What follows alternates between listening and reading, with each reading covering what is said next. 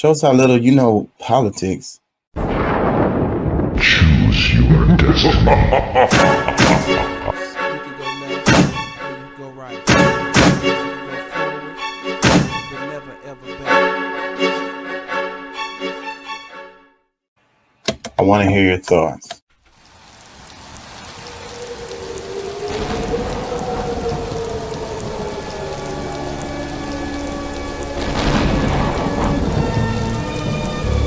Good evening, my little one.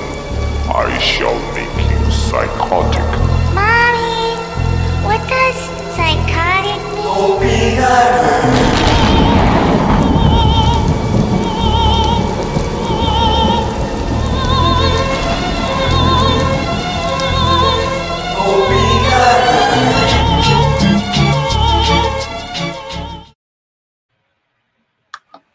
I want to hear your thoughts. Choose your destiny. You can go left or you go right. You can go forward, but never ever back.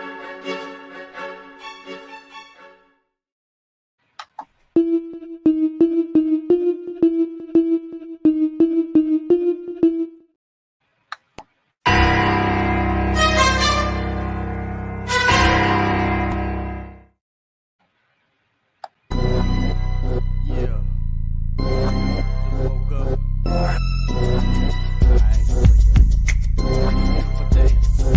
I ain't feeling your side.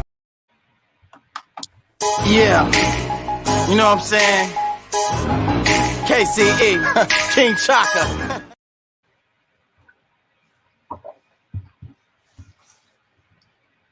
Hey, how y'all doing out there? How y'all feel? Remember, an educated public cannot be controlled. Learn to be active. Views and events expressed here are totally whacked and not necessarily the views of anyone. Come on, stars. Bien, bien. Podemos ayudarnos más. Si se puede. Don't take my word for it. Look that crap up. Please. Look it up. Type something in your search bar for once in your life. How y'all feel, man? The name of the show today is Obey. I recently went to the movies and I saw that movie, The New Hunger Games. So if you haven't seen it, I don't know. I might accidentally say some spoilers, but I'm not intending on it. But, you know, if you're worried about spoilers, then skip past this part. Exit stage left. All right. Obey. The name of the show is Obey. It seems like in the movie, Snow, he kept getting benefits for doing shady stuff, like, and I couldn't help but to think about, you know, our world, like the real world, and how, like, it seems like people get rewarded for doing really horrible things. You know, when you're growing up, they tell you to have integrity, tell the truth, and, you know, have character and so forth and so on. But then when you grow up, they tell you to obey. They tell you to follow orders. And sometimes that stuff goes against your moral values, if you will. And if you try to stand up for your values, then you're going to be left behind. Like, you may not be specifically punished, but you definitely won't be promoted. From my experience. Now, maybe there's an industry out there that doesn't follow that particular route, but that has been my experience. If you're willing to do shady things, stab people in the back, let go of your integrity and do things that are against your character and your moral values, you get benefits for that. You get promoted, you know. And it's like, so it's all about obey, right? It's like, Just do what you're told. Like, there's a popular line from a movie where it says, it's like, I don't pay you to think, you know? It's like, they don't want you to think, really. It's the same thing with the schools, the way that they educate you. It's like, you're educated to stand in line. You're educated to follow orders. You're educated to please the teacher. You're educated to get that A. And you get that A by doing what you're told to the utmost, your utmost ability. Pushing against things is not going to give you that A, you know? And that's what I'm saying. Like, when you're a kid, they tell you to stand up for your integrity, but then when you grow up, it's like obey above everything. They have the new brand, the Obey brand. People walk around and they wear it, and it just says Obey. That it looks pretty cool. I ain't gonna lie, but what it represents, I have a real problem with. Because I have a problem with authority, especially when it goes against my character. I'm automatically gonna push against it. If I feel like it's wrong, maybe I won't say anything, but I'm definitely not going to stand on that shit. I'm definitely not going to just do what they tell me. And look where I'm at in my life. So I'm an example. I'm an example of what keeping it real goes wrong. That's my life, and it really kind of sucks. I think I thought the world was different. I believed all those books I read and stuff. I believed in all of this stuff. I believed it to be true. I like to think that humans are more than they are. But it seems like I'm always constantly reminded that it's just not the case. Another thing from the movie was how, like, they made people fight against each other for scraps. And that's really what the whole thing was like. It's like turn them into animals. They're animals, but then they're put into the situation where they don't have no choice but to behave on their lower level. That way they can survive. So, and then it's like they're animals, but they're put in this position where they have to do these animalistic behaviors, and that's another situation that looks a lot like our reality. I'm not talking to myself. Situation that it's like these people don't want to behave this way, but they're put in a position where they feel like they have no choice, indulge their lower selves so that they can survive.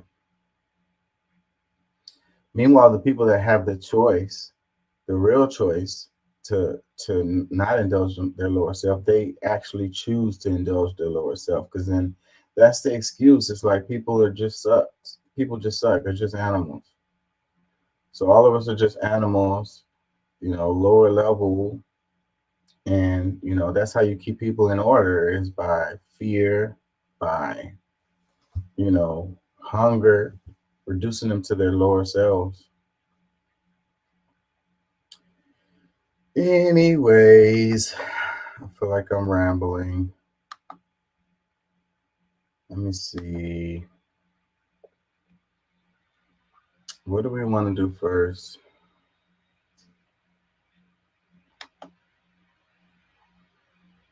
Do some random scrolling, or do we want to do a video first to give myself a chance to get warmed up?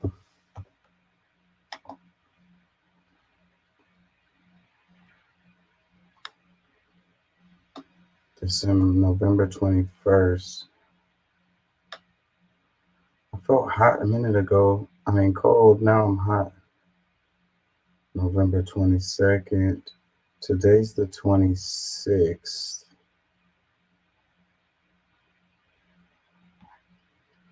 Dang, I feel like I'm having a hot flash now. Give me a second, y'all. I'll try to see if I can find the latest Democracy Now! Headline video. It looks like the 22nd was the last one. That doesn't make sense. Oh, because of Thanksgiving? Is that why? Today is Saturday.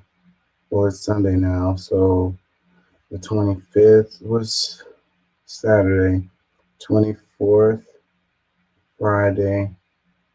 Yeah, that makes sense. The 25th was Thanksgiving. If I do this, it's going to be old. No, I'm not going to do that. It's too old. Too much has happened already. They exchanged the hostages. Let's go into that.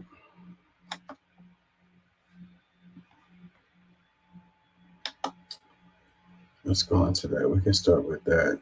That's pretty much the biggest news that has happened.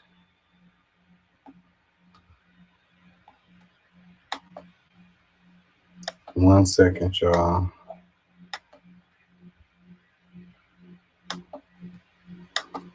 Let's do this. Al Jazeera. It says Israel just tear gas Al Jazeera journalists waiting to report on the hostage prisoner swap between Hamas and Israel. Hope it doesn't show anything I can't share here. So I didn't get a chance to double check this stuff. In Beitunia in the occupied West Bank in some evident discomfort. Nida, I hope you're okay to talk to us. I'm told you've just come under tear gas attack. Are you able to describe to us what's going on there? Yes, I'm okay. Zakaria, are you okay? My cameraman, we're all crying because of tear gas. We were standing here when Israeli drones started dropping tear gas on us.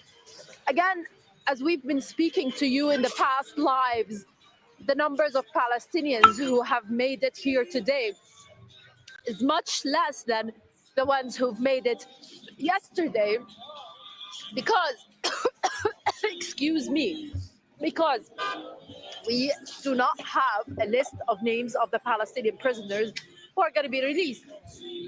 We do not know if they're going to be released from here. This is the Ofer military prison. And we have been already seeing some confrontations between Palestinians and the Israeli forces stationed. Just going to try and move away from the sound. So again, this is a regular scene here when Palestinians come to pick up their loved ones. An awful lot We've going seen on the around use you, of tear Nida. gas. Very, very busy scene. Do you need a moment to collect yourself? Are you okay to continue? I am in a better shape than I was when we started the live. Good, Let good me to hear. walk with Well, perhaps you could start our by telling. cameraman, Perhaps you could Zakaria. start by telling let me, me Nida, make sure, why. Zakaria, are you okay? You're okay. Yeah. Sorry, Okay. I was just checking on. Yeah, man. They be giving Al Jazeera a hard time. I doubt very seriously if that was a accident. You know, it's really sad what they do to journalists. You know, it's like you can say what you want to. You don't like CNN, you don't like MSNBC, you don't like Fox, you don't like Al Jazeera. That's fine, but when they're trying to report and then you drop tear gas on them, like that's a bit extreme. Let me see. I'm gonna come back to that. I know I have another video on the release. Can I show this?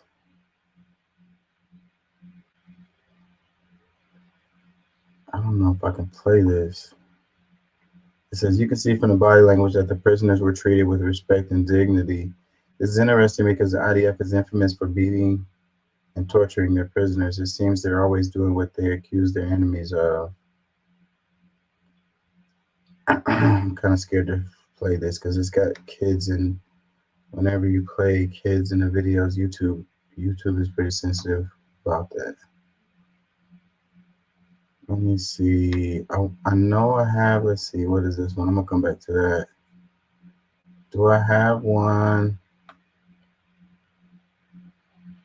that kind of explains what happened? Because they did a swap.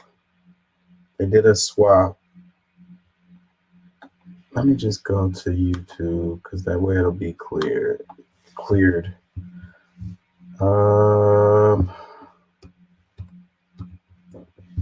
Hostages returned.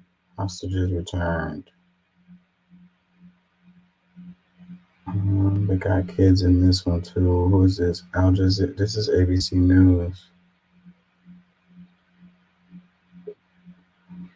Let's do this one.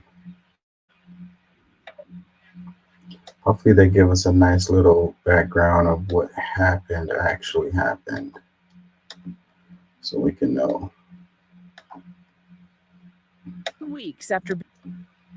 Nearly 7 weeks after being taken hostage by Hamas terrorists, 24 Israeli and foreign citizens released to Israel. This video recorded by Hamas showing the moment that handover took place. A convoy of Red Cross ambulances carrying the group into Egypt, 13 Israeli citizens, 10 Thai citizens, and 1 Filipino citizen. Prime Minister Benjamin Netanyahu says Israel is committed to the return of all 236 abductees. The released hostages include mothers with children as young as 2 and women from 79 to 85 years old, now undergoing the delicate process of reuniting with their families. President Joe Biden today addressing the release from Nantucket. I've consistently pressed for a pause in the fighting for 2 reasons: to accelerate and expand humanitarian assistance going into Gaza, and 2, to facilitate the release of hostages. In exchange, Israel releasing 39 Palestinian women and teenage prisoners. The temporary ceasefire also providing the opportunity to send more than 200 aid trucks into Gaza. In Gaza, hundreds of people seen flooding the streets, temporarily safe from shelling. This woman saying, "My entire house was destroyed. This is all I could come out with. We thank God for everything." While the ceasefire remains intact, more exchanges are expected for at least 3 more days. I want to cry. This is why I came today, because I wanted to hug the families that are not getting their dears one. So it's a ceasefire for a couple of days, and during the ceasefire, they're doing some prisoner exchanges. So you got Hamas exchanging hostages for Israel releasing prisoners that they've been having. So that's basically the big news.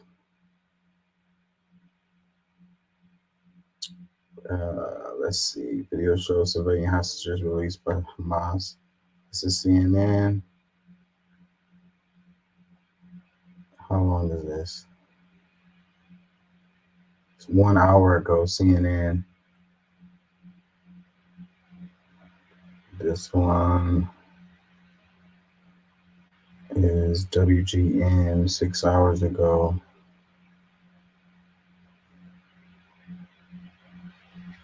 I don't want them to show any kids. YouTube be tripping. The breaking news this hour, an outpouring of emotion here in Israel as Hamas releases 24 hostages kidnapped back on October 7th. CNN's Matthew Chan says details, including a closer look at the video Hamas released of the hostage handoff inside Gaza. They kidnapped and killed, but now Hamas is showing its gunmen releasing Israelis in Gaza. For many, these are disturbing scenes. 9-year-old Ohad Munda being embraced as he's set free. An old woman being carried by a masked man as Palestinians cheer.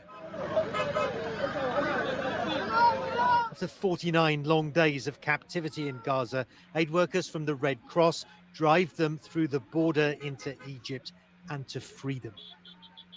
Egyptian television shows a convoy of vehicles heading to the crossing.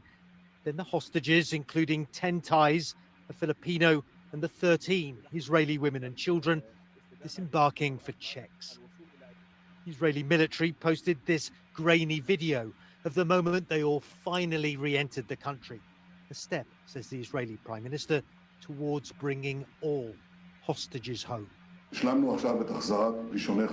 We have just So, and they said they can't celebrate. They said it's illegal for the Palestinians to celebrate the release of the hostages or whatever. So I wonder if they celebrate too much, will that end the ceasefire? How long will the ceasefire go on? You know, does anybody have that? How long is the ceasefire supposed to go?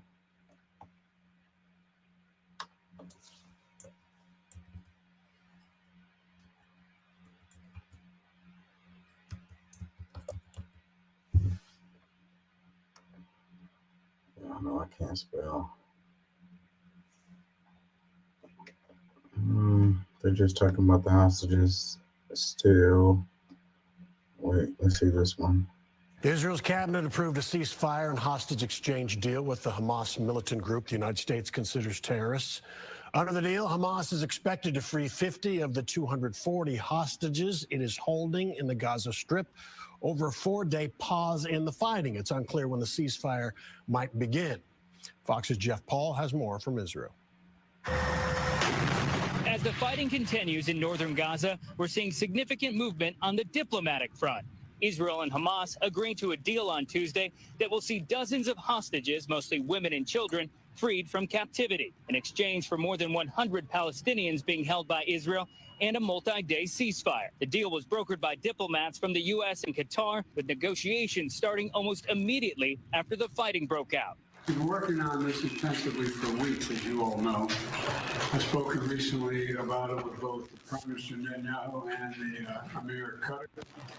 My team is in the region shuttling between capitals. But it's still not clear if this agreement will succeed. The fighting has been intensifying in recent days as Hamas regroups near the Jabalia refugee camp, a huge complex of concrete buildings just east of the city. And officials here have been saying since the start of the war that any permanent truce will only come after the release of all of the hostages, making it unlikely diplomats will be able to build on this agreement to get a deal for a longer ceasefire. We are currently focusing on a very strong and proactive defense in the north in order to achieve a crushing victory in the south. The first goal, the elimination of Hamas, does not stop until it is done. Officials say 236 people are being held hostage right now. Roughly 40 of them are children. In southern Israel, Jeff Paul, Fox 4. Yeah, so that didn't give us very much. This was 4 days ago right here, Fox 4 Dallas. So who knows how long the ceasefire will last? Probably nobody knows. And then they said that they've been working on this for the longest. Well, they didn't tell anybody that they were working on this. This is going to make Biden look good. So this might be the whole reason for, like, it's a political photo op for Biden to jump in here. But then it's like, after all of this, I don't see how it could really, you know, in my view, I don't see giving him much credit for this. But you know how politics works, and he's going to be like, yeah, you know, I negotiated the ceasefire. I helped get these hostages out and da da da da. And, you know, we got election year coming up. So believe that everything that they're doing as far as over here on this side of the pond is going to be used politically. Yeah, I don't know. It's good to hear, though. You know, it's good news. We got to say that, right? 24 hostages released, ceasefire underway. You know, some of the Palestinian prisoners got released. We can't say that that's bad news. Like, we can't say that that's definitely a good thing, you know, given how things have been, you know, just like really horrible news after horrible news after horrible news. So, hey, man, at least for now, people aren't dying. Yeah. So we gotta take that as a good thing. So that is a good thing. Yeah. That's a good thing. So hopefully it'll last. We'll see. You know, Netanyahu was like, we're gonna keep on going till Hamas is gone. You know, that sounds like an endless war to me, because they got those tunnels, and I really don't see them eradicating Hamas anytime soon. I don't see that happening. You know, the problem is a lot too is, you know, the Hamas is basically an extension or a reiteration of the PLO from back in the day. And one of the problems that they've got is, you know, it just keeps coming back. And here's something that people haven't realized or noticed. All these Muslim states around there are not letting Palestinians come into them either. And it has a lot to do with the PLO from back, part of what their origins are, because they get into the other Muslim countries, and next thing you know, they've got problems. Yeah, well, they're not opening no borders. There's not. Maybe there is now with the ceasefire, but there wasn't no movement. They wasn't allowing people to get out. Well, they were the first few days before they said, no more. Yeah, so I mean, even if those Muslim countries wanted to take refugees from Palestine, they wasn't able to get out. And there have been refugees coming out, just not to and through America. Mm-hmm. Let's read some of this article. Egyptians have pulled people out. There's been some people that have gotten out. I mean, we've seen that. Yeah, there's been some people, but they all are people who have like foreign visas, like people who were like citizens, Palestinian citizens. They wasn't letting them out. Only people who had like American citizenship or, you know, visas, you know. And for the longest, they wouldn't allow Palestinians to have any kind of like foreign visas. So anybody that's like a naturalized Palestinian, they can't get out. Let's read some of this. It says, Israel and Hamas completed second day of swaps after 10th delay as Gaza ceasefire holds. So I guess they started Thanksgiving. So is that when they started the ceasefire? They said 2 days. 4 days for us would be Thanksgiving, if I'm not mistaken. 2-3 days. Because it said the fourth day they released the hostages, but the ceasefire is not like a 24-hour ceasefire, if I'm not mistaken. It's just a ceasefire during certain parts of the day. Because Israel has already done has already started on the ground invasion part. Right. It's the rockets and the bombs that are not being dropped. So I don't know.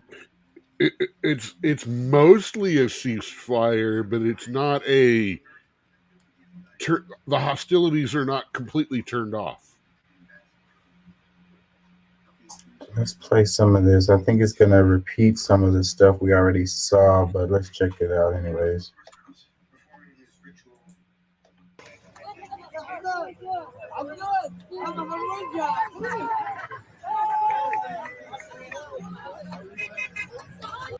It says, for 24 of the hostages taken by Hamas, their deal is over.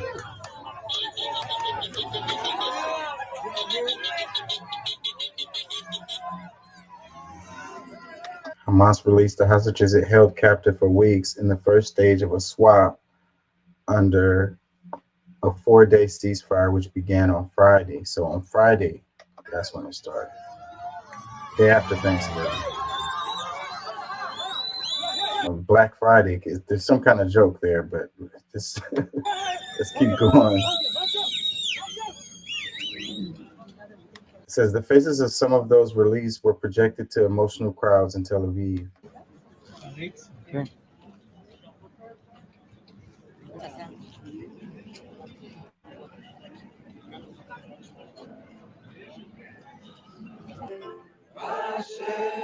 It says, but many hostages remain in the hands of Hamas.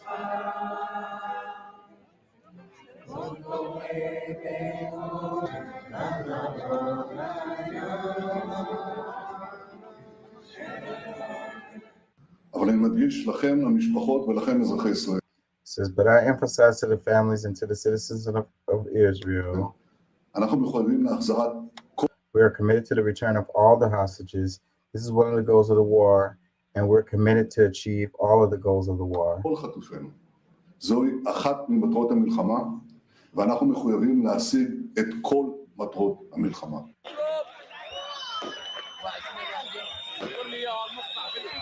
There were jubilant scenes in the West Bank of Israel, freed 39 Palestinians from prison as part of the swap.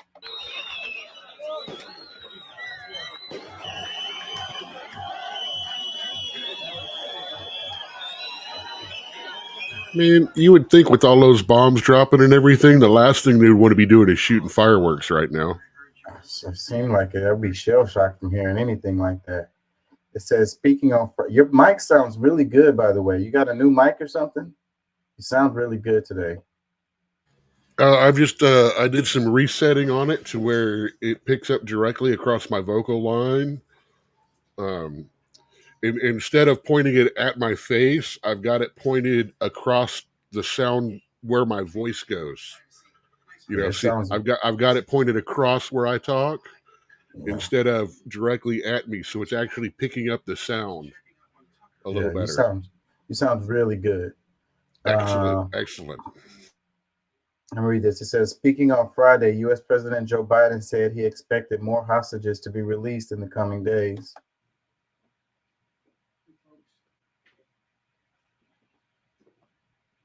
Dang, he looks so old walking up to that podium, bro. Like he looked like he was barely holding his balance. Like, wow.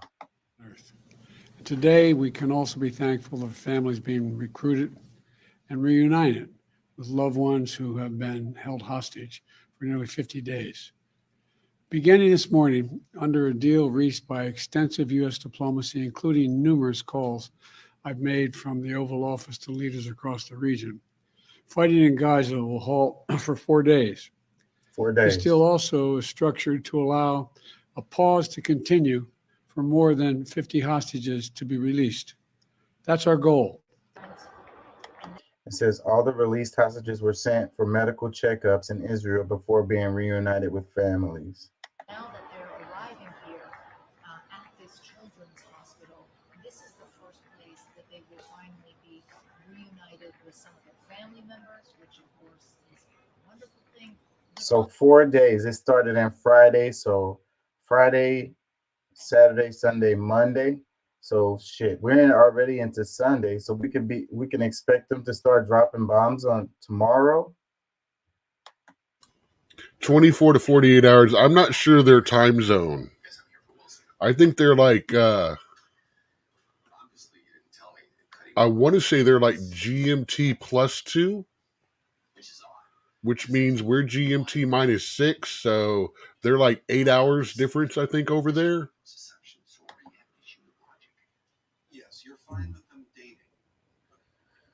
Let's read some more. November 25th, 2023. I can't read these names, so forgive me, y'all. By Najib Nabain, Jalal Boitel, Sami Magbi, Basim Mro, and Joseph Fetterman. It says, Hamas militants on Saturday released 17 hostages, including 13 Israelis, from captivity in the Gaza Strip, while Israel freed 39 Palestinian prisoners in its latest stage of a 4-day ceasefire. So wait, it said released 17 hostages, including 13 Israelis. So who are the other? The math, 13, 14, 15, 16, 17. That's 4 other people who what? They weren't Israelis, but they were hostages. Maybe they were American or something else. I think they did say something like that in one of the clips we just played. Some people from Turkey or something like that. Okay, so they're 8 hours ahead of us here in Houston. Okay. So only a quarter of a day. Or a third of a day.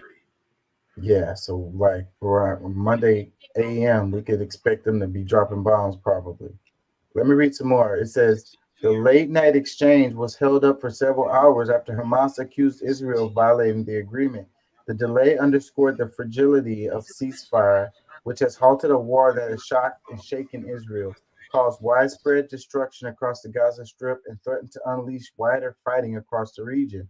The war erupted on October 7th when Hamas militants in Gaza burst across the border into southern Israel, killing at least 1,200 people, mostly civilians, and abducting some 240 others, including women, children, and older people. Israel immediately declared war, carrying out weeks of airstrikes and ground offensive that have left over 13,300 Palestinians dead, according to health authorities in Hamas-controlled territory. Roughly 2/3 of those killed in Gaza have been women and minors.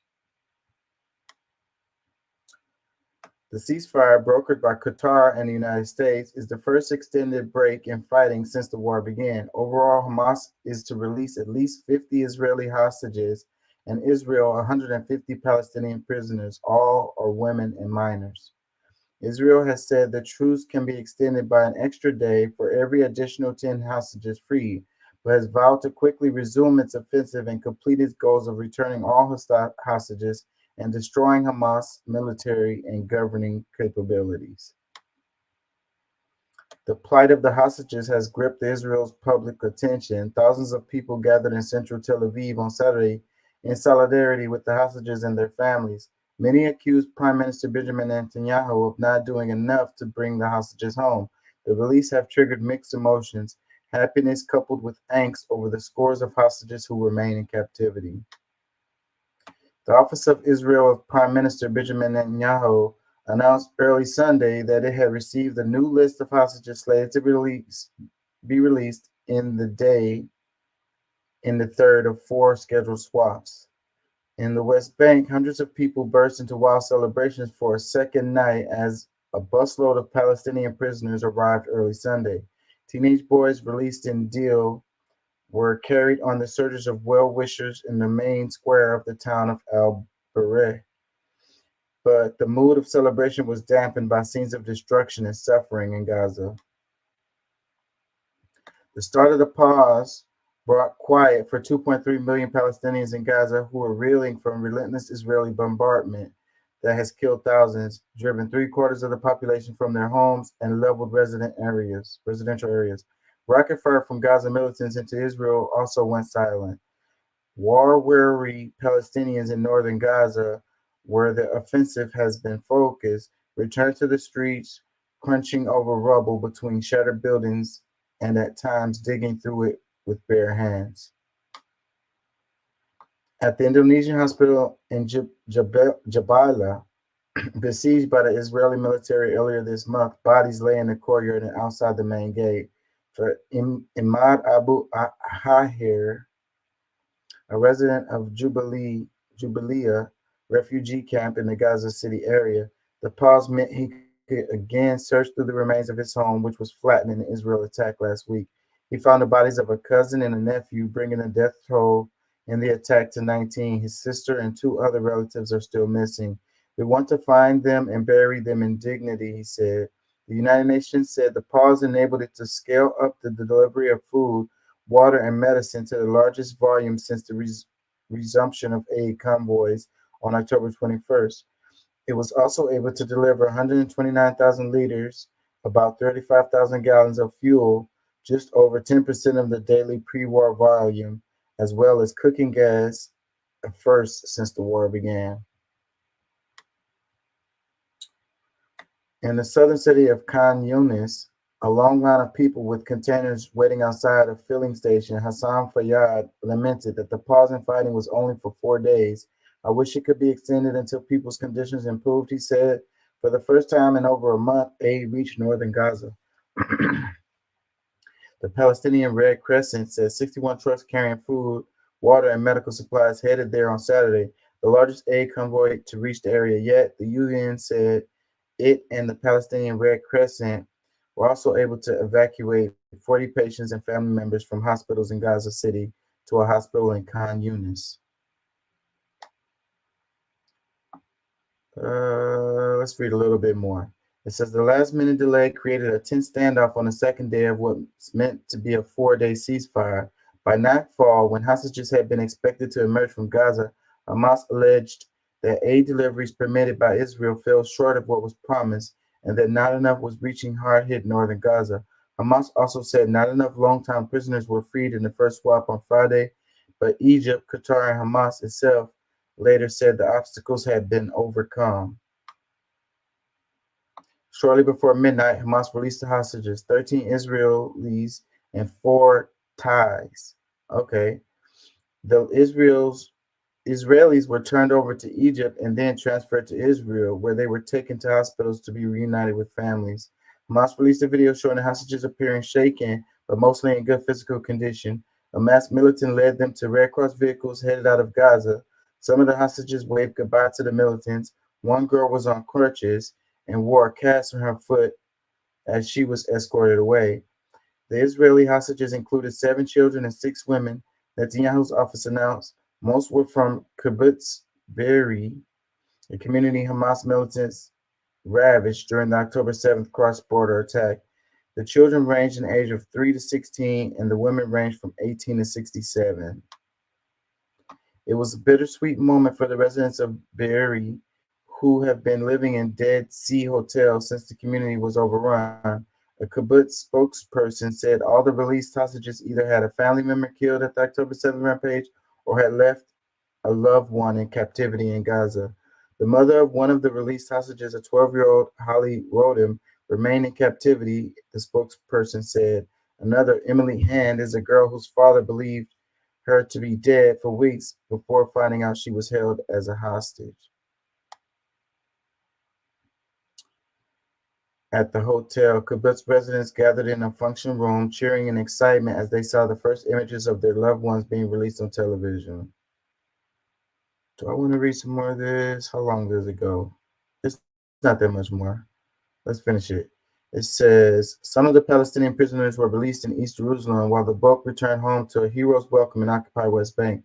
Among those released was Norhan Awad, who was 17 in 2016, when she was sentenced to 13 and a half years in jail for attempting to stab an Israeli soldier with a pair of scissors. I remember that. In Jerusalem, Israeli troops evicted journalists who gathered outside the home of Isra Jabis, who had been in prison since 2015 after being convicted of carrying out a bombing attack that wounded an Israeli police officer and left Jabis with severe burns on her face and hands. Jabis later told reporters at her home that she is ashamed to be happy at a time when Palestine is injured. In Al-Bari, the teenage boys were paraded through the main square where they waved Palestinian flags as well as green banners of Hamas and yellow banners of the Fatah party of President Mahmoud Abbas. May God make them strong. May God be with the Qassam brigades, said one of the boys, referring to Hamas military wing. According to the Palestinian Prisoners Club, an advocacy group, Israel is holding 7,200 Palestinians, including about 2,000 arrested since the start of the war. The war in Gaza has been accompanied by a surge in violence in the Israeli-occupied West Bank. Late Saturday, Palestinian health authorities said 4 Palestinians were killed in an Israeli military raid in northern West Bank city of Jenin, hours after another raid in the same area killed the local governor's 25-year-old son. A 16-year-old Palestinian boy was also killed by Israeli fire near the city of Ramallah. The Israeli army, which frequently conducts military raids aimed at local militant groups, did not immediately comment. Magdi reported from Cairo, Fetterman and Associated Press writers, So since the war, you had the settlers out there, and they were giving weapons to everybody. So you got the war going on, but then you got the settlers who are rampaging too at the same time. And what's interesting to me about this is how many Palestinians they had in prison already, and how long they've been in prison in Israel, for them to have somebody to exchange for the hostages. It's like Israel already had its own hostages. I saw the pictures of that lady who got burnt up too, man. She's all messed up. It would be really sad if some of these people got released and then Israel just blew them up afterwards. Like they were safer in the Israeli prison probably. Because once this stuff ramps back up again, who's to say? Nobody's safe.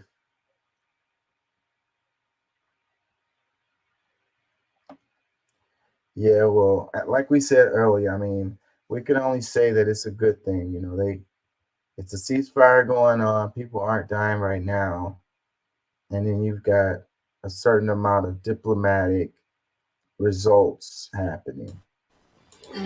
We got people that have absolutely no reason to be involved in the political part of this getting freed too. Civilians are getting freed. That's an important part of this too. Yeah. Say personally, I don't care if all these freedom fighters and back and forth. Let them kill each other. I don't care. We got to stop getting the civilians out of this. I mean, all of the crap going around. That's the one thing I really, you guys have said we should stay out of it. I've always been I have no problem supporting the civilians and trying to get them the hell out of the line of fire. Say, let these governments play their games, have their wars, let the war pigs free, keep the civilians out of it. Because truthfully, the civilians don't really have much to do with what's going on, and that's the shame about it. You know, they are just as much occupied by a terrorist force as they are being invaded by people that are doing bad things. You know, innocence is always the ones who suffer in war. It's always the ones who suffer the most. People that don't have nothing to do with nothing on both sides of this, on the Israeli citizens and Palestinian citizens. You know, they don't want to have nothing to do with none of this, and they're caught in the crossfire. And it's really sad. Really, really sad. And most of the deaths have been civilians. Majority of the deaths have been civilians. Really sad. The other big story that came out recently is Derek Chauvin, the one from the guy that held Floyd down. George Floyd. They got him exactly like I said was going to happen. You remember me saying that was going to happen. Yeah, I remember it. A lot of people made that prediction. So yeah, it's kind of surprising that it took so long. Well, despite the fact that the police wanted him out of the way, and the racists want him out of the way, and the criminals all want him out of the way, it still takes a while to get to someone at that side in that area of with that much protection going on. But yeah, I said this was going to happen to him one way or another because they can't really let him out. He's not going to make it out of prison, and if he does make it out of prison, it's only going to be a year or two before someone rolls up on him on the street and. Yeah, I really wouldn't be surprised. I wonder if the security kind of laxed a bit because he's been locked up for a while now, right? How long has he been locked up? Well, this would be about 2 years now, right? So I wonder if they took him out of solitary confinement, or maybe his security, they laxed a bit and allowed somebody to get to him. Like I said, the cops wanted him. He's been in with the cops, and the cops want him because he fucked up. And everybody else wants him because, well, he fucked up.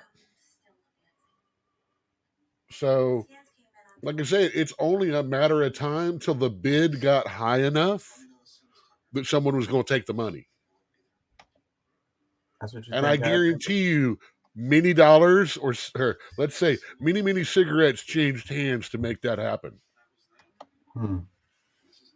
But people get stabbed in prison all the time. It could have just been, not even really related to. No, not at all. This guy got stabbed for what happened. Like I said, the cops want him because he made all the cops look bad.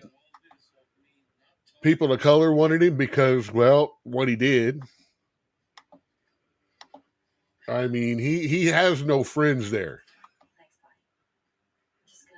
I mean, the only chance he probably had was hooking up with the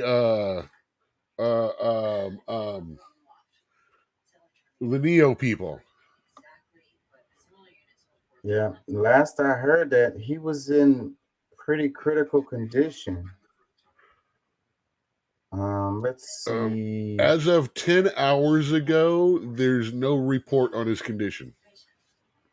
Yeah, when it first happened, because I saw it go down my timeline, and they said he was critically injured, is what they said.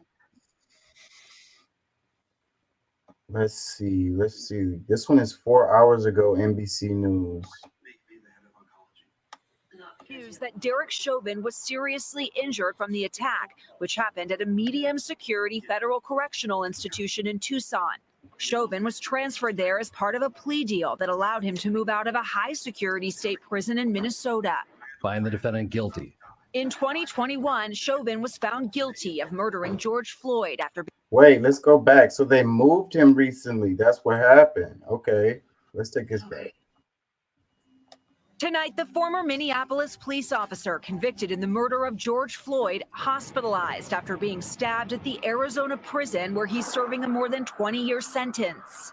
A law enforcement source tells NBC News that Derek Chauvin was seriously injured from the attack, which happened at a medium security federal correctional institution in Tucson. Chauvin was transferred there as part of a plea deal that allowed him to move out of a high security state prison in Minnesota. Okay, so they moved him from a high security to a medium security, and it led to him getting stabbed. I wonder how much time passed from. And they put him in Arizona, though. I'm sorry, Arizona is known for having the largest black population of any state in prison compared to the lowest state population of black people at that time. I mean, even Richard Pryor made jokes about it in the 80s. Say they bust motherfuckers into Arizona to go to prison. Sounds like a setup. Find the defendant guilty. In 2021, Chauvin was found guilty of murdering George Floyd after being recorded on video kneeling on Floyd's neck for about 9 minutes. In a statement, the Bureau of Prisons confirmed an assault happened around 12:30 p.m. local time Friday, but did not name Chauvin. The agency said employers performed life-saving measures before transferring the inmate to the hospital. Is there a concern about security in prison for high-profile inmates? There is always a security concern for people who are famous or infamous, or police officers, law enforcement in prisons. Medium security does not mean medium safety. The stabbing comes after Chauvin recently spoke out for a new documentary where he calls his trial a sham and says the knee restraint was a technique he learned in police training. Excellent restraint technique, right in their written policy manual. And no comment tonight from Chauvin's attorney. The Office for the Minnesota Attorney General says Chauvin is expected to survive. Jose? Thanks for watching. Stay updated about breaking news and... Dang, so it sounds like he was about to get paid, because if they were going to do a documentary about it, that was going to be big. But isn't there a law you can't profit from? You can't, right. Anything he did... a civil suit would make any of that money go to the family of Floyd, or some sort of anything other than him. Him and his family cannot make money off of the incident that has him in jail. And I want to say he lost a civil suit before he even lost that criminal case. I want to say. I could be wrong, but I want to say it was a civil suit that happened then. They awarded them that or whatever. And then they got him on the criminal stuff later. Let's see. That 4 hours one is probably the most recent we're going to get. We got MSNBC 51 minutes ago, but it looks like it's the same stuff.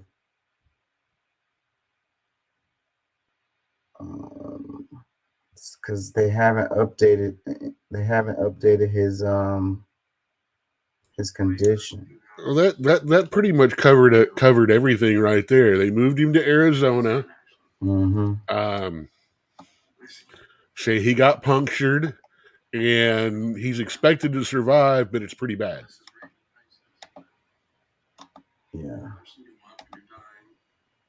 Yep.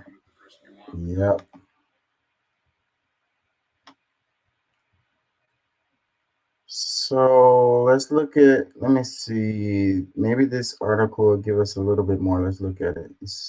Derek Chauvin's family has received no updates after prison stabbing, attorney says. So this is a pretty recent article.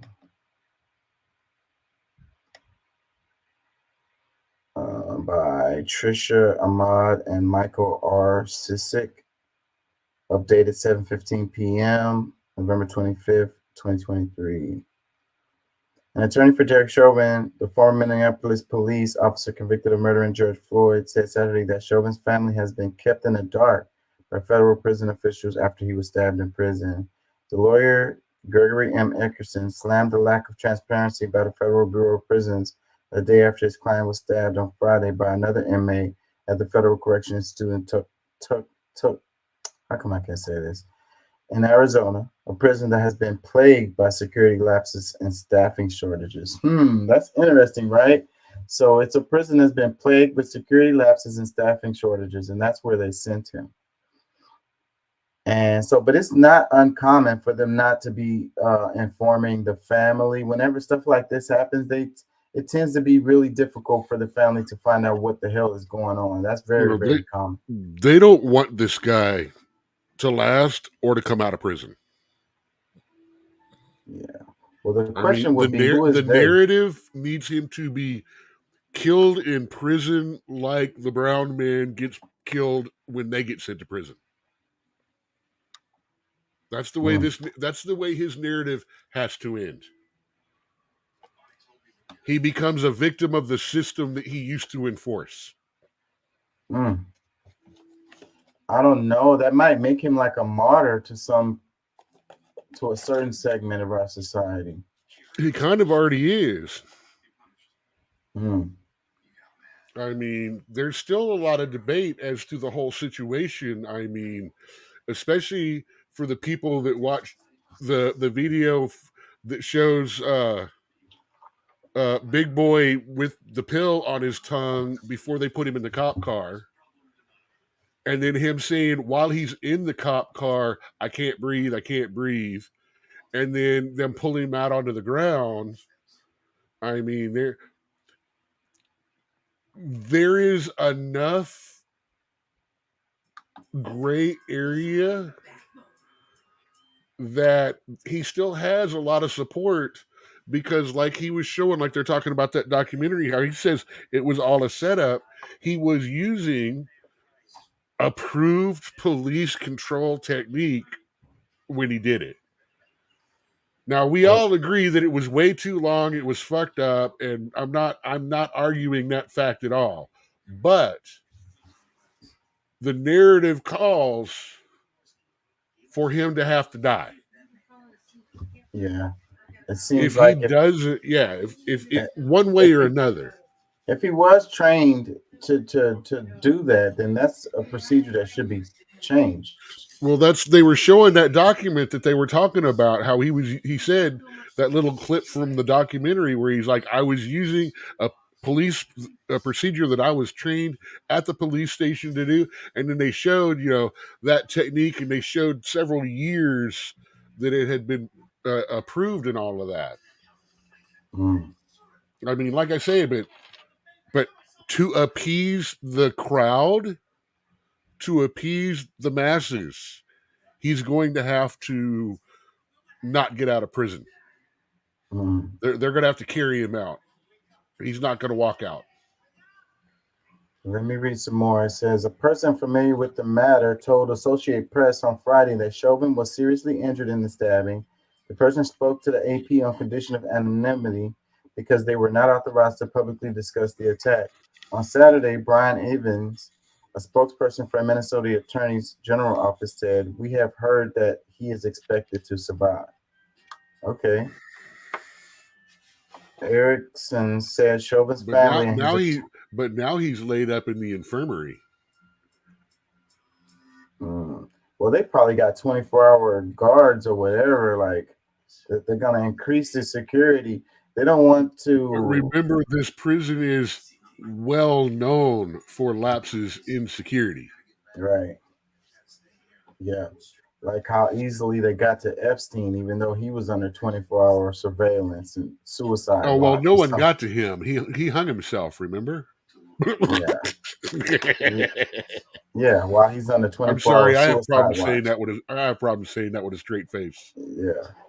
So let's read some more. It says Erickson said Chauvin's family and his attorneys have hit a wall trying to obtain information about the attack from Bureau of Prisons officials. He said Chauvin's family had been forced to assume he's in stable condition based only on news accounts and have been contacting the prison repeatedly seeking updates but have been provided with no information. As an outsider, I view this lack of communication with his attorneys and family members as completely outrageous, Erickson said in a statement to the AP. It appears to be indicative of a poorly run facility and indicates how Derek's assault was allowed to happen. Yeah, so well, like I said, it's this very common when you have family members in prison and anything happens to them. It's always difficult to find out anything. They'll weeks, months That's pass okay. before you know anything. Here's another possible flip for design on the news media. Well, you moved into a moderate security prison, one where you said he'd be safe, one where you thought he was okay. Therefore, you are responsible now for his 20 years becoming almost a life sentence. And since you've proven that you cannot protect him and keep him safe, you are violating his civil rights and you should let him go. Yes, I could totally see it going down that road. Absolutely, I could see it going down that road. Let me read some more. It says Erickson's comments highlights concerns raised for years that federal prison officials provide little to no information to loved ones of incarcerated people who are seriously injured or ill in federal custody. The AP has previously reported the Bureau of Prisons ignored its internal guidelines and failed to notify the families of inmates who were seriously ill with COVID-19 as the virus raged through the federal prisons across the U.S. The issue around family notification has also prompted federal legislation introduced last year in the U.S. Senate that would require the Justice Department to establish guidelines for the Federal Bureau of Prisons and states' correctional systems to notify the families of incarcerated people if their loved one has a serious illness, a life-threatening injury, or if they die behind bars. That's crazy that they got to freaking talk about trying to pass something to make that happen right now. Like, this seems like something that would have been done ages ago. If nothing else, back in the 80s and 90s when they were trying to get all this crap straightened out in the first place. When people were going into prison and literally getting lost. Lost. Yeah. I remember some stories like that. Like they didn't know where somebody was. Like, how the hell can they, they're under your freaking jurisdiction. They're under your freaking, and you don't know where they are. Like, what kind of system you got going on? Let's read some more. It says, it's like, well, we got the right number of prisoners here. We're just not sure which ones are which. And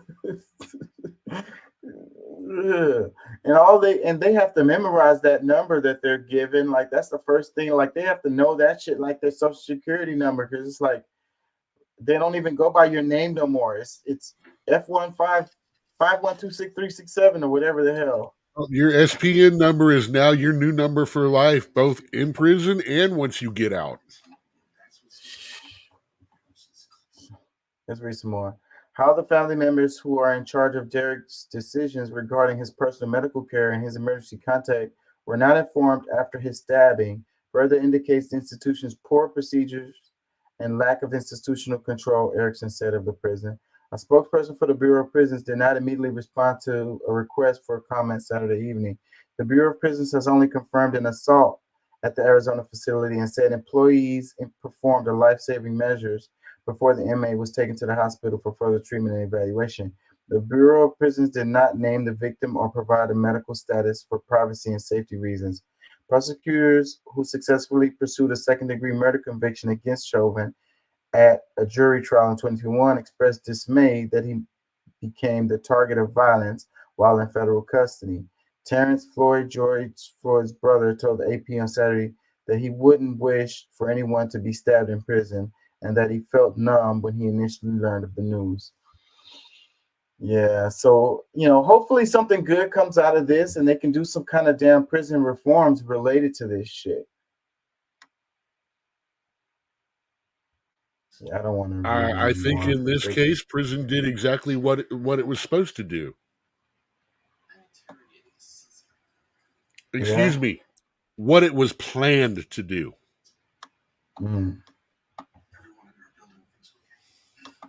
Like I said, I'm still of the belief that he's not supposed to.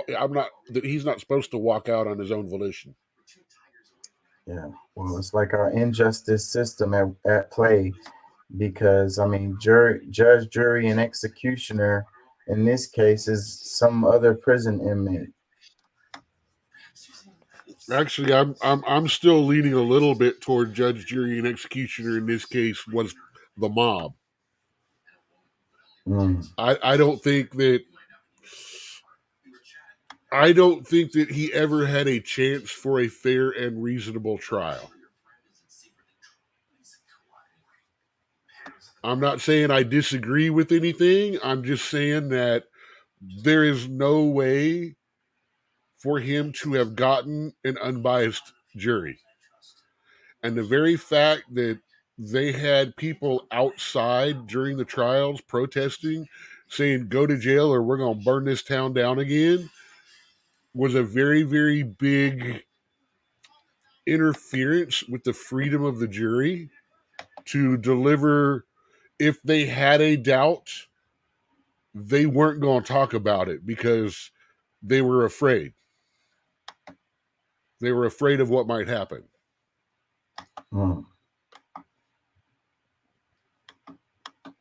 Like I say, I'm not arguing with the verdict. I mean, I get it. I think there's a lot more to the story, as far as what, why, things like that. I still find him responsible for maybe not intentional, but definitely negligent and, definitely negligent homicide and stuff like that. I'm all of that, but, I think intent is a lot to question. And I also think that the training should be looked at and questioned, but it looks like hopefully that documentary they're going to put out is going to do that. But it's also going to be canceled as a right-wing explanation and expository trying to rewrite the narrative of what really happened. And it's like, well, that was actually the story that no one would listen to. Matter of fact, if you said anything like that back then, you got your page canceled. Say, the powers that be zucked your ass.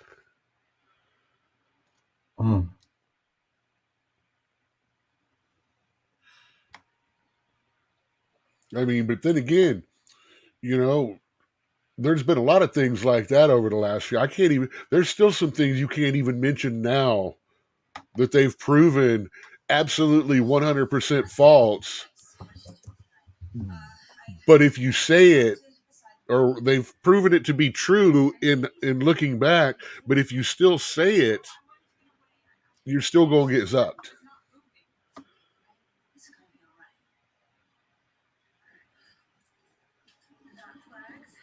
But we got free speech.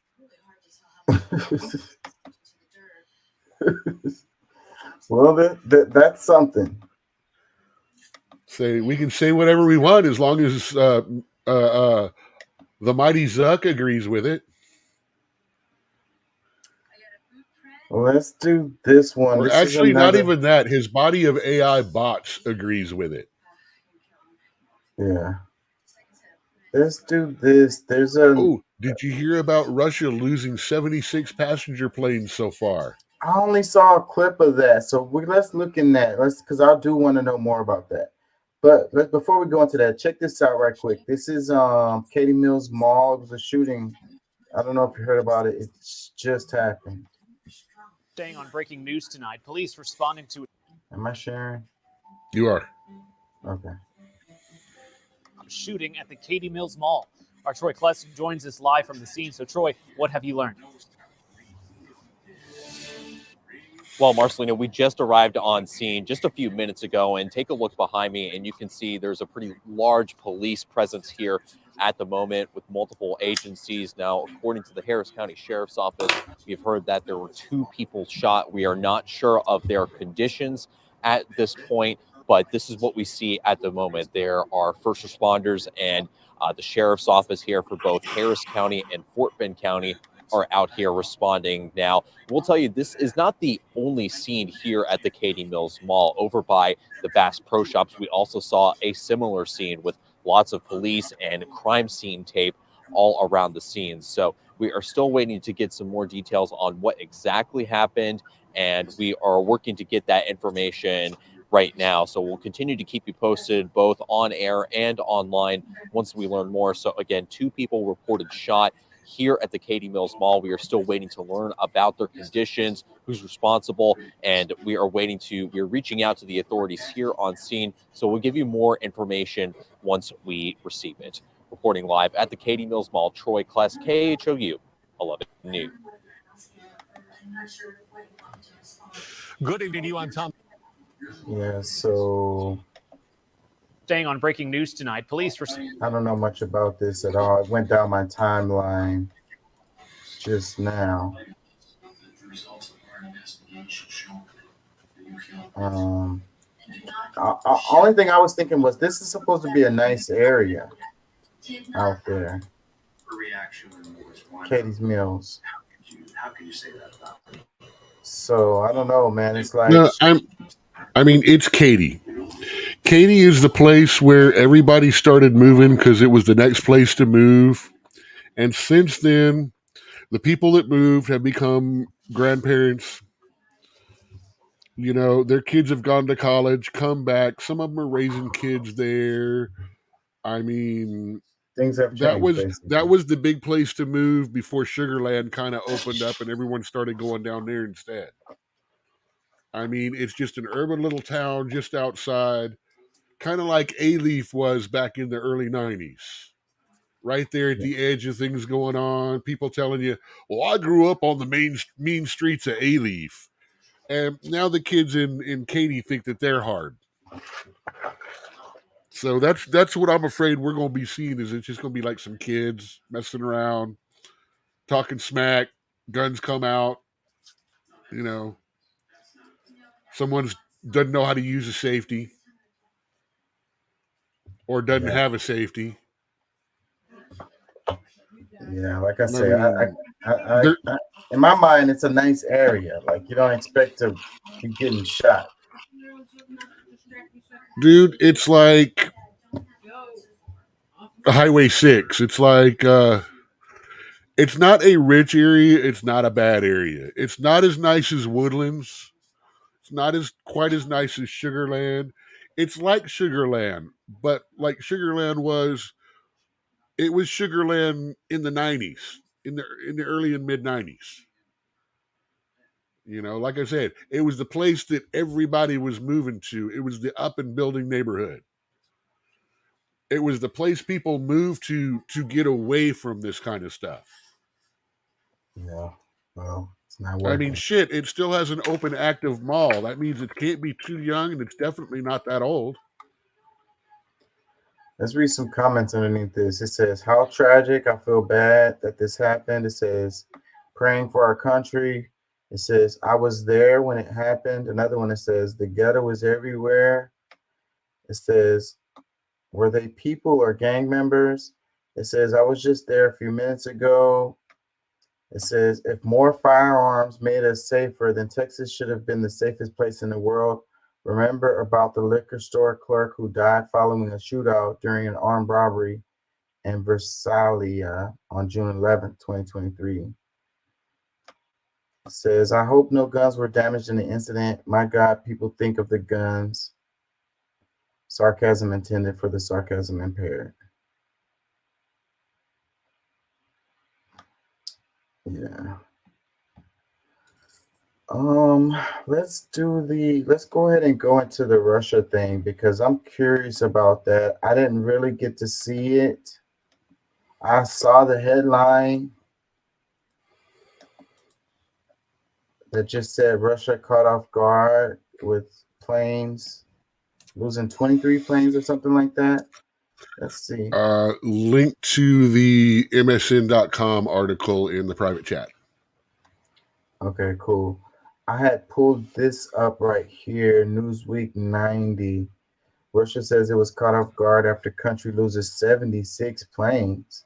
November 25th. Okay, yeah, that's the article I've got. I've just got mine in dark mode, so it looked different. Okay. There's some kind of video here. I'm not sure. Is it actually? That's weird. Oh, okay. Mine's off of. Yeah, I see why. We're using a different splash page to launch from. Let's see what this video has. Am I sharing? Okay. Yes.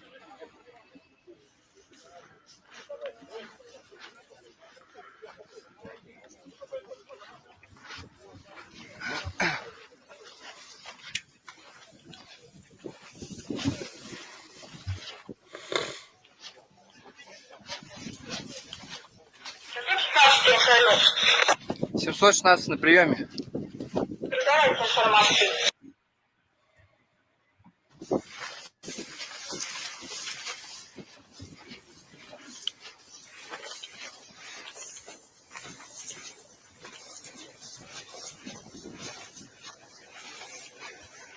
Not really sharing much with that. Let's see. What is that? Let me see. I need to go back. How did it flip to this? Is this a whole different article? No, it's still the same article. Russia has lost 76 passenger jets. Okay. When it did the article, I automatically figured it was some military related thing. So, but first line, it says 76 passenger jets as a result of sanctions imposed by the West in response to President Vladimir Putin's war in Ukraine. The country's transport minister, Vitaly Savaliv, said on Saturday, "We were unexpectedly caught off guard," Savaliv said at the opening of an exhibition called Russia on the Move, a state-run news agency. In total, we lost 76 passenger jets. Newsweek has contacted Russia's foreign minister via email for comment on Saturday. So what do they mean they lost them? Like they got them taken away. Okay. They took back the leased ones. They confiscated, like they were taking the Russian oligarchs' yachts. It's like, oh yeah, you're parked here. Yeah, here you go. Here's a ticket to here's a Uber ride to the airport. Have fun getting back to Russia. Okay. So it's like an economic type of deal. It's part, It yes. says, Russia aviation industry has been hard hit by Western sanctions imposed over Putin's full-scale invasion of Ukraine. Russia-operated planes have been sanctioned by the U.S. government, and aircraft manufacturers have stopped delivering spare parts and new planes to the country. The United States and the EU demanded the return of leased aircraft, although the Kremlin has sought to work around this by encouraging carriers to re-register the aircraft in Russia. This has meant that the planes have continued to fly without receiving crucial software upgrades and mandated maintenance checks that are needed to guarantee their airworthiness, Bloomberg reported in March. Russia is attempting to try to work around the sanctions and look for ways to substitute Western-made spare parts and equipment for its aircraft to keep the industry afloat.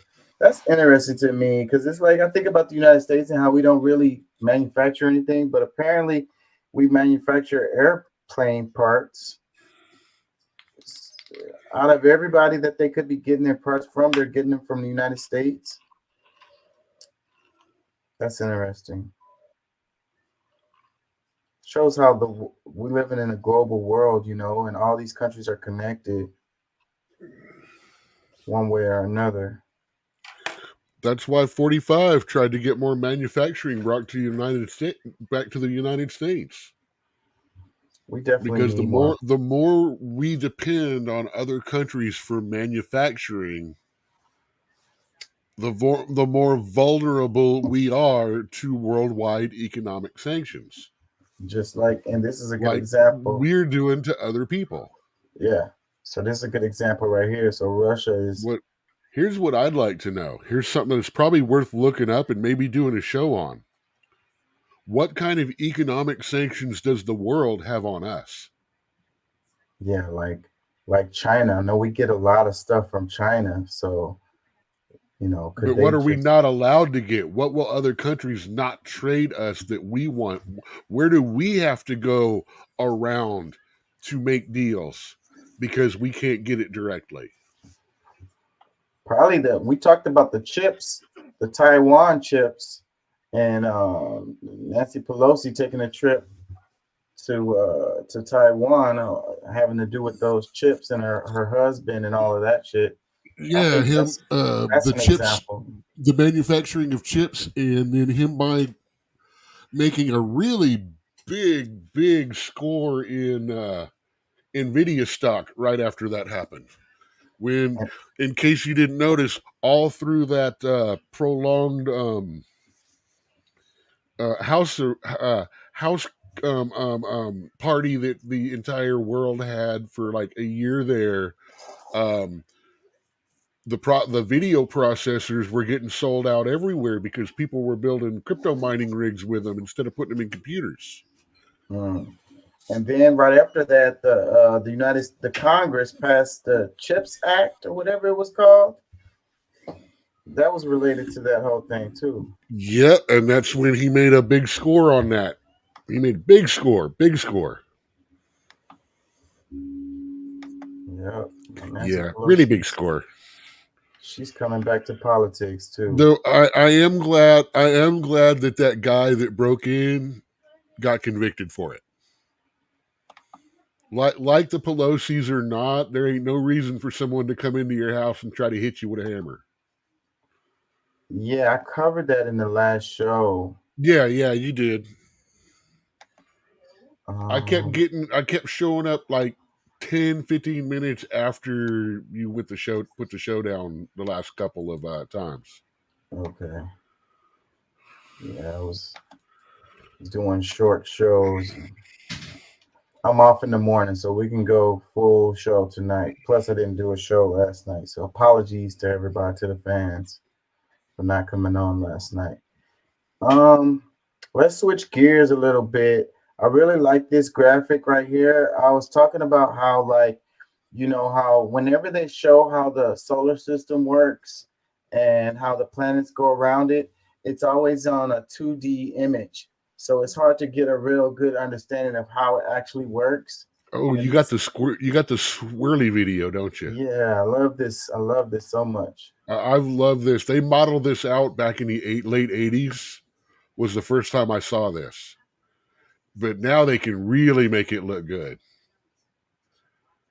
Yeah, I love it so much. Let me see. That is how long it takes for the Earth to complete a full orbit around the sun. But how long does it take for our sun to orbit around the black hole at the center of our galaxy?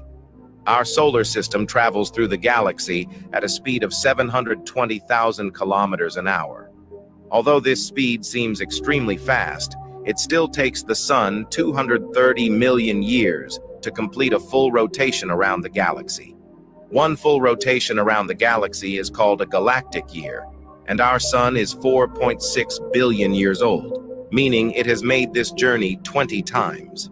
Therefore, our sun is 20 galactic years old. The amount of time it takes for our sun to travel around the Milky Way is so unfathomably long. I just love that graphic. They're talking about, the galactic year versus like an Earth year, and I think that's hard for a lot of people to really get wrapped their mind around. But I really just like That Go that ahead. that helps explain helps explain no aliens that we actually seen either. They can't come and party. Earth isn't old enough to drink yet. Yeah. We got another couple of 100 million years before we're actually old enough to party with the rest of the galaxy. Right. They don't even know we're here yet. And that's one of the Oh, things that's they know we're here. You know damn well we're basically the equivalent of their version of like Jackass and yeah. They got us in timeout. the Alaskan wilderness people, and Yeah. I mean we are their reality TV. I mean let's see what the Earth guys are doing, man. They're always good for a laugh. I always think like that too. And it's like, don't go over there. Don't go over there. You might get infected with humans. Like, just avoid that whole area of the universe. Like, Truthfully, go I think around. it's got a lot to do with the fact that we have not developed to the next stage of mental energy and psychic ability and stuff like that. I mean, we are an angry, warlike people. Yeah. I mean, first of all, we're going to have to prove to the rest of the world that we're not going to take that out amongst them, because right now that's what we do. We fight and then we breed like roaches. I And mean, we it's fill like, up every space. So what's going to happen when we go to space? We're going to fill that bitch up. It might be big now, but what's going to happen, once humans get involved? We're going to be finding every dark corner and planet in the universe humping like bunnies and making new friggin' settlements and that and makes protect them from each other. that makes me think about Star Trek. My dad was really into Star Trek, and I used to watch it with him growing up. And you notice in Star Trek, all of the aliens were kind of humanoid. You know what I mean? They all had like two Well, eyes. that has more to do with how much it costs for a weekly TV show to do expansive aliens back in that day. Yeah, well, it makes me think of humans colonizing the the universe, and like Well, yeah, if you really think just about it, my though, cousins. basically humanoid, opposable thumbs. That's kind of a reasonable standard. And if you think about a lot of the aliens that we describe and stuff like that, they match that basic description too. Yep. And in my mind, I would think that if they were truly alien, then they would look nothing like us. Like nothing Well, like us. again, it depends on how their evolution happened. Manipulable, I mean, if they're gonna make stuff, they're gonna have to manipulate things. They're gonna have to have some way like thumbs or something like that, even if not necessarily to operate, but to build the machines, unless they of course have a slave race, which I don't understand why most of the human race or everybody wants to sit there and say that, well, they will be evolved above that. Why? I really don't think that they would be. Matter Well, of fact, I think aliens popping up here is probably going to be a bad thing for the human race. I It's don't like, look, we got food. Look, we got people to carry our shit for us. Yeah, and you got that idea too, but you could use, I don't see why you can't use like tentacles or something totally different other than opposable thumbs to operate machinery, Like, Yeah, but when you start talking about higher end metal, foundry work, things, and even not that, but ways to create spaceships, electronics, things like that, fine manipulation. That's where we start getting more into the opposable thumbs. Like I said, you can also have one race build it for the tentacled race, and then the tentacled race being able to manipulate it and use it because it's built for their manipulation capabilities. Mm-hmm. But you're still going to have that workhorse with the fine manipulation. Of course, then again, we come to telekinesis, fine manipulation, things like that, using mind to do that fine manipulation work. You can also talk about carving asteroids out and turning them into ships by just strapping an engine onto them. Carving them out, got everything you need in there. You just all you need in there is air, food, water, and fuel for the engine. Mm. I mean, then you've got the whole idea of, well, what's to say that they don't have something beyond our idea of capability sunk into one of these gas giants? Because that would be the best and easiest way to hide from us. Because we don't have the technology to look inside those things, and anyone that can get to this place and observe and build it like someone from another civilization would, it would be nothing for them to like drop like a submarine, like what our underwater little city is, but inside of a gas giant. Yeah, I can't. This conversation makes me think about how our technology moves so fast and versus our own evolution. And then you're talking about us, being out there just cause rampage in the universe because our technology has advanced so far, but us as humans, we haven't evolved. I mean, we evolved really fast, I would say, like, if you really look at it, but how far have we really come? When you look at the earth and our war, Well, we're not beating each other to death with sticks and stuff anymore. We've at least evolved it to the point where we can push a button. We have, if nothing else, become more efficient at killing than any other species out there, or that we know of. Here's another thing too. Our generation comes, every, say, 15, 20 years? We'll call it 20, just not to get into creepy zone. Basically, how long it takes from one child to have a child. So we'll call it every 20 years because it could be forced earlier than that.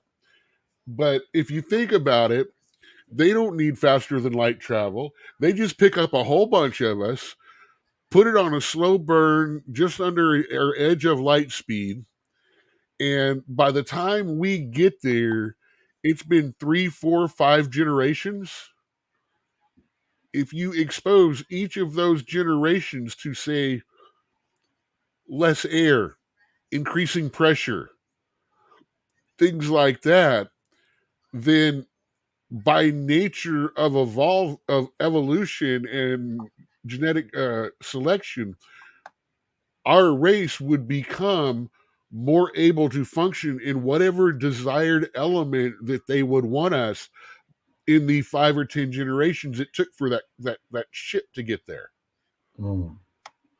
So yeah, if you think about it, we are a great slave race on a galactic scale.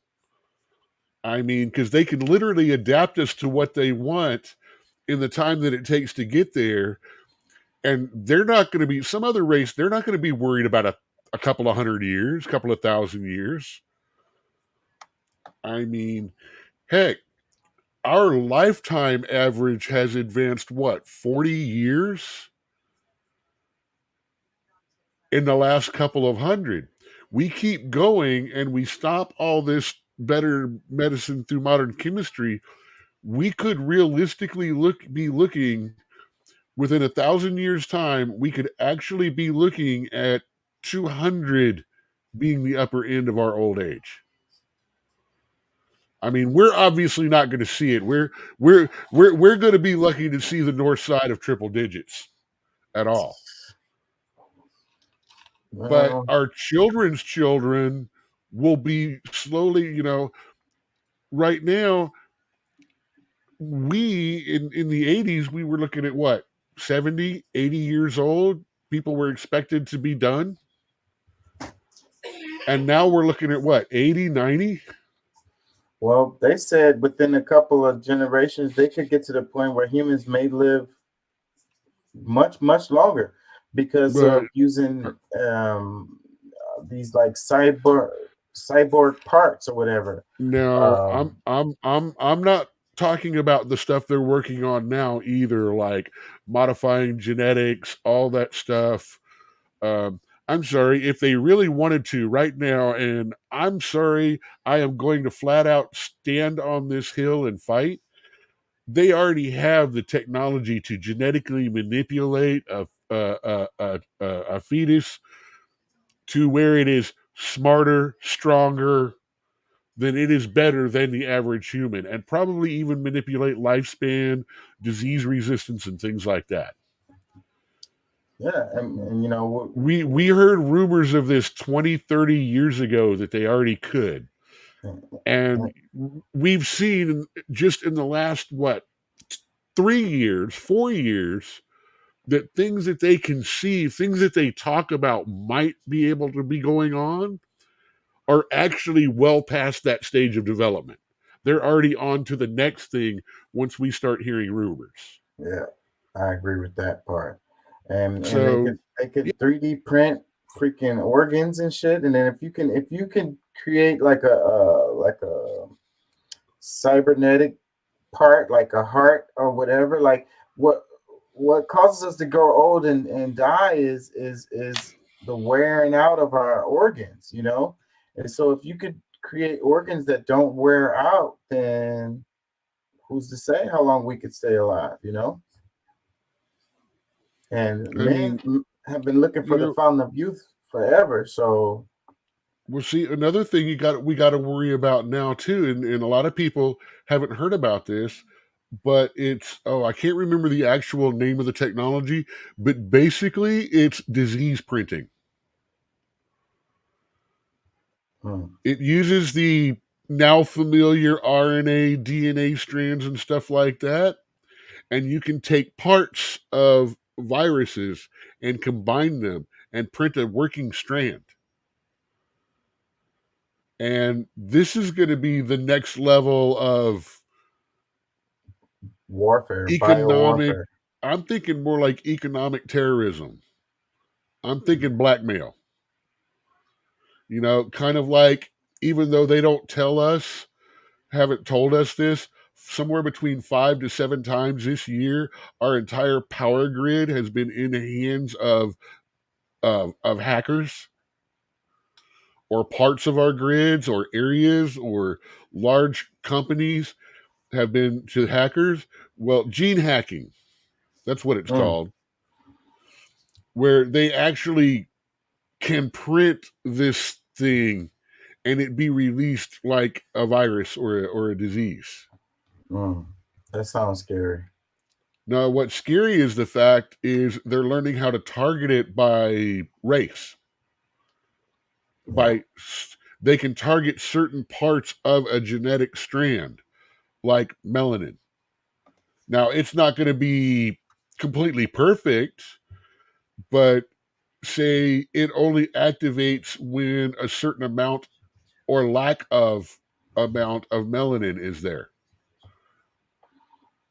Stuff like that can be done. I mean, it's really scary. They think it sounds like some supervillain in a movie thing. And that's exactly where it is. That's exactly how it's been introduced to the people, the knowledge of it. It's like that kind of stuff is out there. It's like, oh man, I saw that movie. It's like, yeah, they want to desensitize you to the idea of that before it becomes something that is a complete freaking terror show for real. Let's read some comments right here. How many times has the sun orbited the galaxy? It says, since you claim we are shooting, these are people's comments. It says, since you claim we are shooting through space, why are the star constellation not changing? I mean, I see the same constellation that the Mayans, Egyptians, Mesopotamian, Incas, etc. So, yeah, actually, if you look, God, I hate being a white country guy going, actually, but truthfully, yes, we see the same constellations. But if you were to put a timer, there's a place on Google, I don't remember the website, I don't remember what it is, but you can actually do a date of, say, 2,000 years ago and today. And if you look at the constellations, yes, they're there, but they are different slightly. Yeah, it's the procession of the equinox, and that's the reason why it's like you go into the year of you had the bull what am I talking about? In the age of Aquarius, we've moved into the age of Aquarius, and we moved out of the age I of think we're Taurus. beyond that now. And it's like it looks like it's moving backwards in the sky to us. So yeah, it's moving, but not I that mean, fast. like Orion's belt was a lot closer together in Roman times than it is in our time. I think it was closer together is right. Like the Little Dipper, the stars, what we see as larger constellations back then were more compact. Instead of spreading out against that much of the sky, a whole bunch of the sky, it was spread across a smaller area. Also, more stars and constellations were seeable back then because of ambient light. There are constellations out there that they're talking about that we're not sure what they are because we've lost the ability to see them from the light of the earth, because there's too much light on the earth for us to see them now. Yeah, it's light trash. Let me see. Read some more comments. It says all that imagery, and no one has ever seen any of it without animations. Well, I don't know how you would be able to. We'd have to get off of the earth and be able to look at it from a distance, but the math works out. So let's read some more. It says, I call horseshit on us traveling at 448k miles per hour. How is this measured with a cosmic radar gun? It's called math, buddy. Another one. But math is racist. You can't trust racism. It says, if the Earth and the Sun both are traveling through space at incredible speeds, how come we can still see the polar star? It says, shaking my head, my boy can't even drink yet. That's the same comment you made. It says, did I hear someone say there's a black hole in the middle of our galaxy? Another one. So this is possible out of nothing, but let somebody say God created it and watch everyone get bent. Another one. Is there no friction in space, no overheating at that speed? If we travel around the galaxy, how come the position of the stars hasn't changed? You answered your own question. Another one. BS, space is fake, Earth is flat. God. It says, it makes you think, if we move like that, what about all the other stars, planets, and galaxy? Why is every single night we see the same stars, constellations, galaxy, etc.? If we're moving, they're also moving. No way we are lined up, so that's just how it is. No way everything at the same speed, at the same direction, so no movement is seen. It says, interesting. How come we see the same constellations? Tell you what, ask me that in another million years if we still have the same constellations. It says, interesting. So the entire genus Homo has only existed for 1.3% of the current rotation. Now that's an interesting comment right there. 1.3% of the current rotation. And that's our whole history. That's mind-blowing. That math is actually off. If I think it's more like 0.13 or 0.013. Yeah. It says, but half of you think the world's 6,000 years old, bunch of walnuts. Oh God, I got one of those the other day. Just I couldn't even get them to conceive of the idea of, okay, a day to you and I and a day to a cosmic deity. Yeah. Our idea of time, we think 6,000 years is a long time. I would think 6 million years would be more of a day, a noticeable amount of time to a deity. If you start thinking about it like that, I mean, it's all about our perception, and that's what people can't really understand, that they can't imagine that things are outside of their perception, like their view of things. Like You know, what about like an insect or a fly or whatever? How do they look at time? You know, Well, you know or a tree? that's how I try to describe things like eldritch horror, the genre to people. You know why? You know, it's like, how come all these guys always go batshit crazy? How come they're all nuts? How come they're all mad? And I'm like, and that's when I use the ant analogy. You know, imagine try to think downwards. Imagine that you're an ant with the capabilities and mindset of an ant, and then all of a sudden you grow to a human size, the ability to think and thought processes like a human and everything. And then you learn everything about our world and you see our world and begin to understand and things like that. And then boom, all of a sudden you're shrunk down back to the body and the mind of an ant and try to explain this to other ants in a way that they would be able to understand. Your brain literally just exploded. Boom. I mean, and that's why people have so much problems trying to you know, argue about God and stuff, because they don't understand. For us to actually understand God, if we understood him for even that long, we would be that ant. And our head would go poof. Check this out. They're showing the. Let me see. Do they say anything? Not a deal. I don't get it. I'm confused. Oh, it's the same. Okay, what about this one?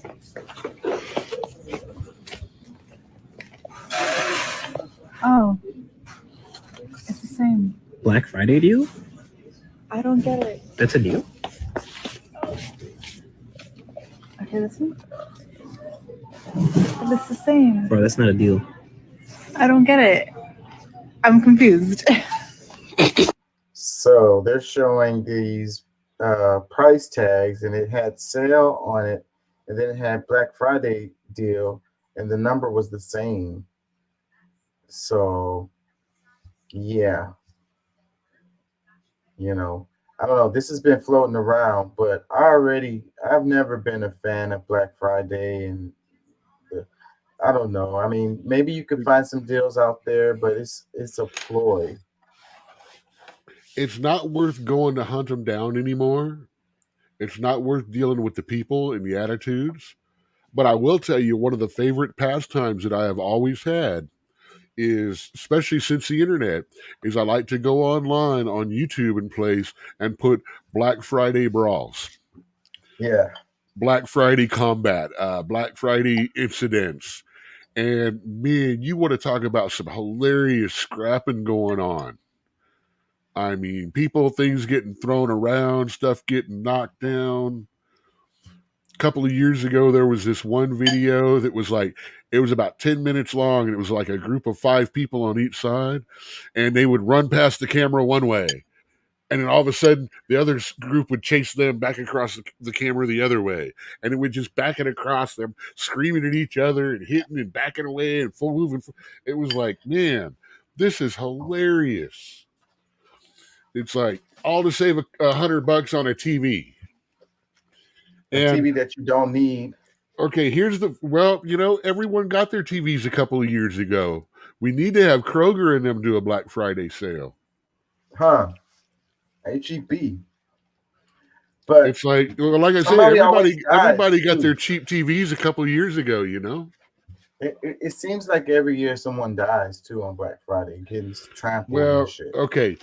Anytime you put an increased number of people out, high intense situations, and a fear of missing out into an aggravated public who just spent an entire 3 days dealing with family and stuff like that, you're going to get volatile people.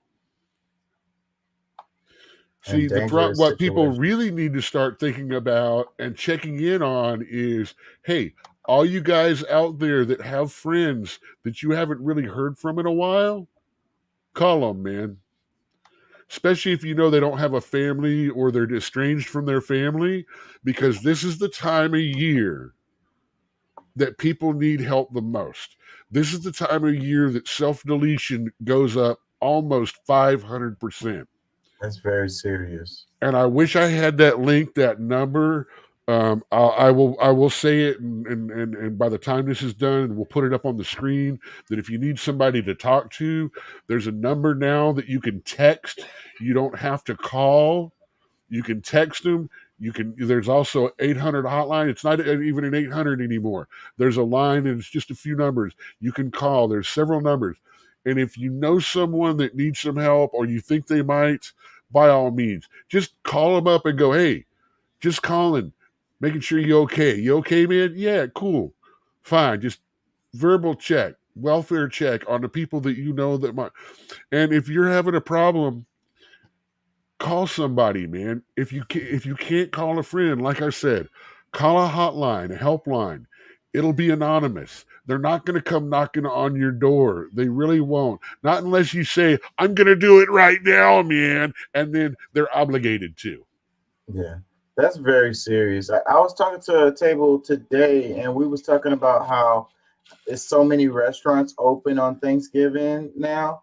And they were saying, well, what I said was, not everybody has a family, or that can cook, or they do cook, or has a family at all, or anywhere to go, or whatever. Like, having, it sucks for the people that has to work. It does suck. You work at a restaurant, you can't even get Thanksgiving off to spend time with your family or whatever. That does suck. I'll tell you, if I ever run a restaurant, we will be open on Thanksgiving and Christmas, but volunteer only. So, but what I'm saying is, they can volunteer to come in.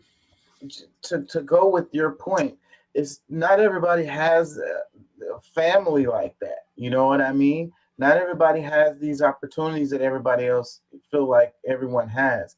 And that's one of the reasons why you have this self-deletion thing going up, because it's so much about family and friends and spending time with family and all of this. And a lot of us out here don't have anybody. They're just like alone, no family at all. And it's like depression sets in, and it's like, okay, it's the holidays. I'm supposed to be spending time with family, exchanging gifts, or, eating and sharing food with family and friends. And it's like, I don't have none of that. It's like every commercial is telling you what you're supposed to be doing at this. I'm getting depressed thinking about it. And yeah, so that's really sad. So, but it's really kind of a good thing for them to have restaurants and stuff. When the city completely shuts down like that, everything is closed. There's some people out there that really, really suffer, because they don't have anything. They don't have anyone, and maybe they don't even know how to cook. Anyways, that's just something to think about. Let me play this. Check this out. Japan's newest futuristic $13 train. This is insane. We hopped on board with Suntory Bus Coffee to explore the Spacia X that runs between Tokyo and Nikko. There are 5 different classes you can pick between. The most bougie of them all is the cockpit suite, where you get half the carriage to yourself. This looks like a private jet. We snagged a private compartment with a U-shaped sofa where we chilled, napped, and feasted on our train bentos with my favorite Suntory Bus Coffee Rainbow Mountain Blend, which just launched in Australia and New Zealand, so get on it. Look at the Spacia X bento. These are hands down the best I've ever seen. Oh my God, it looks so good. There are also semi-private box seats, premium capsule-like seats with automatic recline, and standard seats that are also super comfy with a ton of legroom. And if you're still hungry, there's also a cockpit lounge with a bar where you can get snacks and drinks that all originate from the Nikko region. Who do you want to ride this train with? This is Japan's newest futuristic $13 train. This is insane. We hopped on board with Suntory Bus Coffee to explore the Spacia X that runs between Tokyo and... Pretty cool, huh? I just wanted to share this because, like, people want to talk bad about mass transit. They want to have their cars. And I'm like, mass transit is the future. And, there's really no stopping it. This is where we're going. Japan is already in the future. Like, they're like 50 years ahead of us, like 100 years ahead of us. We're going in this direction, whether we like it or not. It's gonna seem silly with our roads and our cars and our big wide freeways. At some point, it's just gonna seem silly. Like all of the wrecks, the accidents, the traffic, the amount of time you spend in freaking on the freeway in your commute every day. Like at some point, we're gonna wake up and be like, "This is dumb." What sucks, it takes a long time to build infrastructure like this. So we need to wake up as quickly as possible so we can freaking start building our shit. There's no reason why we can't have stuff like this. How come we in the United States, how come we can't have nice things?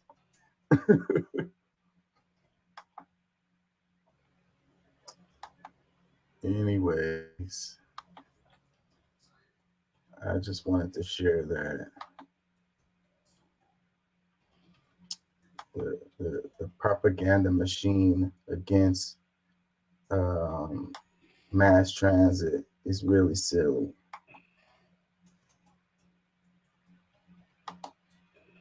You know, the electric cars are not the answer. They're not the answer.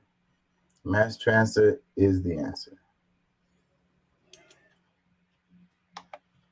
Y'all check this out. It says pneumonia outbreak scare. Let's be careful how we talk about this too.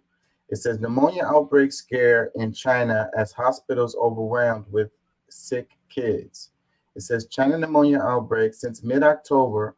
Northern China has reported an increase in influenza-like illness compared to the same period in previous 3 years, the WHO said. So it says reported an increase in influenza-like illness compared to the same period in the previous 3 years, the WHO said. And China was the most jabbed, one of the most jabbed countries in the world. And now they're having this increase in influenza-like illness. So that automatically jumps out to me. Pneumonia outbreak scare in China as hospitals overwhelmed with sick kids. You know, that's, you know, I mean, you guys can read between the lines on that. I can't say what I want to say on that. Let's read some comments. It says, here they go again. Another one that says, anything to salvage the sulking prez and the sinking economy of his nation, anything. Let's see. Okay, we got some more comments. It says, another China leak, LMAO. This can be a COVID-induced pneumonia. So, like I say, I have to be careful talking about this, but I think the information is going to have to, it's steadily coming out about this whole thing. And it's like, they got an increase in influenza-like illnesses, and they were like the most jabbed. And then it's like the kids are getting sick, and then there's like, it's a huge increase. And you know what we've been doing over the past 3 years, what has changed?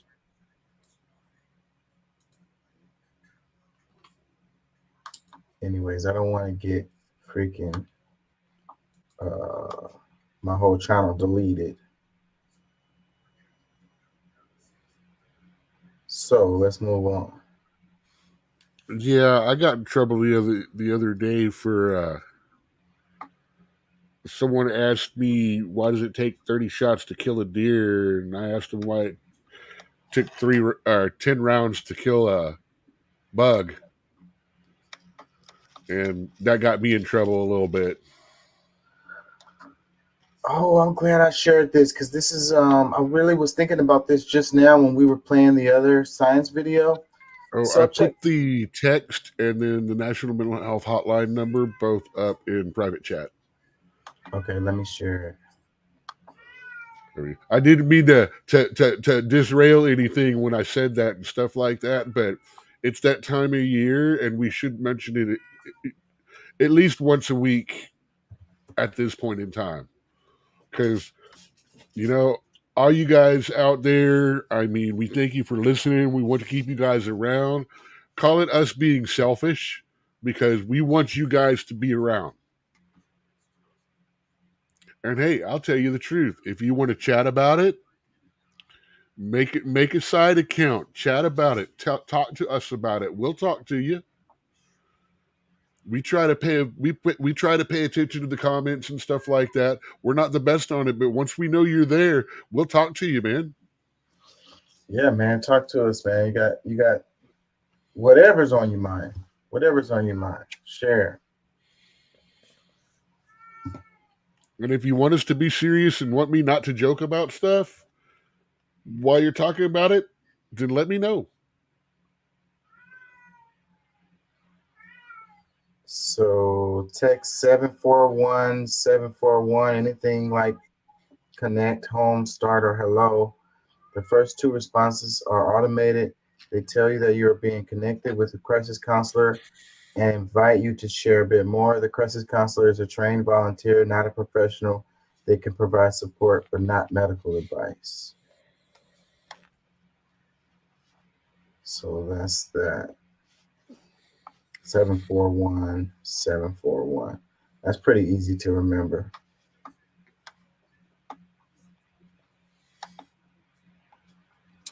Anyways, check this out. And the other one is the phone number for the actual mental health hotline. And they can talk to you and help you get connected to mental health resources. Wait, did I not share the phone number? I thought I did. You shared it in the private chat. Yeah, I screwed up. Hold on.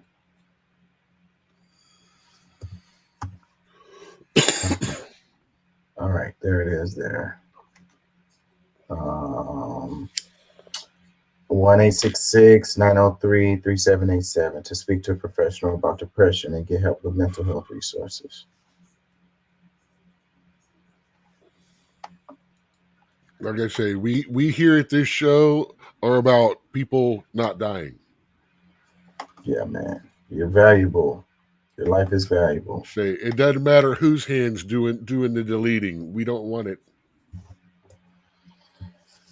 Let's move on to this. Check it out. It says mathematician Henry Siegerman demonstrated how a linear third-dimensional plane is only a projection of the curved fourth-dimensional space-time.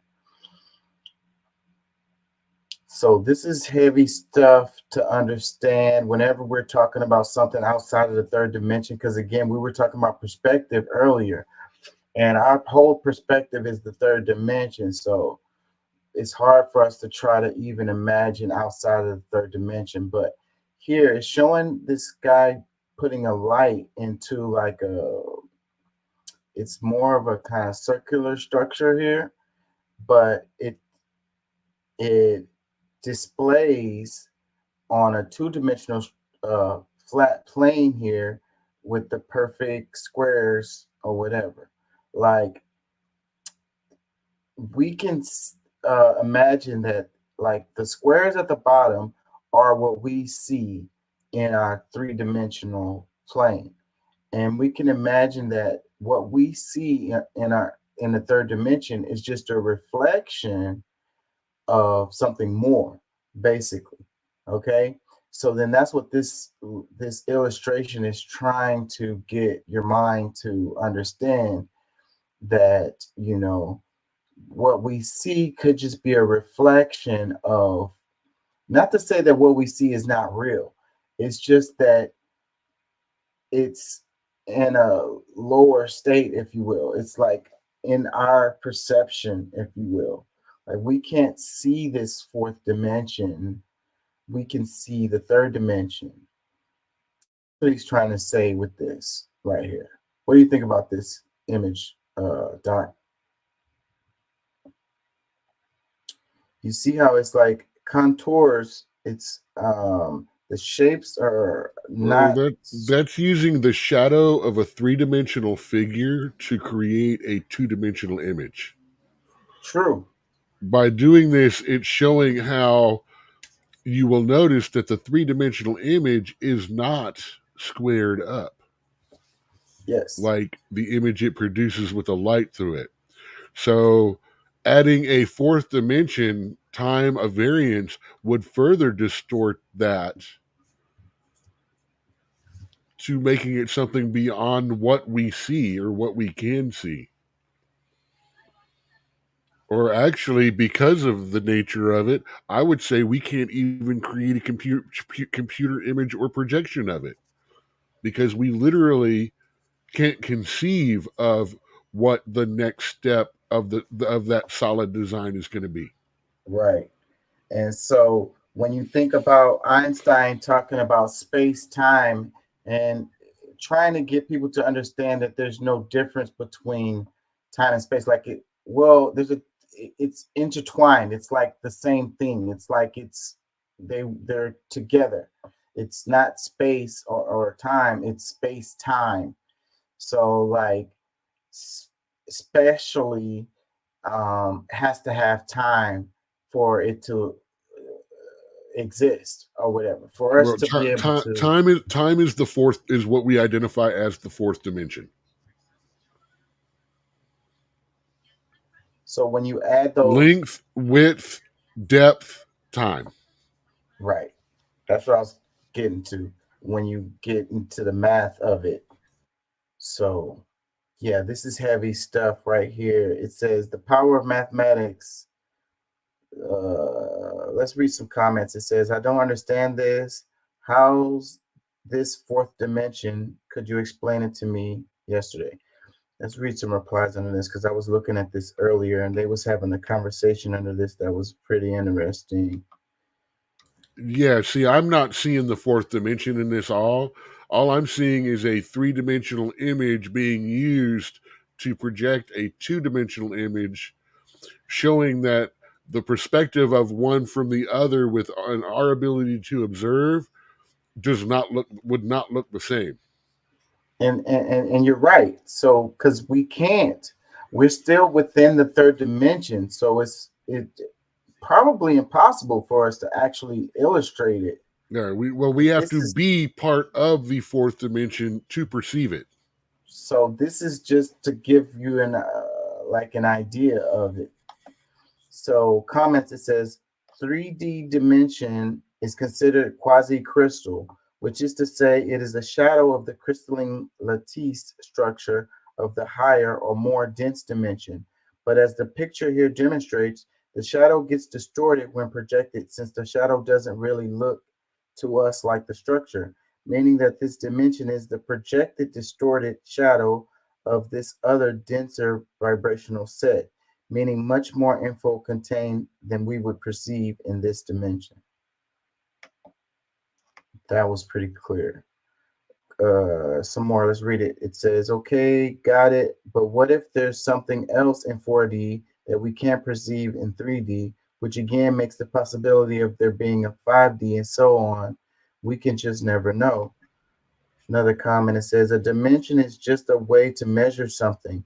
4D space isn't like XYZ, but it is a way to measure translations of objects within 3D space. You can measure back and forth across X like you can measure across time. Why are you going off on the Instagram comment?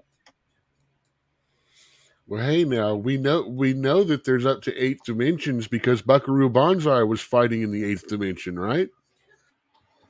Yeah, and I saw this thing where they were saying at least 10.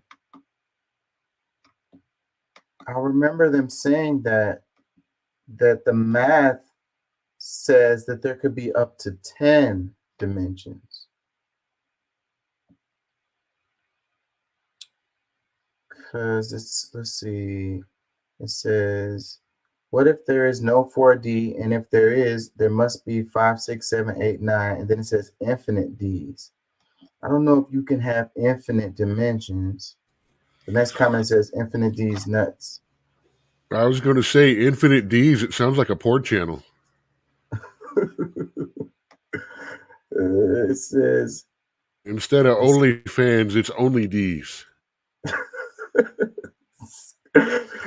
Doc. Oh man, way to throw me off there. It says It's not, another comment says, it's not description adds a dimension. It's a 3D to 2D. Everyone loves to add a dimension because they think it makes it more profound. See, this is what you were saying, and it's actually true. But the illustration is just to help you understand, or try to get you to understand, that your perception, you know, you can't perceive what you can't perceive. Like, and you could just be perceiving reflections of something that you can't, that's outside of you. We do perceive the fourth dimension, but we can only perceive it in a linear fashion because we exist in the fourth dimension in a linear fashion. A to B. We were born, we get old, we die. That is our only perception of the fourth dimension in time, is a straightforward lineal thing. We would have to be outside of the fourth dimension or above or more entwined with it to be able to perceive it in any way of a shape. Because right now, all we can perceive of is a line, forward and backwards. Not even forward and backwards. We can only perceive it as a forward-moving event.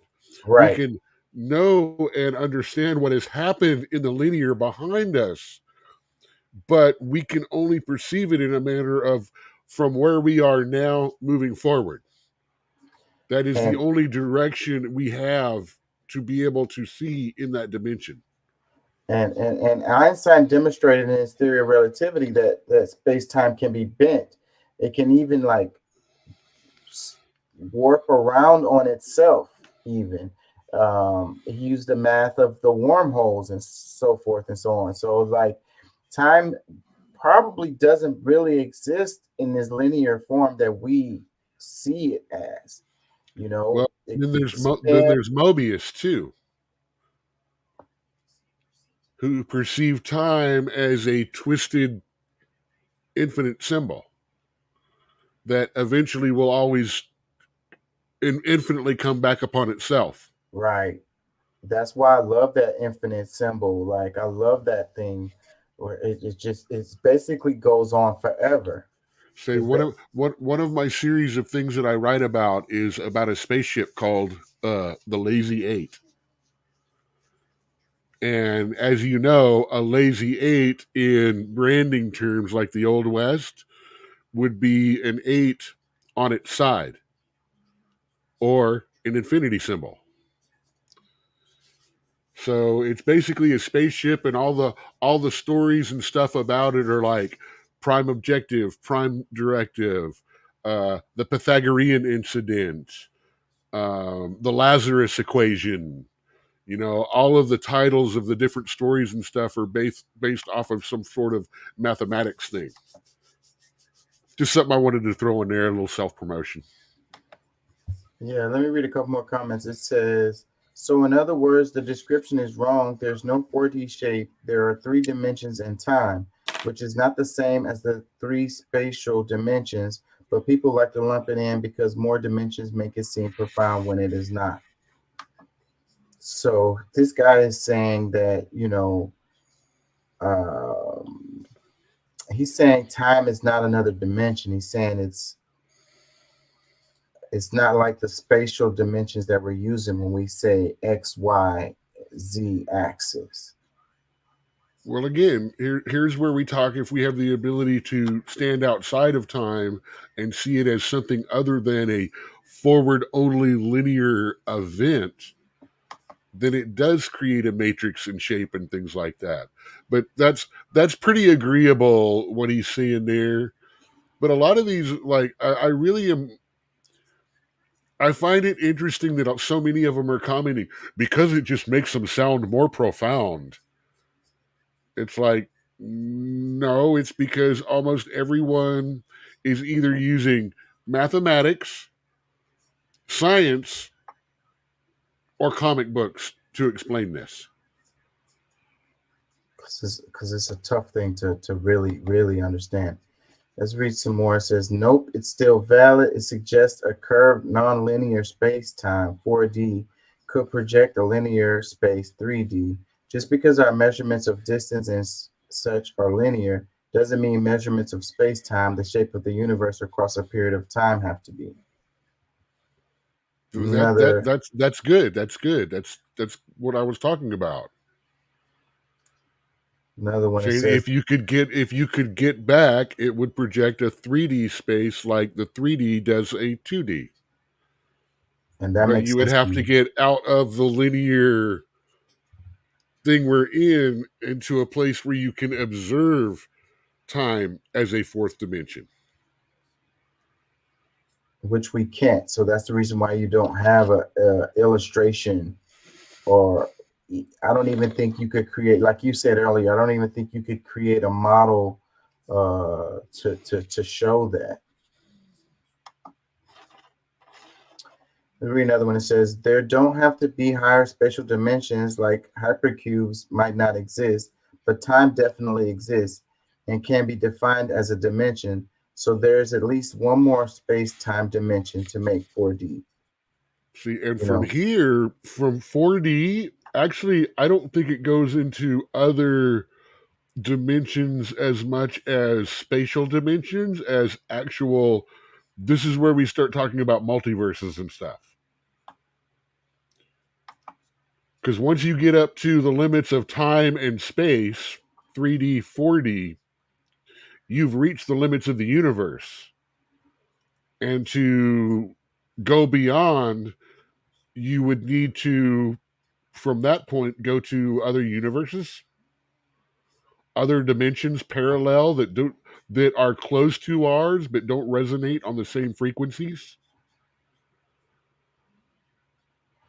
Yeah, and that kind of blows my mind, because when you think about the multiple dimensions, then you're like, they all could be existing in the same space and same time, just not perceived by the other.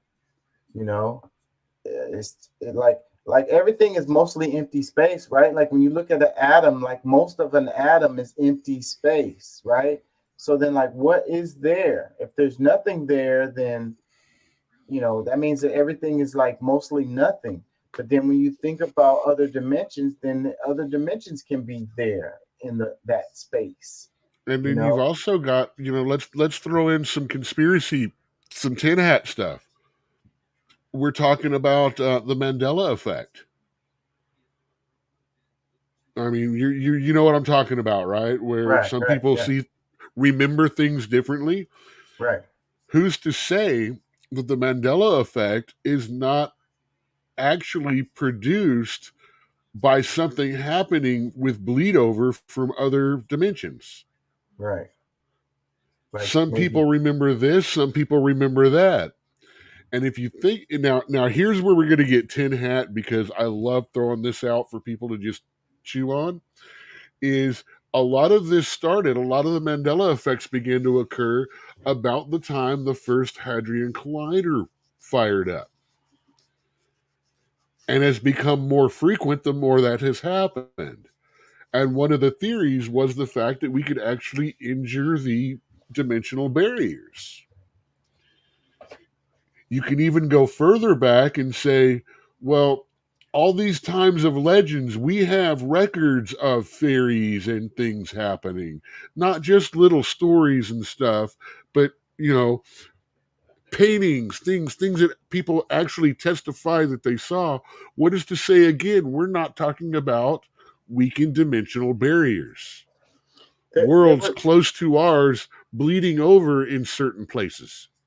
There was a TV show. It was called Fringe. It was supposed to be kind of like a spinoff from the X-Files. Yes. Well, no, it was its own story and stuff. It was a J.J. Abrams one. Yeah, that thing, the first 2 seasons of it was pretty good. It kind of went crazy after that. But in that, the guy had created a machine where he could use it to move from one dimension to another. Yes. And that was super interesting to me. That idea of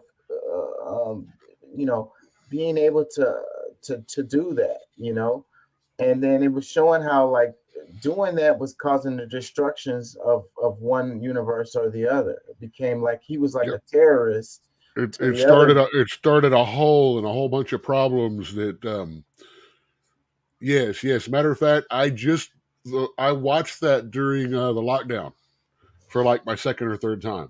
yeah, I binge watched that shit for a minute. It really had me. I really like the music that he uses in there for the intro too. It's a can't think of the name of that. Oh, dude, you need to catch Person of Interest. But yeah, You'll like that one too. let's back up to time. So like the guy was making a comment just now a minute ago about time, and then it was like there's an argument to say that time doesn't really exist, because that's what he was saying in the comment. He said time does exist, so that proves that if there's another, the fourth dimension or whatever. But there's an argument that time doesn't really exist.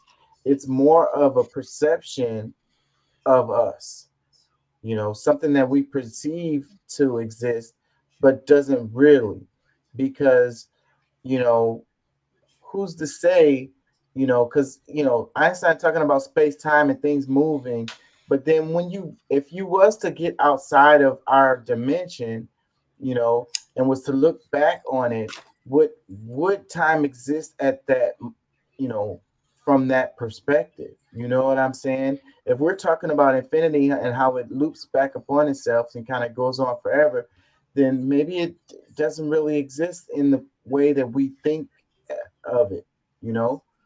It's just an infinite. I like to say it's an infinite now anyways. Our perception of reality is an infinite now. It's always now. Yes, tomorrow never comes. Like I say, a forward progressing linear. That's all we can perceive of time is this moment. It's always moving forward. It's always progressing. It's always a line. You can potentially anticipate what is coming. You can look back and it is unalterable, but it is a forward linear situation that we travel in. But it is not all of that could part be a of dream. the third. The three dimensions exist within the forward linear motion of time. All of that could be a dream that we're just imagining, like we're projecting, like maybe we're not even here, and this is all just like a storyline that's playing. I'm not going to buy into this is the Matrix kind of stuff. I mean, that's part of that eldritch horror god stuff, What if we are all but the dream of a god, and one day the god wakes? It's an interesting thought, though. I don't really believe that. It's mental masturbation. It's really cool I really think putting it in college insults the intelligence level of college students. I really think that's a high school conundrum. Let me read a couple more comments. It says, no, it does not suggest that, because 4D space is not a thing. It's a fun way to think of three spatial dimensions with time, but time is not like width, repeat. Time is like XY spatial dimension, and any thought experiment that assumes such is childish and not science. I don't agree with that, because science does recognize 4D. Well, absolutely, because you need the time coordinate on a 3D map to be able to target a satellite, say. You have to have XYZ, your three-dimensional coordinates, and you have to have a chronological to point the satellite at that one point at that right time when you want to see that picture in 3 dimensions. And don't they have shapes that, like, the shape is the 4D, like a 4D squares? What is it called? Like, what am I thinking about right now? They got funny names where they take the math to show a shape with 4D dimensions. You're talking about the Tesseract Square? Like Tektron or some shit. I don't know. The Tesseract Square? I don't know what I'm thinking right now, but I remember reading about that at some point.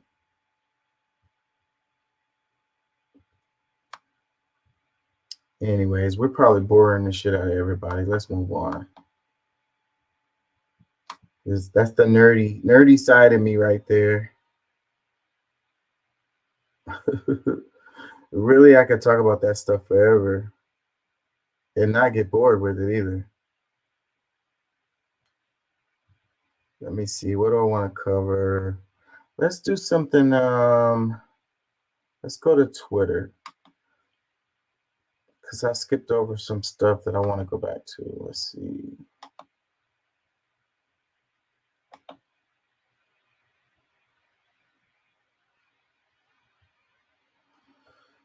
Let me make sure this is clear before I end up freaking sharing some shit that I don't need to share. Hold on. Is this my correct feed? Is this my feed or is this my retweet page? Hold on, y'all. I don't want to go to this screen and end up sharing some. I am seeing something that says Patrick at the top and has something from David O. McAfee and Laney on the right. It looks like you're in your primary app list. Okay. Yeah, I was on. That just switched off. Yeah, I was still on Twitter, Instagram. I didn't want to switch to Twitter before I had this clear, because no telling what the hell is going to pop up on my damn Twitter feed. We'll be talking about infinite D's again.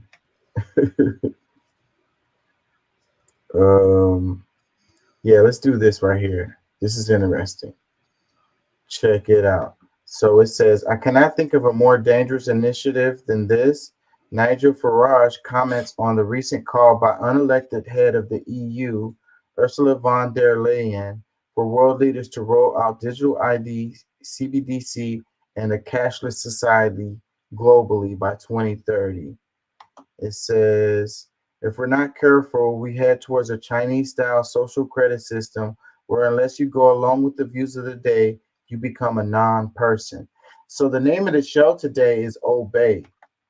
And the idea of that is like, you know, do what you're told. Like, don't think, just do what I say. Like, I don't pay you to think, I pay you to follow instructions. And you go to school to learn how to follow. Like, the most important thing for taking a test is following the directions, you know. And for you to have success in our society, you have to be able to follow instructions. And so then it's all about obeying. And people are getting to the point where it's like, you know, we have the green light, red light, you know, we got the button we pushed across the street, and it's like, obey authority. Follow instructions and obey are not the same thing. And I'll leave that because you were going to ask that in a few minutes anyway. Yeah, I was going that way. President I'm going that way, but let's play this. Ursula von der Leyen, perhaps the most prominent advocate of that dreaded COVID passport, was out there advocating that we all have to have digital IDs because the future will be digital. You shouldn't have privacy, apparently. Yeah, that's what she believes. She claims that the IDs can be a real booster to emerging economies. The trick is to build public digital infrastructure, she said, that is interoperable, open to all, and trusted. Joining me now to explain just how dangerous this is, Nigel Farage, former Brexit Party leader. Nigel, this is about global government control and a way to what? Redistribute the wealth away from the so-called wealthy nations to everybody else? Well, it's about control, isn't it? I mean, this is the most glaring example we've ever seen from a prominent world leader. Von der Leyen is the president of the European Commission, 450 million people living within that union. Oh, and by the way, she's unelected, she's appointed, and here she is brazenly saying, we need a digital ID card or app on our phones. Now, bear in mind, France and Germany are trialing this already. The European Union, she wants this to be enforced by the early 2030s and, may I add, backed up by a central bank digital currency, living in a cashless society. And now she wants the whole thing to go global. Can you imagine? On this ID card will be not just your date of birth, your gender, your eye color, your height, your approximate weight. There will be your vaccine status, your financial status, and goodness knows what else will be on that card. Can you imagine this data falling into the hands of bad actors? And if you think about it, That's I speak as somebody who's recently been debanked as a result of his political opinions. And this is happening in America too, as you well know, to lots of people. If we're not careful, we head towards a Chinese-style social credit system where unless you go along with the views of the day, you become a non-person. I cannot think of a more dangerous initiative than this. The problem we've got is we have to ask a question whether our leaders actually believe in our nation, because they're prepared to surrender sovereignty to the World Health Organization, the United Nations, the EU, and goodness knows what comes after that. And the truth of it is, the world will be a better, more prosperous, peaceful place if democratic nation states cooperate and trade together, not give away their powers to unelected bureaucrats. And that was the Brexit message all those years ago. I now think what our little island did becomes a stronger message for the world, and in particular, after what von der Leyen said. We simply have to say, no, we believe in liberty, we believe in freedom, we believe in the nation state. So if you don't obey, you become a non-person. Like I've been talking about that for a while. So it's like China's social credit system, the carbon tax that they're trying to include on that, things that are going to measure, like if you buy steak, you get so many points. You buy chicken, you get so many points. When you run out of points, all you can buy are vegetables. I mean, because you've used too much of your carbon allowance. You know, I'm gonna take public transportation to work so I can actually drive my car to go visit my son in Austin because I don't have enough transportation miles on my carbon credit score. You know, you jaywalk across the street by accident, bam, facial recognition, boom. By the time you make it all the way across the street, or by the time you get 10 minutes down that street, bam, your $50 ticket's already been taken out of your bank account. Yeah, I'm already afraid of following the crowd. Like, it seems like we're so far gone already, and it's like the direction we're heading in, it's like, you know, if you don't follow the crowd, then you're gonna really, like, we already get ostracized for like having original thoughts, you know. I'm 55 years old and have nothing because I will work, I will take direction, and but I'm gonna ask questions. You're gonna tell me obey, and I'm gonna say why. Because I said not good enough. Explain to me why I have to do this. Explain to me what's going on. I'm that guy. I question authority. And the most horrible atrocities that has happened in history has happened from people following orders, right? Like, you know, these people aren't necessarily bad people, you know, they're just following orders. But the orders that they were given were horrible. And, you know, they want to preserve themselves, protect themselves and stay alive or whatever, continue to survive. And if they feel like they have to commit these atrocities, they have to put their moral values to the side. They have to put their character integrity to the side to you know, survive. and it's normalized, and it's becoming more and more normalized, I think, for us to put our character to the side and just do what we're told. And you want to know something scarier about it? It's not the corporations that are all trying to make this happen. There's a couple of them that are in. It's mostly the governments.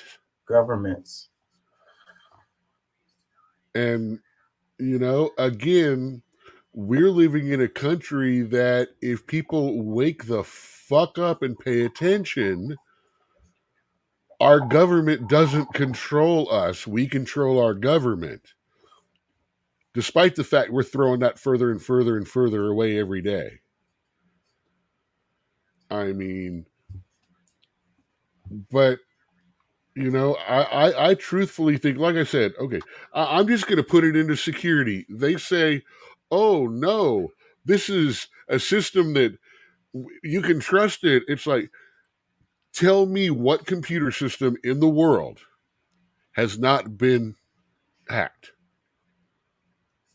And you think that I'm going to trust everything to any one system?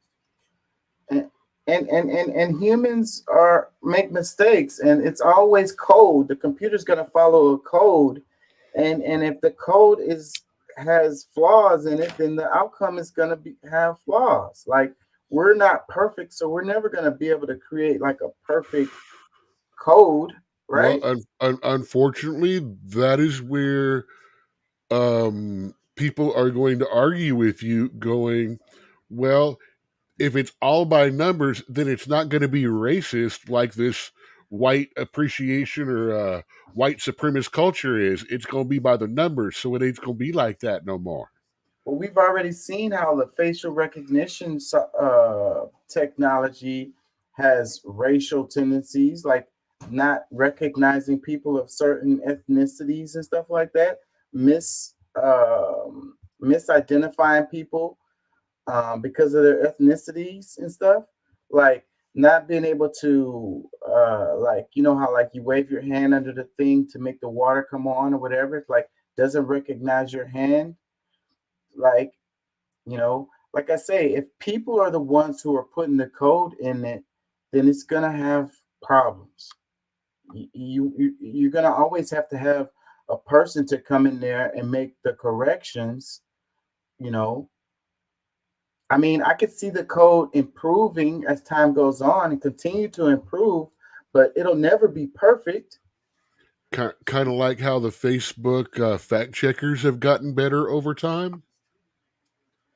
Well, when you allow the crowd to it's kind of like the reason why I'm talking about their bot fact checkers, not the people. Well, Facebook relies on a crowd, just like Twitter is relying on a crowd, just like Wikipedia. It's people that's going in there and making those corrections, or doing those fact checking. And then when you have an agenda, when you have like certain things you don't want people to say, or certain things you don't want people to know, or whatever, that's going to affect that too.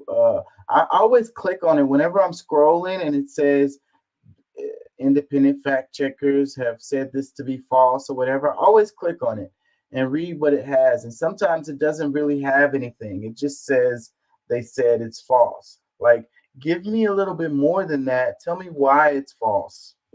Sometimes it does say why it's false and gives you good information, but sometimes it doesn't.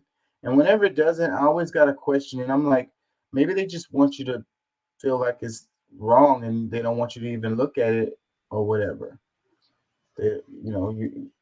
I'm gonna question it regardless, but sometimes it shows good information and says, and then I'm like, okay, yeah, well then that makes sense. But then other times that's not the case. But a lot of people aren't going to go through that next step of clicking on it and seeing what it actually says to explain why it's false.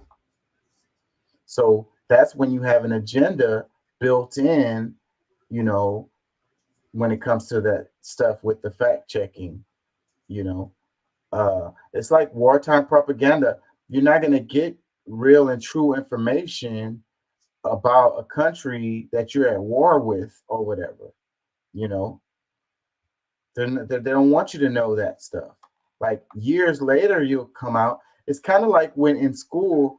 Actually, if you're in a country that your country is at war with, I guarantee you haven't been hearing the real truth about the other country for years. Yeah, and what I was going to say was about history. Contemporary history, recent history is always controversial. They can't even cover this stuff in school, and not even in the universities, because it's considered controversial. A certain number of years have to pass before you can cover history, and by then they've been able to create a narrative or whatever, and decided on how they want to approach it or explain it or teach it or whatever. Because when it's new, then you just have information, and then the people can make their own interpretations of it, but that's not what they want. So Well, you can't cover it. also up until what 400 years ago, history was written by the side that still had their heads on their shoulders. It's still kind of like that. Still kind of like that. Now they say history is written by the victors. But then you can talk to people who were alive and really went through this stuff and ask them about it, and they'll be like, wait a minute, that's bullshit. History is written by the survivors. The history that's taught is written by the victors. Mm-hmm. The history we learn is written by the survivors of both sides. There will always be contradiction because both sides believe that they were in the right. And that's what I like, though, because when people they explain an event and it's completely from their perspective, that's perfectly fair. And then you get it from the other person's perspective, and then you blend those together, you're going to get a pretty good view of what actually happened. Because Babylon 5, a TV show, one of those quotes was, "The truth is a three-edged sword. You have a side, and there is the truth." And the truth is going to be some kind of combination of those two sides or those two perspectives. Or completely different from the two. Let's read some tweet replies underneath this one that I just played. It says, say no to digital currency, just say no. Another one that says, unelected, then she's nothing. I'm the unelected master of the universe, and I call for everyone of the WEF and her to get a major wedgie today. Another comment that says, no, not ever. It says, seeing them as a real person makes the picture even more special. How does that relate to the freaking? That's random. Not happening. It says communist style social credit scoring system. It says an extremely dangerous Trojan horse aimed at our most fundamental liberties. No, hashtag no cashless. It says digital ID and money will be the cell door of your prison slamming shut. Track and trace every moment and penny you spend, where it came from and what you spent it on if they allow you. They can cancel your life at a stroke of a key if they don't like what you say or think. But see, they already can do this. They already do this. I'm telling you, man, cashless is going to hurt us too. And we're legitimate. They already freeze your accounts and stuff like that, and if they think you did something criminally or whatever, but then they can just say you did something criminal, it's just like you said something bad about the government, like Julian Assange is an example of that, and just freeze your account. And it's so we're already there. We're already there, and we're not in China, We're already there here in the United States. It's the difference of it happening to random people and it being rule of law. I don't know if I can call Julian Assange a random person. I'm And- going to call it random because I'm not saying everybody. I'm saying, okay, let's say targeted, because I'm saying random because sometimes it's not them looking into it. Sometimes it friggin' happens. It's not always, a decrepit problem with the government doing it all. And one thing that most people got to understand about Assange too is it's not what he got, it's how he got it. And everyone is all saying, well, and it everyone wants to argue which one is more important. But technically, the reason he's wanted is how he got it. I mean, say laws were broken, but everyone wants to say that the data that he got is more important than how he got it. So he should be protected as a whistleblower. I'm just saying that to clarify what the argument is. I'm not commenting either way on it. Yeah. Well, they're going to always say you received this information illegally if it's information that they don't want to get out. They're going to say this was top secret or this was, you need a security clearance. He acquired it in the wrong ways. It was hacked. It was stolen. I mean, real is real. I mean, he's admitted it. I mean, the argument, though, is because of what is in the data and the corruption that it shines the light on, is the data more important than how it was gotten? And then how does that affect the illegal acquisition of data in the future? And is the government allowed more of a permissive stance in acquiring data, since that is now considered a rule that the what is acquired is more important than the manner in which it's acquired? Yeah. It's one of those circular weird jerk arguments. It's hard to answer because you'll want to answer it the right way. You know how you feel about it, but at the same time, it's like that does kind of open the door for some shady stuff. Yeah. I'm right there in the middle of him being protected as a whistleblower. I'm literally 50-50 on the fence. I mean, we have to have journalism. I mean, how else can we get information to the people if there's always some kind of loophole or there's some red tape bureaucracy to keep us from being able to get information that we want? If they're hiding it from us, then we gotta get it by any means necessary to get it out to the people. So you're saying by any means necessary? I mean, that's the problem. Now, on the other hand of that, if that becomes the open rule of the day for the public, then what are the corporations of the government going to have to do to protect that information now? Or are they going to be put in a place where, since the data is all that matters, then why should we be restricted by the rules that we have, since how the data is acquired doesn't matter? Well, they're not going to be hiding information that's helpful. I mean, whatever information they're hiding is going to be stuff that we want to know or whatever that's going to be helpful to the American people. You know what I mean? Like, it's not going to be working the other way around. Otherwise the information will be free and accessible. Well, in that case, all of the paperwork found at both Biden and at both Trump's place doesn't matter because it should be freely and openly accessible, right?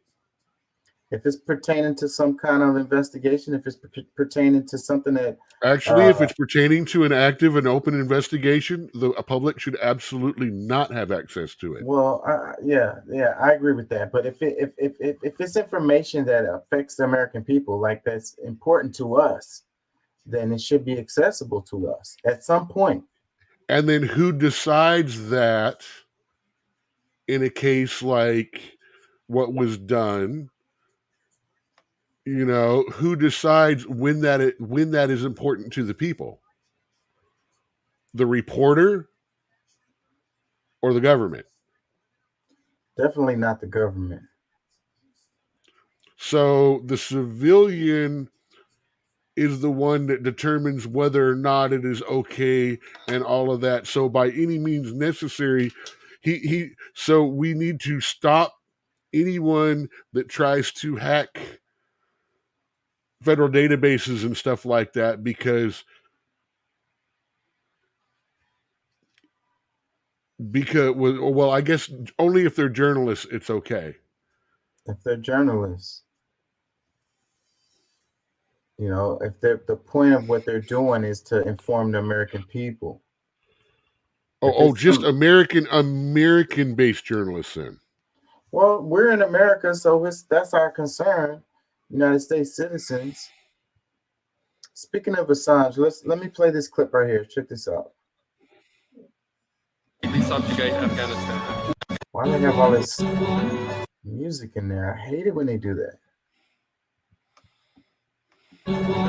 Because the goal is not to completely subjugate Afghanistan. The goal is to use Afghanistan to wash money out of the tax bases of the United States, out of the tax bases of European countries, through Afghanistan, and back into the hands of a transnational security elite. That is the goal, i.e. the goal is to have an endless war, not a successful war.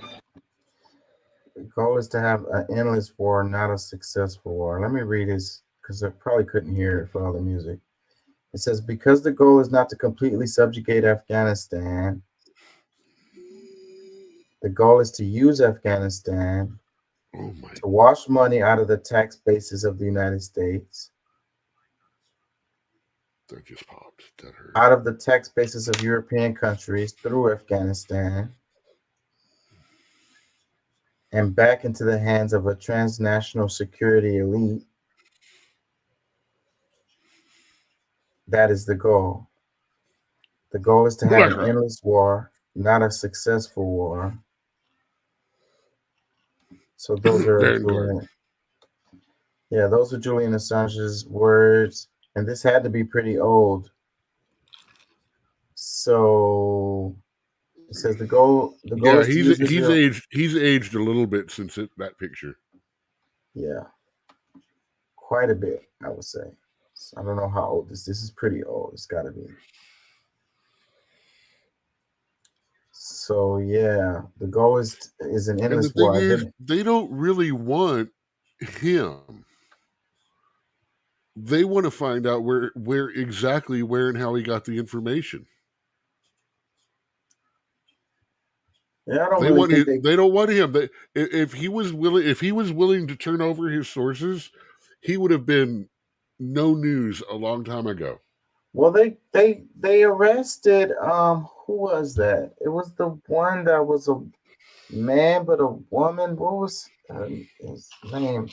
And they had a name that was like no name too. It's definitely a fake name. What was it called? It was something winner. It was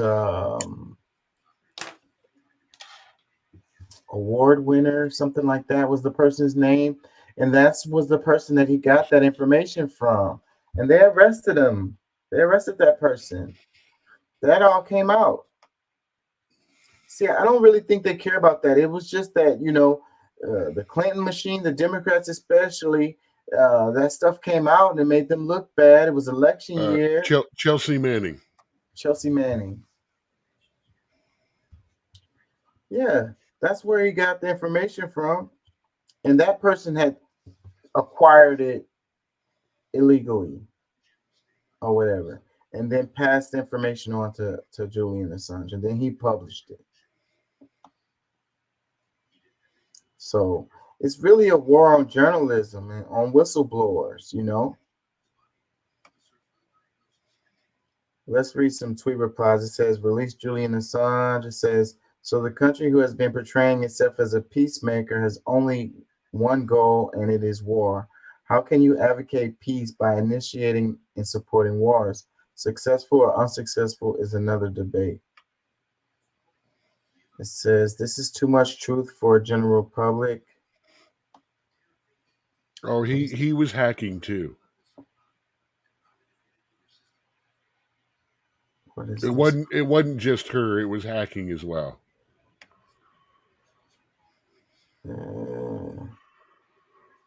Talking about AIPAC. Says, let me see. All of this is a bunch of the same stuff over and over again. Let's move on. We talked about the hostages. You know, funny, somewhere on a USB drive that I still have that I didn't lose, I actually have all of the the thousands of pages of documents. I have all of them.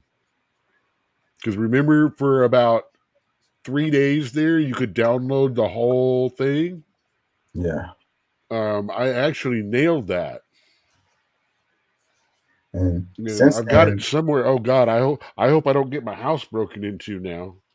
Yeah, because since then they wiped the internet of that stuff.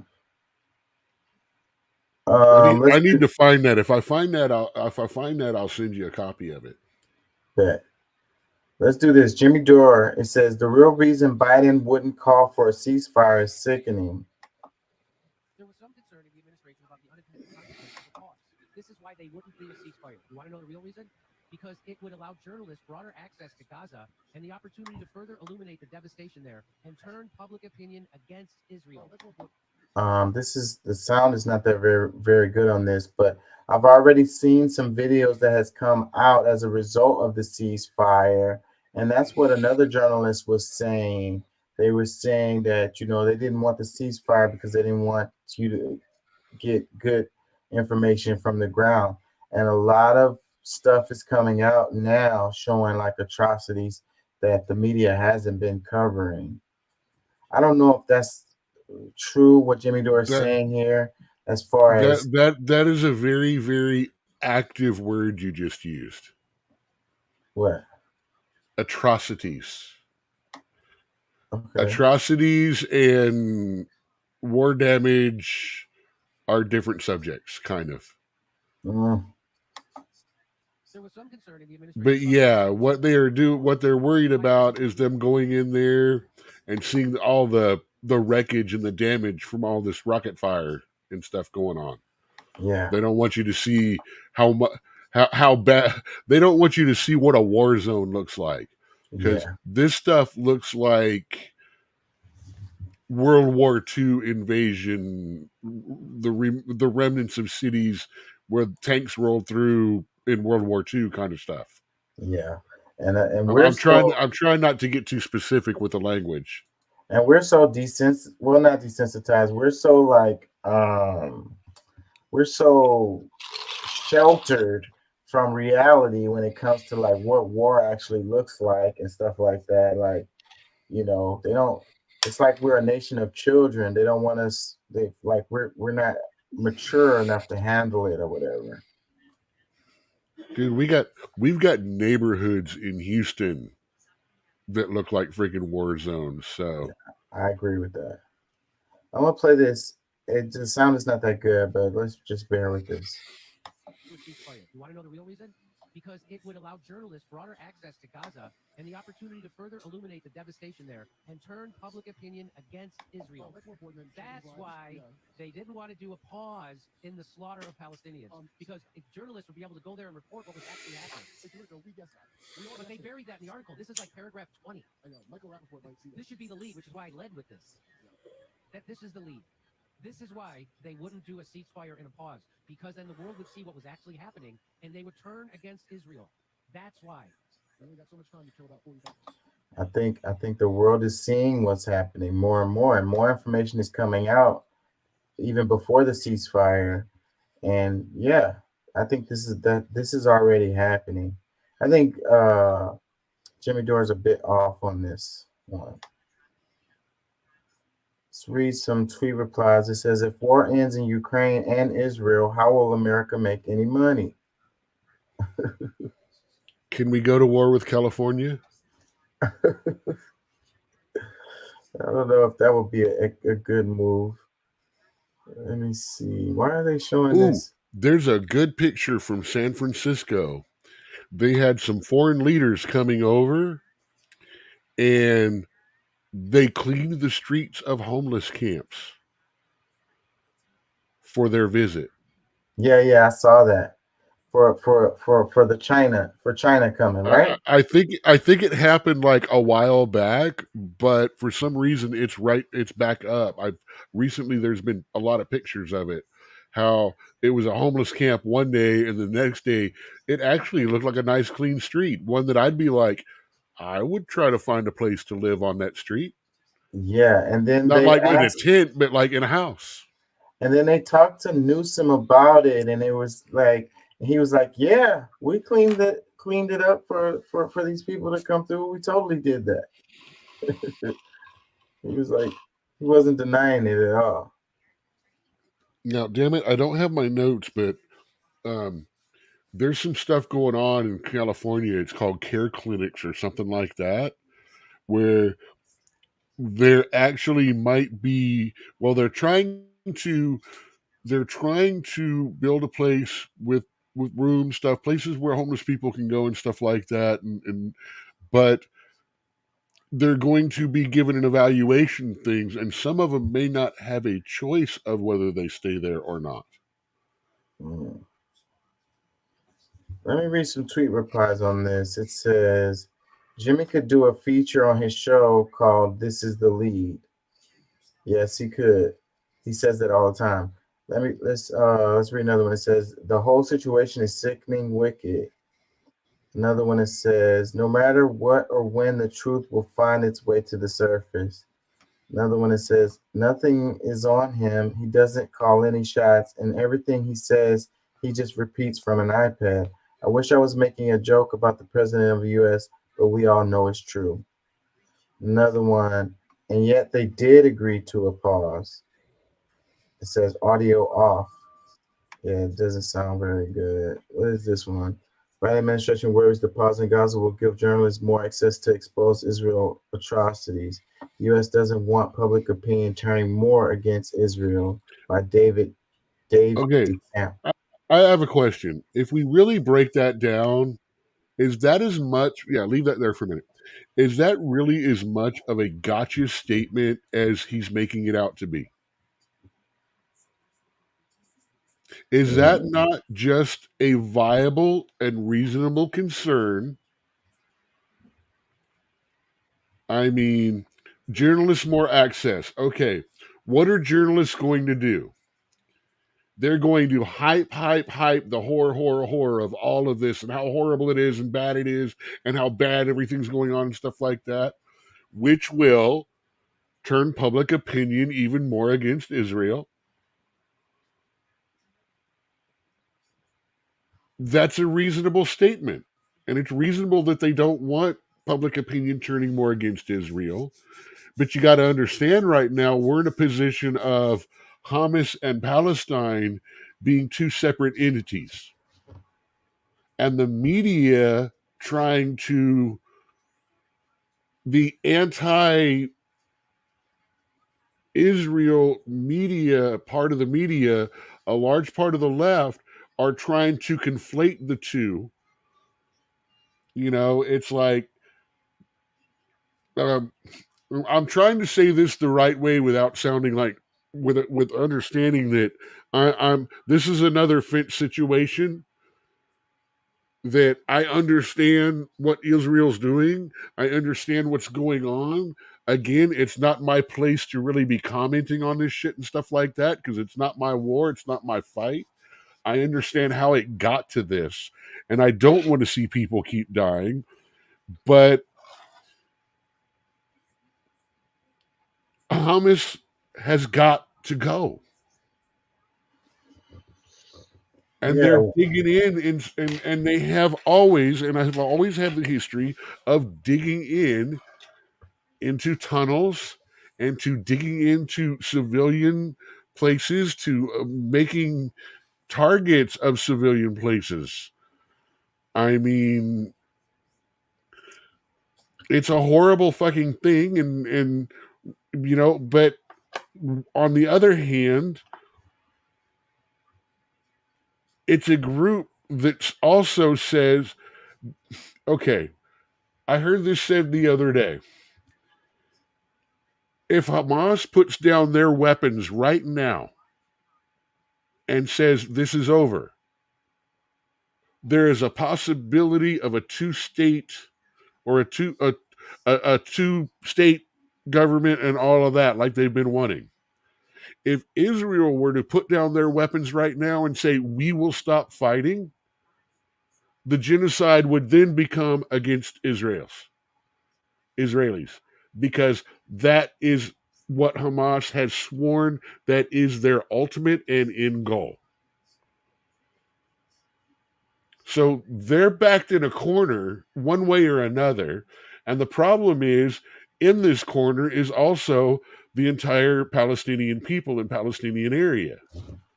People that they don't want anything to do with this. They don't care. They just want to be able to live. They don't want bombs. They don't want violence. They don't want to have to be searched going down the streets.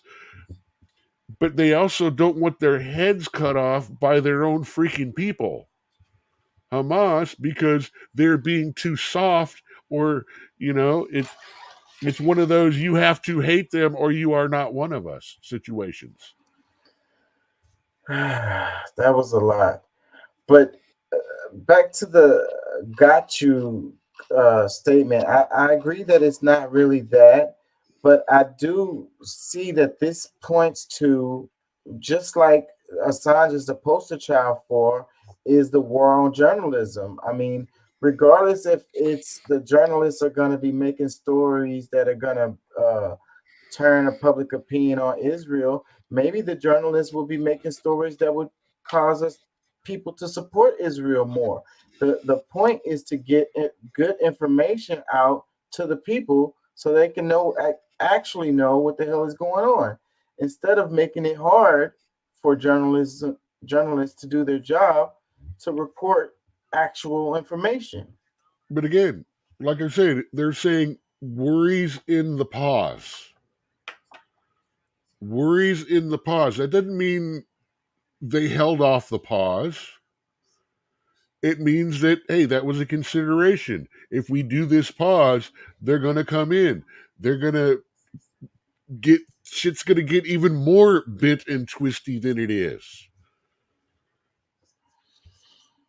But we're going to do it anyway. Yeah, well, it happened. So that's what I say. No, that's what I say. But we're going to do it anyway. And according to all the research I've found, 46 is been in communication with Qatar. Qatar is the primary negotiator of this ceasefire, and the Biden administration has pretty much been in contact. So I'm thinking that his response to the whole thing is like, hey, let's get this in. Let's do this. Let's get a little ceasefire going on. Let's get some hostage trade. Let's get some of our Blackwater people in there and assess how much it's going to maybe take to rebuild and stuff like that, and see if we can get these contracts rolling. That could be it's always more than what it's always That's more. that's what I'm thinking. Is they're at the point where the rebuilding negotiations are having to take part. Otherwise, U.S. the only foot in the game that we've got is that we send money over to them already anyway.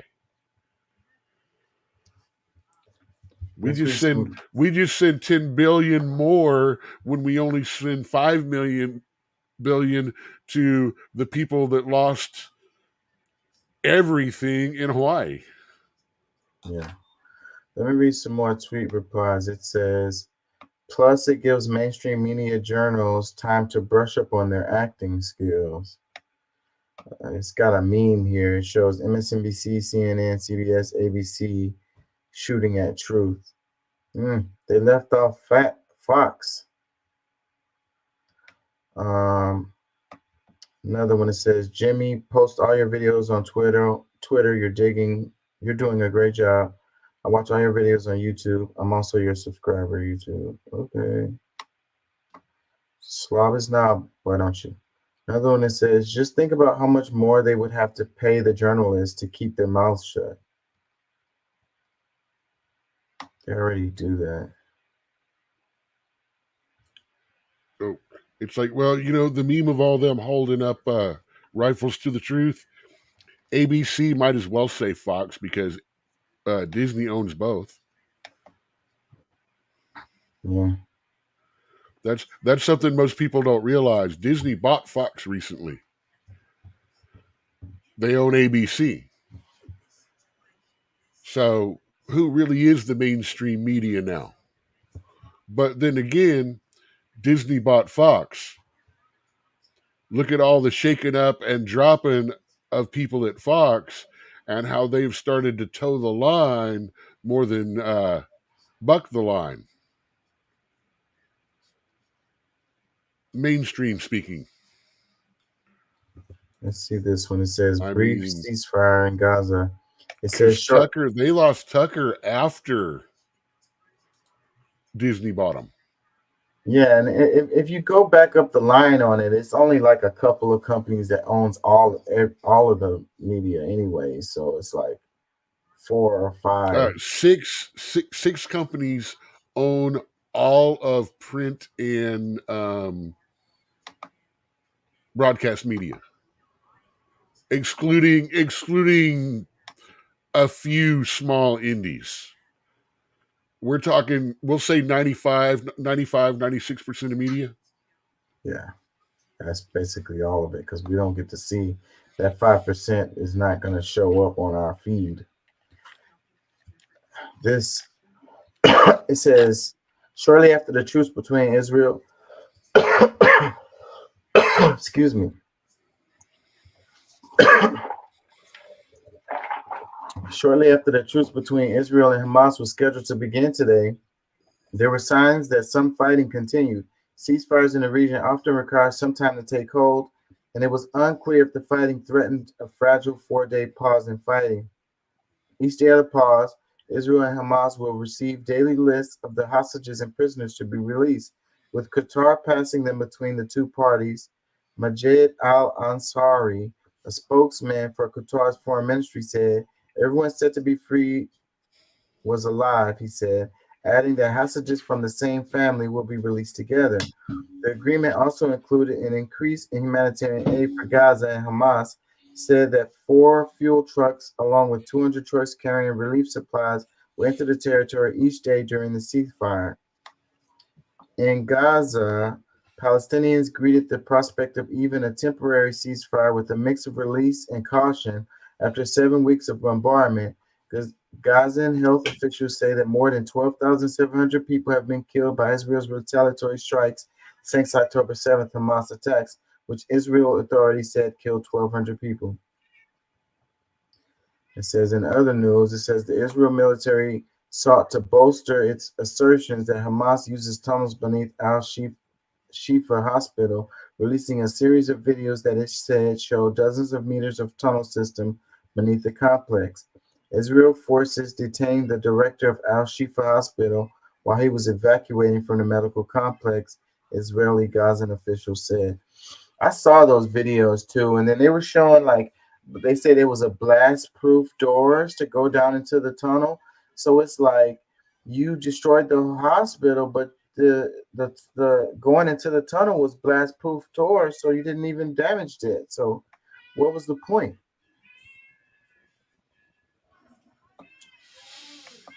Yeah, and they said some of that stuff wasn't even real anyways. I feel like I'm losing track here. Feel like I'm all over the place right now. Let's see. Let's do this. We're gonna switch gears. This one, it says, breaking vote recount in Georgia shows Secretary of State Brad Raffensperger failed to report the results of the 2020 election, originally lied about mistakes, and then collaborated with the Attorney General's office to cover it up. Dun, dun, dun. That story keeps going on and on. Let's look at this.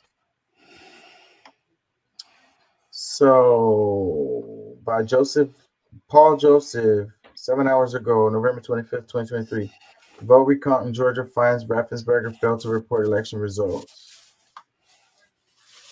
It says, in Fulton County, Georgia, serious flaws in the 2020 election recount operations were identified. The Secretary of State and his staff originally lied about these mistakes, but then collaborated with the Attorney General's office and the State Elections Board to exonerate the Secretary of State.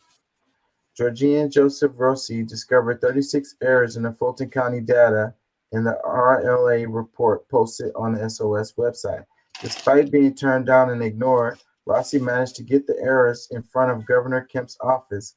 Kemp and his team took action when errors were pointed out, putting a team of 4 individuals on the 36 errors identified by Rossi and spending 8 weeks confirming their work. The Georgia State Elections Board initiated an investigation into the Fulton County data from the RLA report labeled The SCB identified violations and errors in the 2020 election recounts in Fulton County. Another complaint for Fulton County was filed by July 8, 2022, specifically calling out 3125 duplicate ballot counts and 17,852 votes counted that do not have a corresponding ballot image. This complaint resulted in the creation of the investigation, which is completed and will be presented to the SCB on December 19, 2023. Like, all of this is way too late. The SOS office lied about the accuracy of the recounts in Georgia.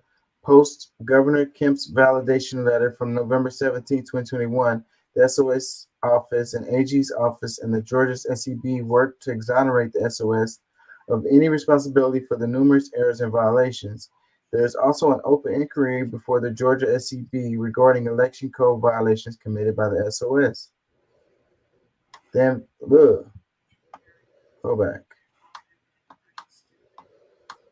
The investigations noted that this series was independent of 2 court cases that occurred in Georgia after the 2020 election. At least 3 individuals involved in a recount identified 148,000 fraudulent ballots, and Fulton County and state are still preventing access to these ballots. A separate audit of voting machines was initiated by the 2020 election, showing that the systems used in Georgia had security issues and bad actors could hack into them and change election results. So who is this? What article is this? Hold on, Meeting report. pull down, and what's his name? Who? Arthur? Raffensperger.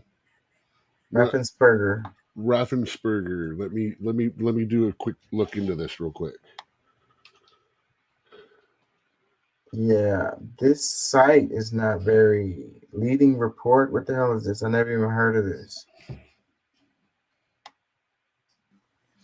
At the end of the day, none of this even matters. Like, other than that, if they change the way that they do the ballots or do the elections or whatever, like, Otherwise, this doesn't even matter. It's all mute. They're talking about 2020 election. We're about to go into the next election. Like, none of this is going to change anything. No, this is part of the discrediting of Trump.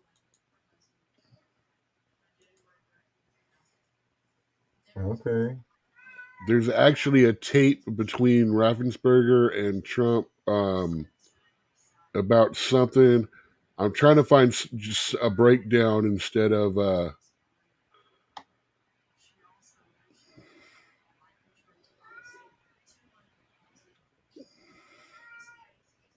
you know, so apparently Kemp knew it was shadiness going on and covered it up. That's the gist of this, right? And old buddy Raffensperger also knew it was shady things going on and covered it up. That's what I'm getting from it.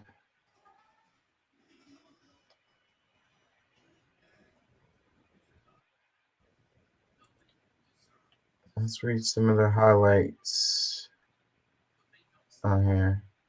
All of the tally sheets have been available online on the SOS website for nearly 2 months. Here's a link. It says not that the total vote count for Fulton based upon a summation of the batch tally sheets equal 246,922 votes, which falls short of the final vote count for the Fulton County, which was 525,283. Okay, so Democrats won Georgia by a little less than 0.5%. 49.47% Joe Biden, 49.24% Trump. So this is one of those where 17,000 votes, 20,000 votes actually could have made a difference. And they have enough electoral points that it would have flipped the election. That's why all this is going on. I didn't realize how crucial they were in the election, but that explains why all this crap is going on in Georgia. Mm-hmm. It seems to be like what they're talking about happened after or in a different 2020. But in 2020, they're talking about how there was a vulnerability and it could be done. So I don't know about, there's a Raffensperger and Trump supposed phone call with a audio and transcript to it. But what I'm trying to figure out this, and maybe it's a good thing because you just read through that and I couldn't tell if they were trying to go 45 was the bad man or 46 was the bad man here. Yeah. Yeah. All I got was shadiness going on and getting covered up. Well, the Democrats won it. So why would 45 be telling him anything other than recount? Come on, tell me what's going on. That may be the accusation. That may be the pressure that 45 put on him was to go, come on, let's see the result, the real results. Let's see what really happened. Tell us, was I a win or is that what you're hiding? I got to find out about the phone call, though, if that was 45 telling him to hide it. And that's what all this thing is about. This could be some early release info about the whole court case thing going on there. Or it's involved with, it has to be involved with the court case going on.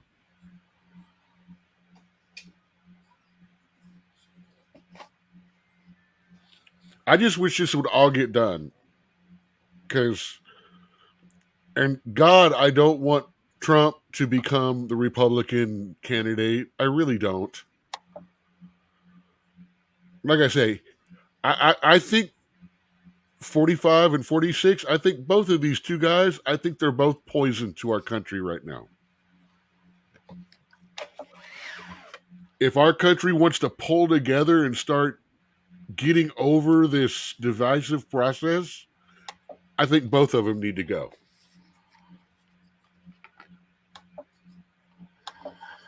I want to do some shorter, quicker stories so I can have some stuff for my reels.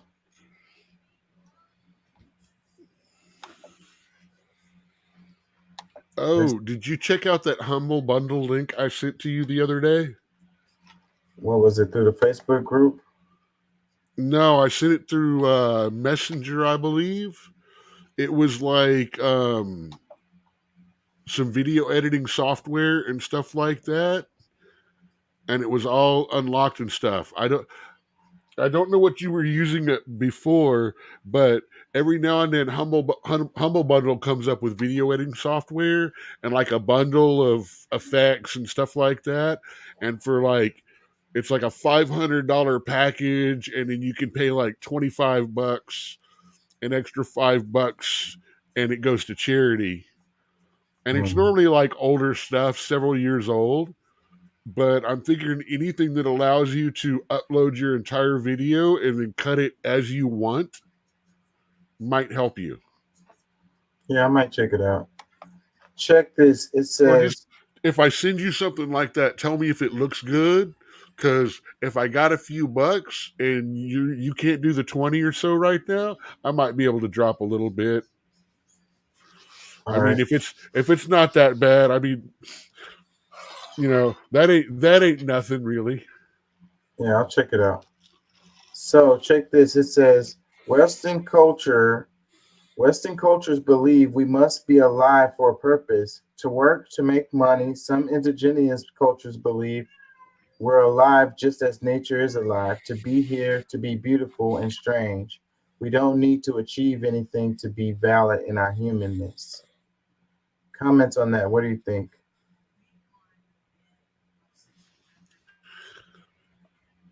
I don't know of a single culture that I've read about or studied that says we're just here to be here, beautiful and strange. Every culture has appeasing the elders, being more than before, bring honor to the clan, be part of the community, be part of the tribe. There's always a purpose for living, or a purpose to go on, a purpose to continue. Never just to be here and be beautiful and strange. Yeah, but I think the point of what they're trying to say is about working and making money. Like that's your only purpose. Like we're put on the planet to make money. Like that's not what they're saying, though. They're saying we must be alive for a purpose, period. Then they say examples: to work, to make money. Some indigenous cultures believe that we're alive as nature is alive, to be here, to be beautiful and strange. We don't need to achieve anything to be valid in our humanness. What indigenous culture do you know of, in your anthropology like I am, your history like I am, what indigenous culture of anywhere in the world believes that they're alive just to be there and be beautiful and strange? Yeah, that wording doesn't necessarily work. I ain't gonna lie. That is 2020's. I'm a hippie mentality, new age bullshit. Let me read some comments. It says, quite unrealistic, as you don't survive without money. Another one, Not true. It says, in a capitalist society, we are brainwashed to believe you must compete with your fellow man and be a productive member of society. If you don't, you will be harshly judged and deemed an outcast or loser. Capitalism thrives on competition and hustling. You either play along or suffer the consequences of homelessness or poor mental health. Sink or swim. Indigenous cultures valued nature and community. Western culture values money and property. And read another one. It says, I feel like the former is more capitalism, although Western cultures have almost entirely contributed to it. That makes us believe we have to achieve a baseline of material things in order to be considered worthy. And then people wonder why so many people ain't struggling with their mental health, are struggling with See, their mental health. that's funny how everyone takes just the first little statement. You notice I deliberately separated into 3 statements. You notice how everyone just reads that first little bit and then goes, "Oh, capitalism! Oh no!" I mean, I went straight to the social part of it all, and the family and community, and I'm not even the socialist in the damn room. I mean, I saw more where community, family, it was about, it's about doing more. It's about becoming, it is about immortality. Every culture I know is about immortality, being part of the stories told by the elders, becoming like the sky god, like the constellation, like the crow, like the raven, like the snake, it's all about doing something. Most of the time, it is doing for the community increases the individual. You are more honored amongst the community the more you help the community. You bring in food, you do these things. It's always been, you don't need to achieve anything, but there's always the best hunter, the best fisher, the best worker of leather, the best worker of metal, the best horse rider, the best archer. There's always a competitive edge. There's always something to achieve, something to strive for, even if it is amongst the community. Let me read a couple more. It says, my understanding of life, studying nature is all you need to live a good life. Another one, it says, I really wish that paid the rent. Another one, it says, well, seeing how money is just an idea and art is real, I'll go with art. Another one, beautiful perspective. One more, it says, I agree about not needing to achieve anything secular like career, money, etc. Enjoy life as much as you can. It's all about the little things. Absolutely. As much as it sounds, I agree with that too. Like I said, I'm just talking about other cultures and stuff. There was always something more. And today we've built up to a society that our community is so big. You don't have to impact it if you don't want to. But you do have to impact the community that you choose to be a part of. Family, friends, work. And I'm not saying work for the purpose of gathering money and things like that. I'm talking about the social aspect of work, the community of work. You may not all want to be there, but you're there as a collective, as a social. And while you're not sewing leathers or doing that, you are bartering your time for money. It's still a barter system if you think about it. Mm-hmm. It's just got a whole bunch of people with taxes and all of that involved now. Not your middleman. Exactly. Let's move on. Check this out. It says propaganda tactics used by Fox News. Some people say John Kerry has some similarities to an earlier Massachusetts politician. And some people say in light of what's happened with the Oil for Food program. Some people say supported by Iran. Some say, I've heard a couple people say. Some say that it's a sour grapes book. Some people say it's just too violent. There's too much blood. Some people say. Some people say. Well, some people say it. Some people say. Some say it. Some people say. Some are saying. Some people say it. There's some people who say something, if not major, has already happened. Those are his words. Some people say it's exploitive. What do you say to that? I was given a folder, a little binder that had the names of all the Fox News consultants, the people who were paid to come on the air to give their opinions. To be a Fox News contributor means you're under contract and you're getting paid a set amount. Journalistically, it's a very peculiar technique because the idea behind journalism is that you're sourcing who you're referring to. This is just sort of a clever way of inserting political opinion when you know it probably shouldn't be there. Some people say that this might undermine what the U.S. troops are doing there. Some people say John Kerry has some similarities to an. So they're saying that Fox News uses that line, some people say, instead of like saying where a source came from. So basically you can pull anything. I've heard that line on both. I've heard that line on other channels too. Yeah, I'd agree with that. I totally agree with that. There's the quote at the very bottom. John Moore. They pretty much just said what we.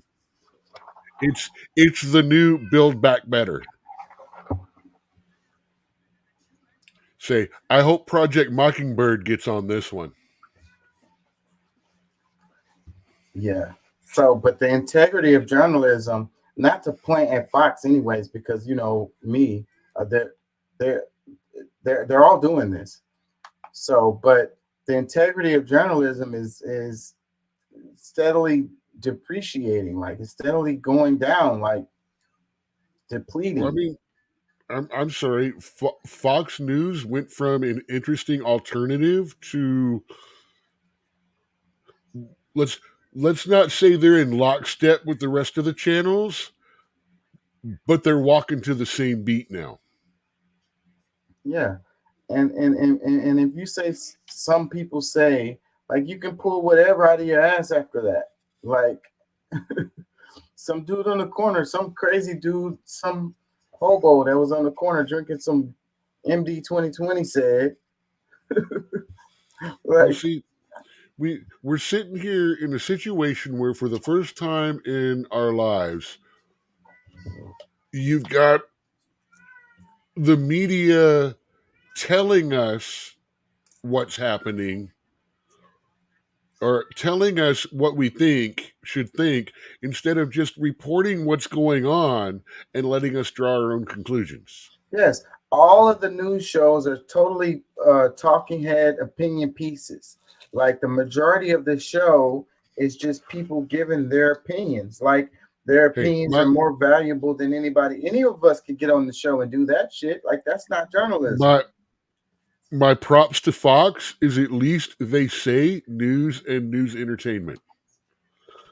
They are not afraid to die about it or lie about it or tell the truth, rather. Everyone else says, oh, we're news and journalism. It's like, no, we're commentary. We're news commentary. We're news entertainers. We're WWF for the news. Yeah, that's what it is mostly. And it's all of them are that. Just entertainment.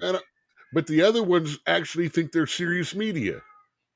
Very little information. And I guess they feel like people aren't going to tune in, or people aren't going to listen, or people aren't going to watch if you just give them data information, like actually do news stories or do freaking like real, like, what do they call it when they go in and do like a research? It's kind of like a research paper, but it's a journal, a video, you know what I mean? Where they go in and they've done their research. Like when they used to do actual investigative journalism. Yeah. Or better yet, when they just go outside and just interview people. And you know what I mean? And talk to people on the street. You know, they hardly do any of that anymore. And I think a lot of it has to do with, like we said earlier, about the consolidation of the media, where they just try to save money. It's corporation.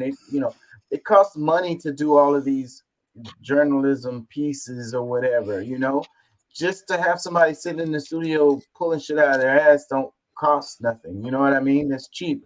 And how like even because they bought all of the medias, even the little small town ones are doing the same thing, you know, where it's like the central office is telling them, is feeding them the story instead of the other way around. You know, that's how we get good stuff. A lot of times it comes from them little small town or whatever that has done some kind of It's news when the story. local station covers it. Yeah, and that's what I like the most is when I'm scrolling through, I go through those local stations and I get the best news stories from them. You know, and a lot of times when the way it's supposed to work, the way it has happened in the past, those local stories will go national or whatever. But it's like it goes the other way around now. It's coming from like Washington, D.C., and it's fed to the local station, and then they just spout off whatever the hell what they were told to say.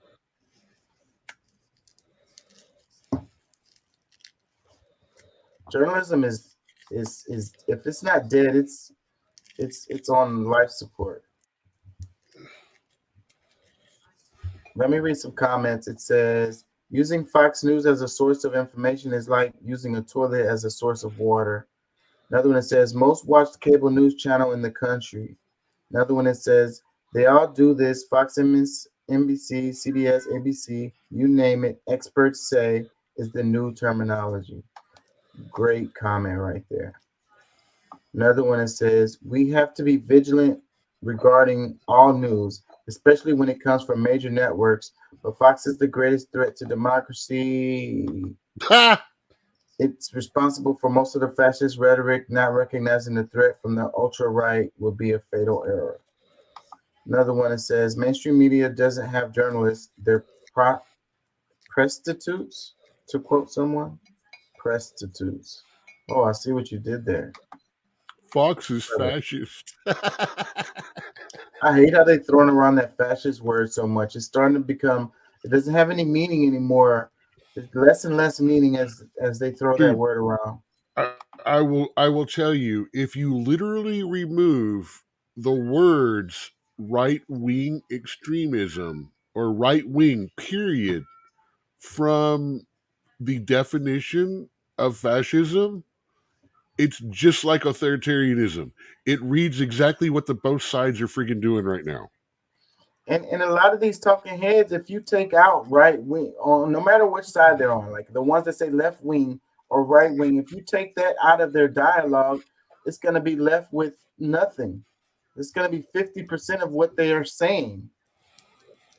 Okay, so here's the one that gets me that I laugh at is anytime that I argue against a left position, they call me a bootlicker. And it's like, so you do realize you're on the other foot. So am I supposed to lick your boot instead? You're saying if I don't think your way, I'm licking their boot. But if I don't argue, if I don't actually state my position and defend it, then am I not licking your boot? Isn't that a little contradictory? So it's a matter of which boot you lick that makes you okay, and not necessarily being right or wrong. Right. And licking boots and licking booty holes. I'm sorry. I've always had a problem with the bootlicker comment because most of the people don't realize when you're calling someone a bootlicker, you're being a bully. And bootlicker is not the political term that you think it is. It was from back in the fucking day when you would, as part of a hazing event, you would get your ass beat unless you licked the boot of someone or whoever was the in charge. Yeah. Let me read another comment. It says, some people say, in quotes, has an extremely low burden of proof. I remember Bill O'Reilly introducing that into his newscast. I knew that was the beginning of the dissolution of news. Look where we are now.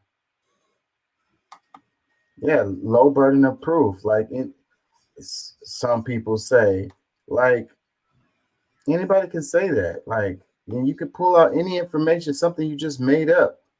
Some people say it's what I just said. Who is some people? Me. Shut up. Let's read a couple more. It says, I have given up on our judiciary, DOJ, etc. systems, our politicians, political parties, democracy. There is no longer such entity. Ooh, that's so sad because that's kind of how I feel too, man. Wow. That's how we feel. That's how we feel. That's why we don't even want to vote anymore. That's why we don't even want to like interact with anything anymore. Like we just scroll TikTok videos and just try to find something to laugh at because it's like nothing, a whole bunch of nothingness. Let's read another one. It says, someone rolled a clip of every single news station compiled saying the same thing. It's literally all propaganda. Same with social media, but y'all aren't ready for that one. That's what I was talking about. Project Mockingbird. I'm waiting for the Project Mockingbird on this one. They were the ones that did that one that I put on the group thing that was the new normal, and then it was Build Back Better was the second one that they did. And they did another one. I can't remember what that one was off the top of my head. Let me read one more. It says, Trump does this all the time. He usually says, many people say. He does do that.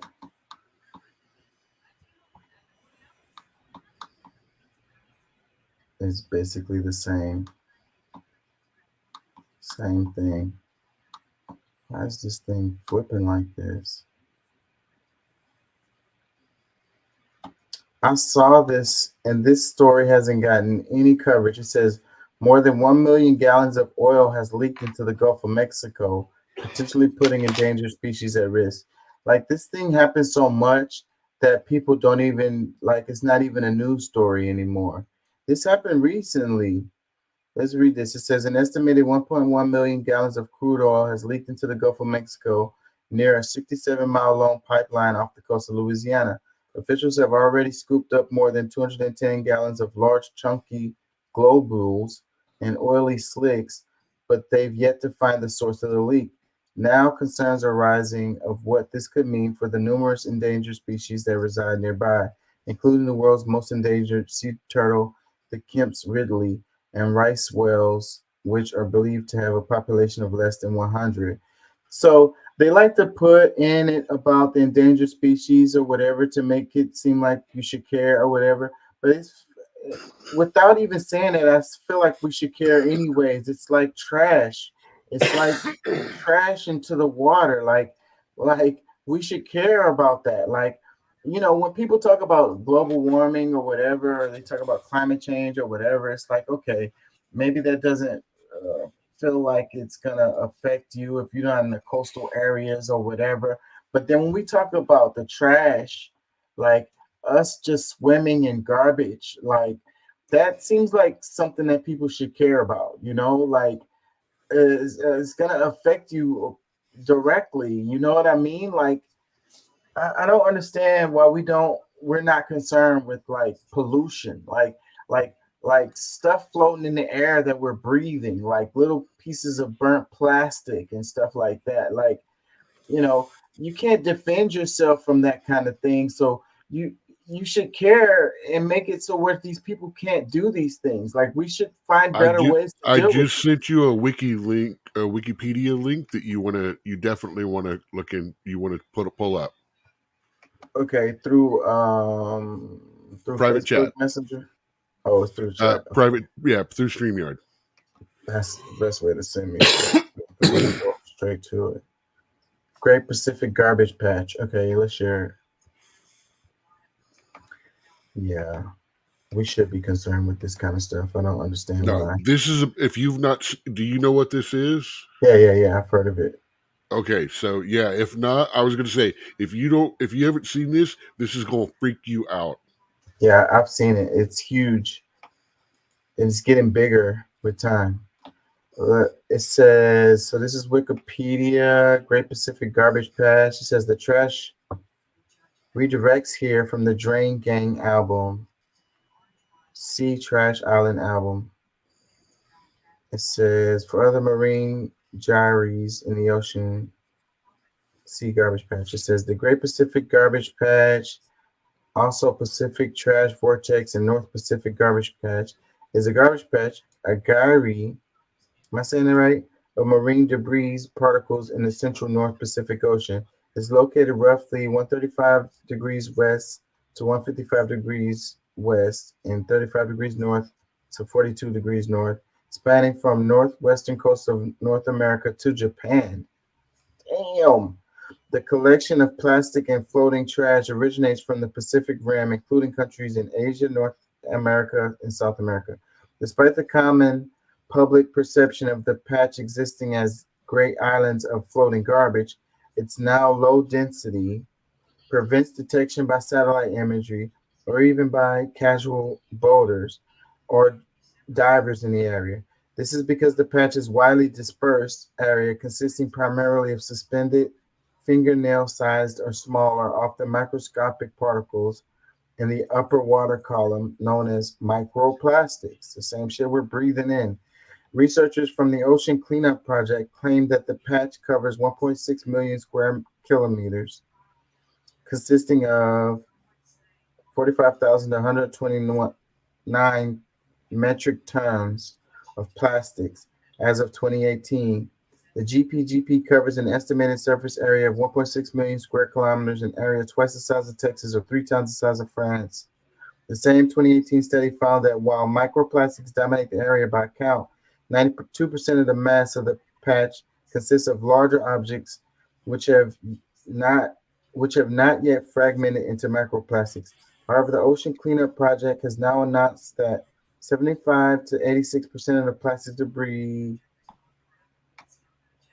in the Great Pacific Garbage Patch originates from offshore fishing activities at sea.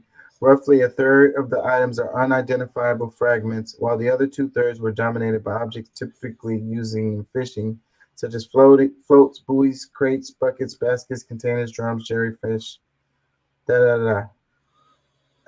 some of the plastic in the patch is over 50 years old and includes items and fragments of items such as plastic lighters, toothbrushes, water bottles, pens, baby bottles, cell phones, plastic bags, and noodles. Research indicates that the patch is rapidly accumulating. The patch is believed to have increased tenfold each decade since 1945. It contains approximately 6 pounds of plastic for every pound of plankton. A similar patch of floating plastic debris is found in the Atlantic Ocean called the North Atlantic Garbage Patch. This growing patch contributes to the environmental damage to marine ecosystems and species. Yeah, we should care. We should care about this. It matters. Do we really want to freaking swim in garbage, like engulfed in garbage? All the technology that we have and improved, we can't seem to find a better way to deal with our garbage, like throwing it in the ocean or burning it. Dude, we have the gray waters of Galveston. I don't do beach here in Houston. So our beach is muddy and nasty. But to be fair, we are in the dump filtration system of the big river too, so. Yeah, a lot of it is that, you know, because you got beautiful waters off the coast of Florida. Oh, Corpus Christi. New Orleans kind of sucks, but get a few miles outside of there, like Metairie, something like that. Oh, the Carolinas, East Coast beaches are actually kind of nice, but they're a little chilly.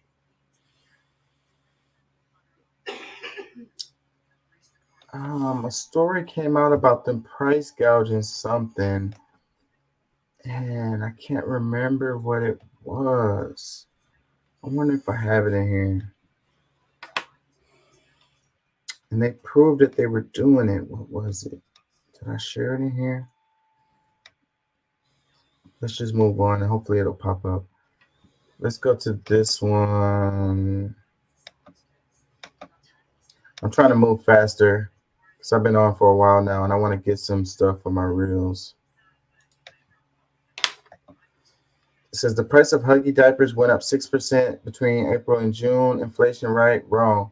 Kimberly Clark, the maker of Huggies, reported that the cost to make its products fell by $75 million. They took the money and ran, banking $168 million in operating profits in quarter 3, 2023. It says proof that capitalism is the best. So yeah, so the price of diapers went up, but how much it cost to make them went down. And their profits, of course, went crazy. Well, remember, they are also needing to adjust for future sales. The price needs to come up because, since the RVW decision, there's been approximately 32,000 births that would not have happened.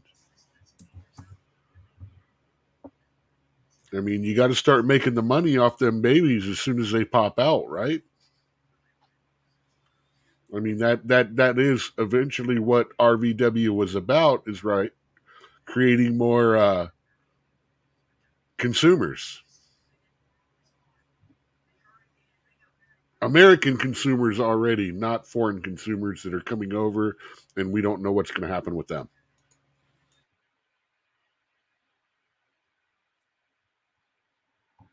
Oh, man, I really want to find this one. It was a specific product that they were price gouging, and it came out. They got the data on that shit. But I can't find it. Because I've been making this argument for the longest that they're talking about inflation. They were talking about the pandemic happened and they had supply chain issues. And then I was like, they're full of shit because their profits have been through the roof ever since the pandemic. So they've been price gouging us left and right. But there's proof that came out. And I can't freaking find it where I'm looking for it. It was a specific product that they got the data, clear data on it.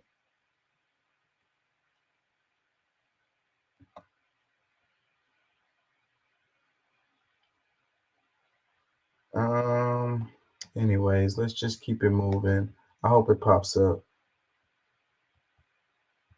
There's some comments on this one. It says, because Robert Wright posted this, it says, these are comments underneath this one. It says, isn't that what a well-run business does? Question mark. Another says, wow, I got cheaper to make, so they charged more. What a crooked move. Another one that says, I love how people think the president controls the prices of things while simultaneously cheering on the free market, blaming the president for the price of fuel, medicine, diapers, nachos, fruit, beds, toys, cars, while ignoring the track record of members of Congress voting against legislation to help consumers and curb corporate price gouging, ignoring the global corporate greed and cartels manipulating the entire markets while blaming the president is a pretty convenient fiction. And that's the thing. What I was saying too is like, they want to give the presidents take credit for shit that they don't have nothing to do with, and then they get blamed for shit they don't have nothing to do with too. It's like, and Biden, Trump is in there, and they're like, oh, inflation was down or whatever, and they're like, Biden's in there, inflation is up, and it's like, if you really want to look at it as straight up inflation, then you want to blame the Fed, and what they're doing, the decisions that they make versus the president. But beyond that, you want to look at these corporations and what they're doing. You know what I mean? The government doesn't control these corporations. Like, they could reel them in and bust up these conglomerates and shit and put like legislation on them to put checks on them. But the government doesn't run the corporations. They don't control what they do.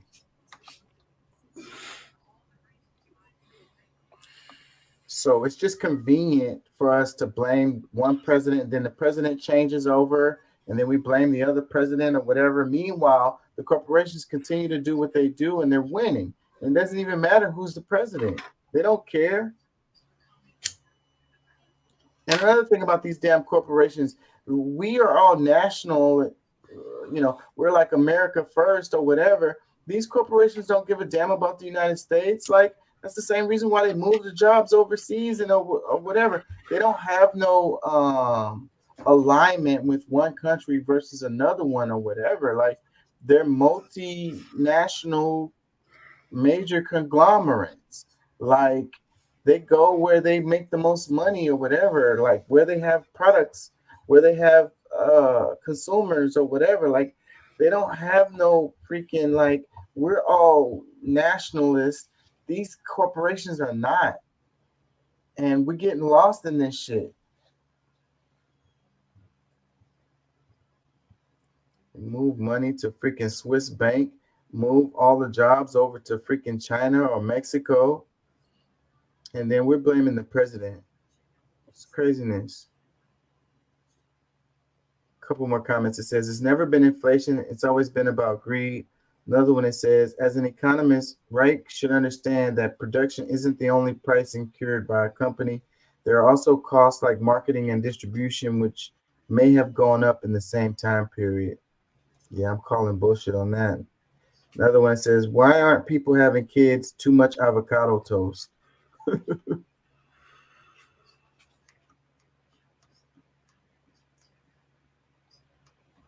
Talking about how boys and girls learn differently. Something they do. Go ahead. Do you know how to? Can you close your contact list? What are you talking about? Well, you're sharing your contact list and your stream. Contact list. Oh, you check mean it out. what? Primary. It's got your list of friends and stuff that may or may not want to be seen by everyone on the internet. Yeah, I don't even know if I can do that because I'm within a private. You've never shown it before. Really? Correct. Normally, it's just a wide list of what we're seeing over. Normally, it's just like what you're sharing right now. Yeah, is maybe what I'm we doing see, or we see you swipe. But normally your contact list is not open. Yeah, maybe I clicked something different. Check this out. It says a teacher in Finland explains why her country's school system is the best in the world. It says we pay teachers like doctors. Students enjoy over an hour of recess, and there's no mandatory testing, the opposite of what America does. So this is Finland. What do you think about that? Teacher pay, recess time, no mandatory testing. I think that you're on a slippery slope toward unicorn and rainbow fart land, or rainbow and unicorn fart land. Logistics alone.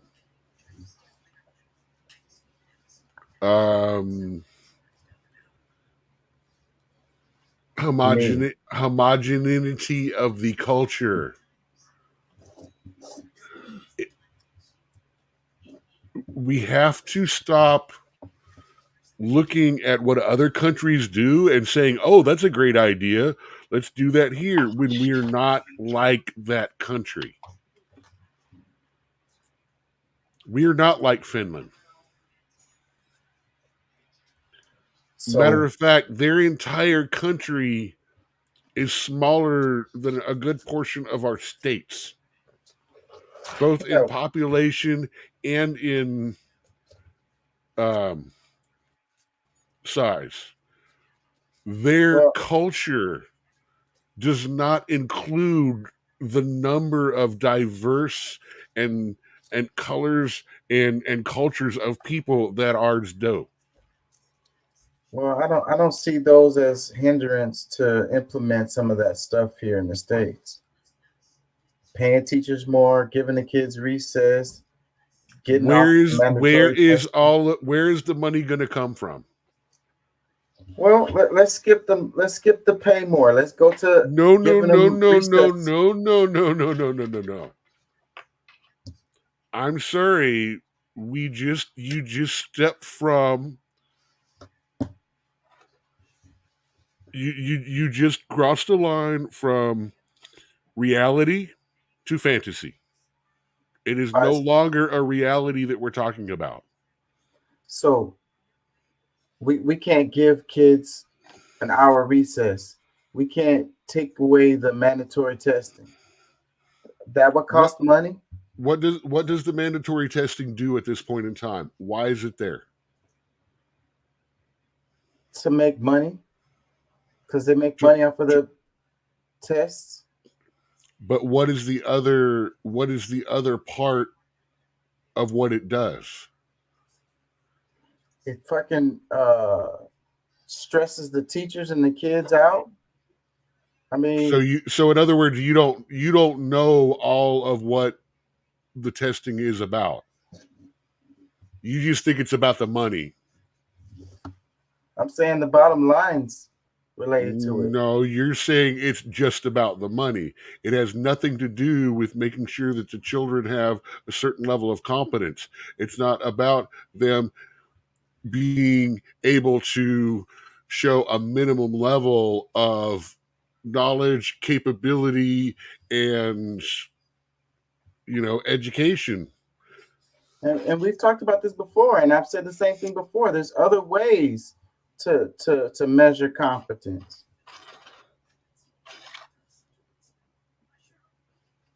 Like? Other than these freaking fill in the bubble. You have to understand, you're trying to explain this to someone with an education degree. So please, you're gonna have to do it in a way that is not just quotes from the soapbox. You got to get practical with me, because I'm here about I don't like mandatory testing, but I think it needs to be done at certain levels. I do think we need to pay teachers more, and that can be done. And I think that students should not only have, I actually think classes should not be 8 hours a day for them like it is from the beginning. It should start shorter days when they're younger, and then build to longer days as they start hitting up their teenage years and stuff like that. And I also think that we should have an extra year added on. And at, say, 11th grade, or at the end of 10th grade, you can decide that if you want to end your schooling, you can start going out into the workforce, whatever you want to do, you're done. If you want to continue or that would be 11, at the end of 10th grade. If you want to continue through, that would be the end of 11th grade. If you want to continue 2 more years, 12th and 13th grade, say, then when you're done on the government's money, you have acquired a trade certificate or degree, if you want to go to a trade school or something like that, basics, or you should be able to come out with an associate's degree, just associate of arts, associate of science, just the basic level. This is what you need before you get the next level of education. And the next level of education is on you. You've got the basics. Now choose your specialty. Yeah, I think all of that's possible. But when you start the argument saying, well, they're doing this in Finland, what can we compare? You're comparing a 90% white nation about the size of one of our largest cities in an area of land about the size of one of our smaller states, and saying, it's so great over there, we need to change our system like that. When you're not considering the difference in needs between people in all different parts of the country, and a wide variety beyond that of what different cultures and things are going to need. It's not just a flip the switch and this is all going to happen and it's all going to be beautiful. We have to start somewhere. Let me read some comments. It says, true, but Finland's population is about 5 mil, and everyone there is either Swedish, Finnish, or Russian. There are more ethnicities and nationalities in NYC alone than all of Finland. Just saying. I don't understand why the ethnicity thing is even a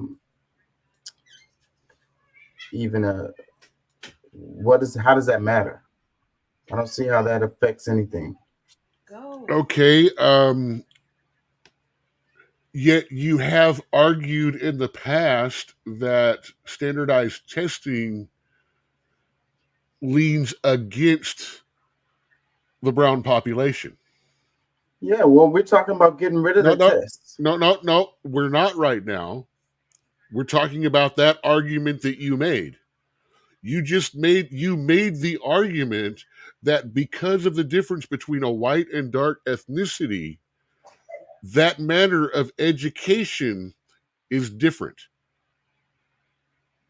The differences between the way they learn. There's an advantage for one and another on the test, which means the way the knowledge is transmitted, the way the learning is done, affects ethnicities different. Yeah, well, because we have to consider multiple ethnicities and they don't, we are going to have to address a wider variety of learning types, which means, again, a difference and funds and money that's got to be considered before a sweeping statement like, well, we need to do it like another country does.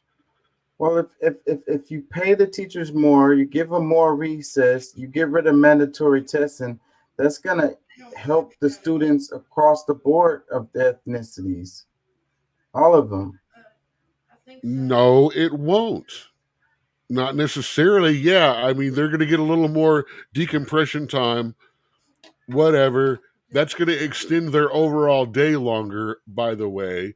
You're the lean. You keep mandatory testing. You know, you've got a big problem with that, and that's your own fault there because there are good reasons for testing, especially at certain levels. And we all know they need to be paid more. But the argument is we should do it like Finland. We can't do it like Finland because we're not Finland. Let me read some more comments. It says, because American schools were designed to create workers and not free thinkers. Another one, it says, to be a teacher is to be the wealthiest and most educated in their country, which in turn creates a society where more students dream of being an educator. They value children and knowledge. Another one, it says, sorry, but American schooling is great. Why don't you compare Finnish education system with Congo or Bangladesh? Another comment, it says, because the upper 1% of America is trying to dumb down the rest of America. Why, you may ask? Greed. Another one, it says, and their students are 99.9% Finnish. Another comment, it says, they do have the right idea on many things. Apples and oranges comparison, though. Finland is a country the size of our states. We have 49 more. Our demographics are exponentially different. Another comment, it says, I actually watched a documentary about their school system. It's pretty rad how it works. Another one, it says, and this is the reason why the majority of their students cannot enter the university. Another comment, it says, I went on tour of their schools and this is accurate. I loved it. I wish we implemented their ideas into our schools to create free thinkers and students with passion for their profession. I've tried to implement as many as possible in my class. Another one, it says, and they have a unified culture. That part is always left out. It makes a big difference. Let's see. Another comment, it says, look at how homogeneous the population is, and that is a key factor. Nordic white exceptionalism is getting old. Another one that says, how can Finnish schools afford to pay their teachers so much? Another comment that says, I've seen this post for years and it always irritates me. Comparing Finland to America when it comes to education is like comparing apples to oranges. They are different animals. What is Finland's immigration rate? Do they educate mostly kids who have lived in Finland all their lives? And are all their students fluent in the country's native language? What does their discipline program look like? Are students and parents held accountable for their actions? Besides the teacher pay, there are many differences. Can America still do things differently for education? Most definitely. Are there many areas that need to change? Yes. But to say we should be more like Finland is an impossibility. We aren't Finland, we are America. Another comment says, much easier in a small homogeneous society. Credit is still due. Don't get me wrong, but Scandinavia is not America, nor vice versa.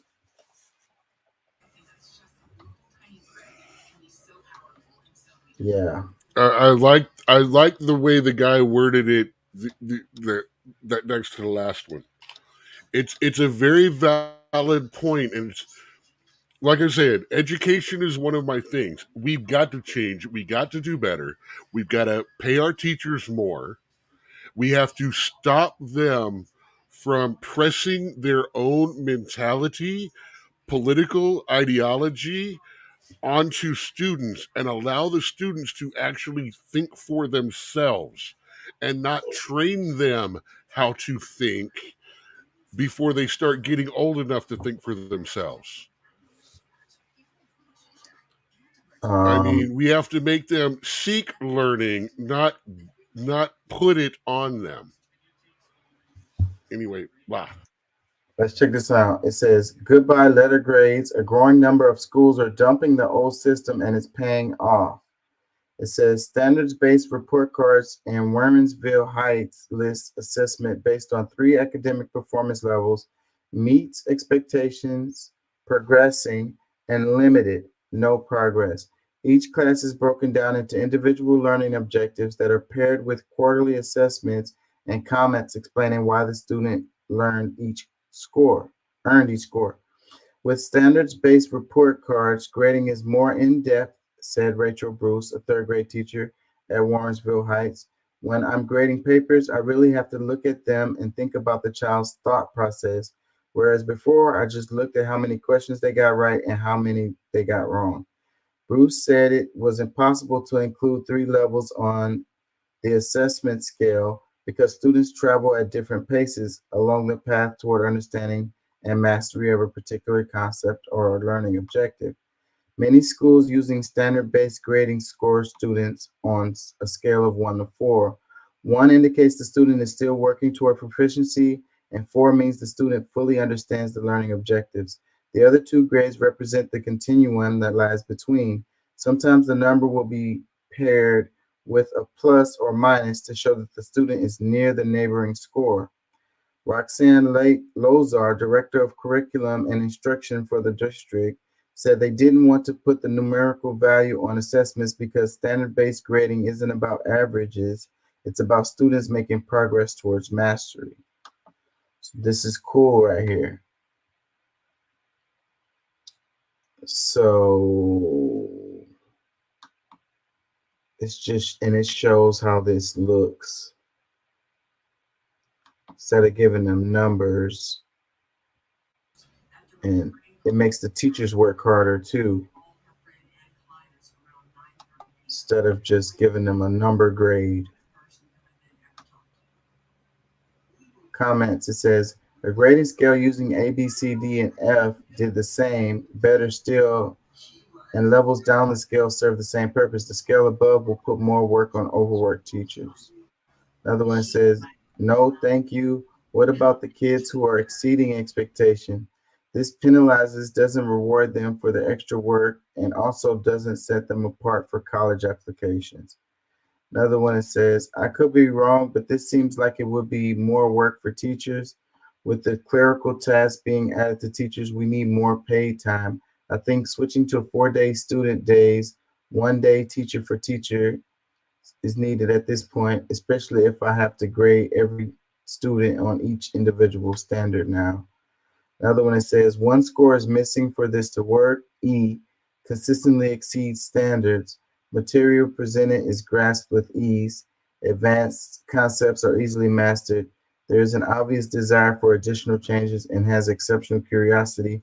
The student must be acknowledged. Society does not move forward with mediocrity. Let's see, a couple more. It says, when are we going to dump the whole no left child behind mess? Another one, it says, I teach elementary and we've always done this. We give 1 to 4, though. Exceeds standard, meets standard, approaches standard, does not meet standard. Another one says, my kids, elementary school, have been doing this forever.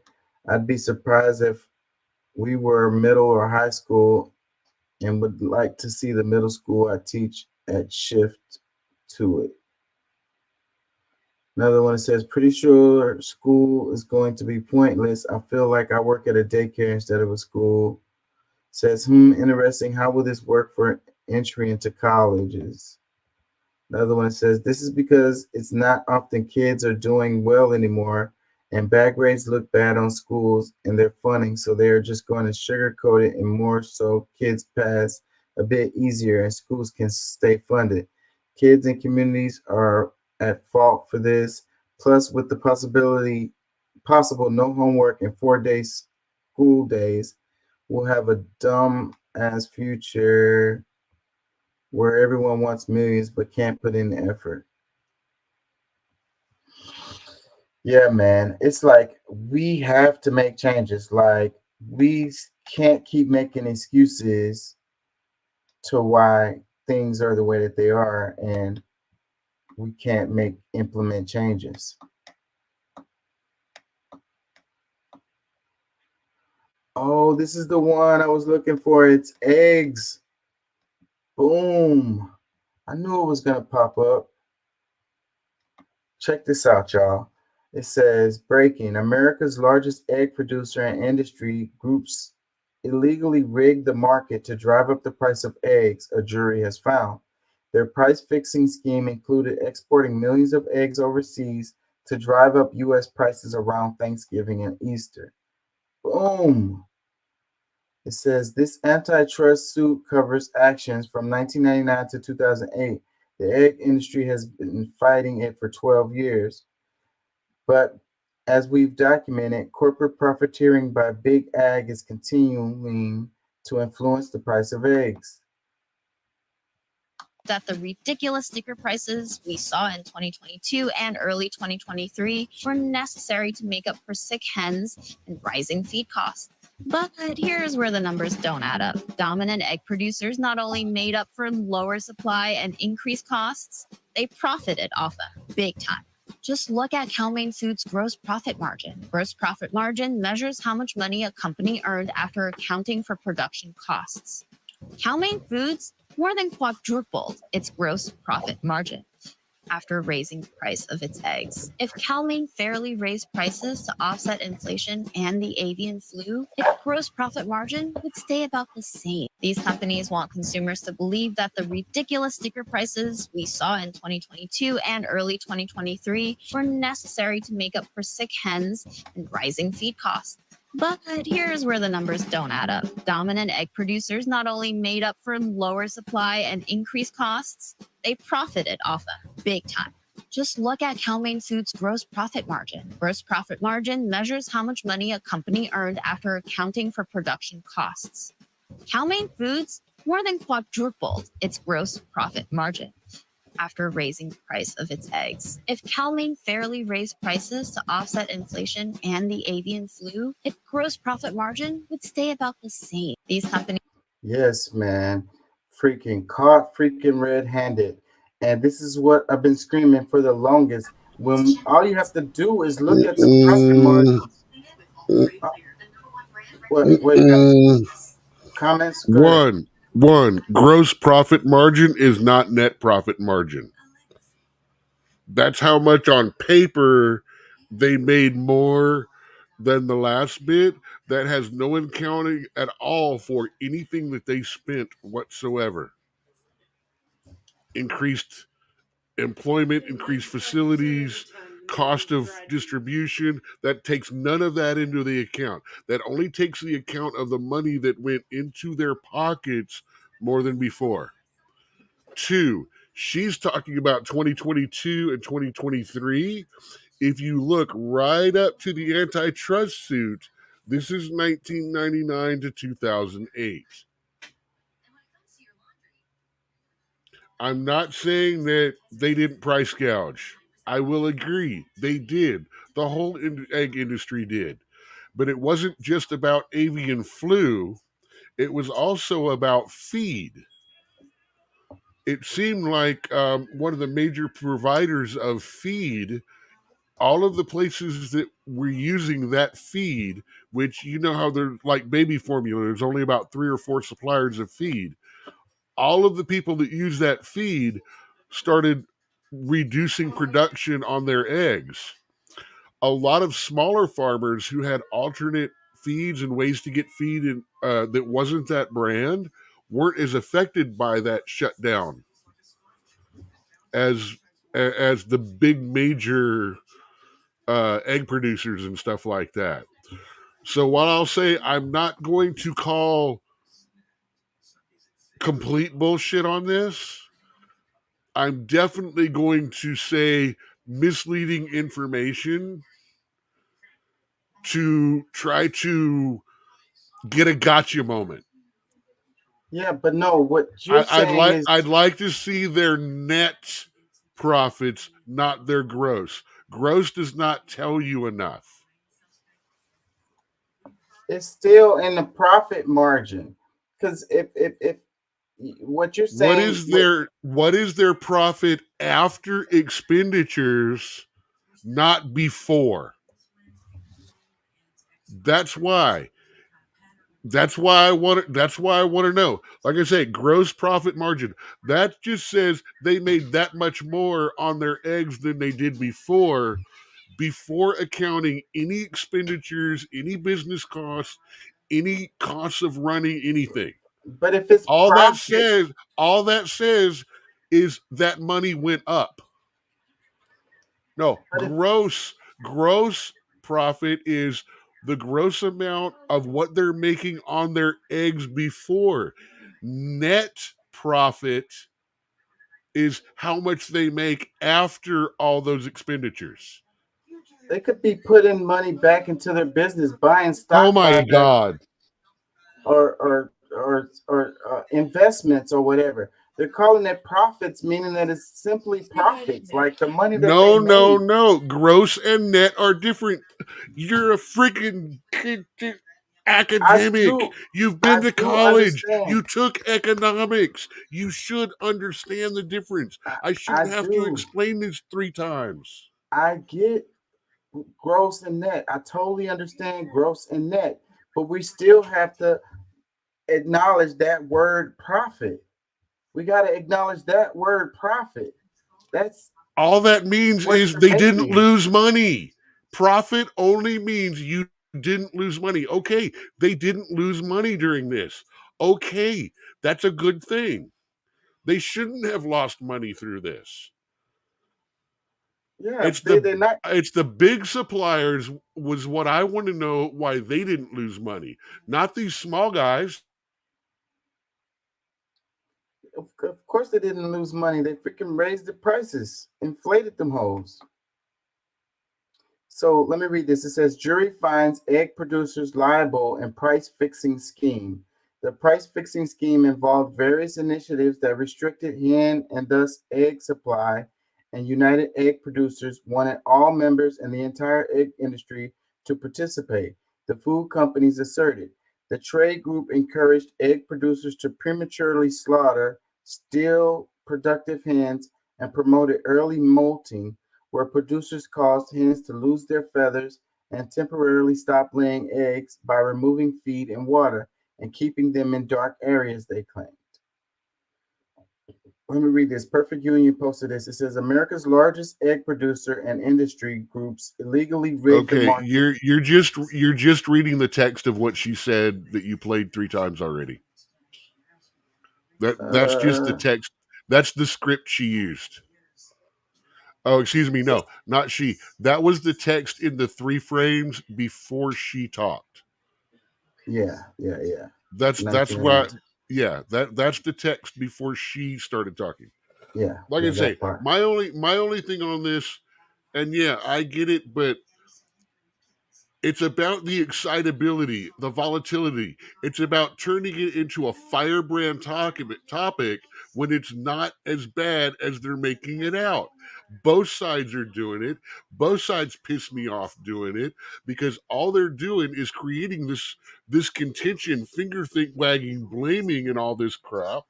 And it stops people from figuring out what's really happening and paying attention more to the scheme and stuff. And then they're also turning around and they weren't showing a major corporation. They were showing one of the small side corporations. Well, it said America's largest egg producers. And it also said that a jury found them liable. So they did this. They did price fixing. They totally did this. Yes, and the video does not show the proper proportion. I wish it would, but to me, that takes away from all of this because dishonesty in journalism is dishonesty in journalism. They're going for make you panic. Yeah, they found liable in price fixing. We knew that was going to fucking happen, and wait till the baby food industry comes around and gets that price fixing thing done. Because there is currently in court, they're being sued over all of that, of taking advantage of the price fixing and stuff like that. Because strangely enough, when they couldn't produce any, there were several containers full of baby formula sitting right off the shores of America already. Yeah, I heard about that too. And then they came out later talking about it was contaminated, that it had some kind of contaminant in it. And that's the reason why they couldn't sell it. Yeah, so it's the illusion of scarcity, and that's kind of like the bottom line for the way our capitalist system works. Like if free market capitalism that we talk about should be what it is, but it's not what it is. You know what I'm saying? They create scarcity so that they can create more profits. That's the real system that we live under. This is true free market capitalism. This is the kind of stuff that happens when you allow capitalism to be unchecked. Which is why the government is going back and going, no, you fuckers, you did the wrong thing. You need to be done. That's what the government should be doing. Capitalism is good. Competition is good. The problem is when the government comes in and allows the bigger corporations to start stifling others. And I agree with that wholeheartedly. When this happened right here, the mom and pop egg companies and all of that stuff, people, those are the ones that should have been making the money. Right. And they're the ones who get screwed in this deal. No, they get screwed afterwards because they put all the money, the extra money they make into expanding facilities and shit like that. And then all of a sudden, the demand is gone. All the big companies pop back up and they're back at the lowest prices they can. And now, even with the upgraded facilities, mom and pops can't keep up with the price. They can't because they can't sell it. So they lose everything. Yeah. Instead of being able to just survive as the smaller supplier. They try to step up and they lose everything. And then the big companies buy up their farms and, well, And that's what makes Welcome our to market America. really weak, is because of this illusion of competition. When we don't really have the competition, it makes it weak. So if something happens at one of these big major, let's say, egg producers, and you know they actually have a problem, then we're gonna actually literally have a scarcity of eggs. You know what I mean? They won't be in the stores because it only takes one company to do something, or something happens to them, and we won't have it because Like I said, the feed company screwing up reduced the production of eggs by 60-70% across the entire country. Let's read some comments. It says, it's time we own the resources, not these corporations that kill off small farmers to create a conglomerate. Another one says, how the government hasn't stepped in and punished the price gouging is absurd, for food especially. It says, eggs are incredibly important for so many who try to stay healthy while struggling financially. These companies should be taxed and punished to the fullest extent. It can't simply be a cost of business fine. It can be tolerated. I would like to point out that that's exactly what we're talking about. Is they are spanking them for it. Yeah. He's saying, "Oh, it's too bad they're not doing it. They're not doing it." Yes, they are. That's what they're talking. Yeah, that's what's happening here. Yeah. And the other problem I have with what he said is about he said so many people try to stay healthy. Like eggs aren't that healthy, you know, from what I understand. Like yeah, I wouldn't put that very high on the list of healthy foods. They're not as unhealthy as people like to say they are. It's when you fry them in the bacon grease that they get really unhealthy. Yeah. Plus, egg whites are actually very healthy. You use mayo, you're using egg whites. Yeah. I love mayo. But mayo is not very good for you. Oh, don't say that too loud, man. Let me read some more. Get your brother card. You get your brother card in question. I like mayo though. I prefer mustard, but if I'm gonna eat I kind of have to. I'm addicted to mayo. Well, there's mayo and there's Miracle Whip, and they are different.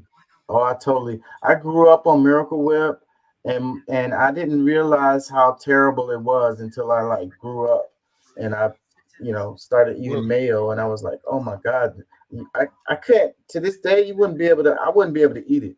I can't eat Miracle Whip now. Here's the trick that people should learn. Mayo goes in stuff. Miracle Whip goes on stuff. Ugh, it can't go on anything I'm eating. No, I'll make a tuna fish. I'll make a tuna salad and use mayo to make it, and then I'll put a little Miracle Whip on the bread when I make the sandwich. Ugh, that stuff is so gross. Different tastes.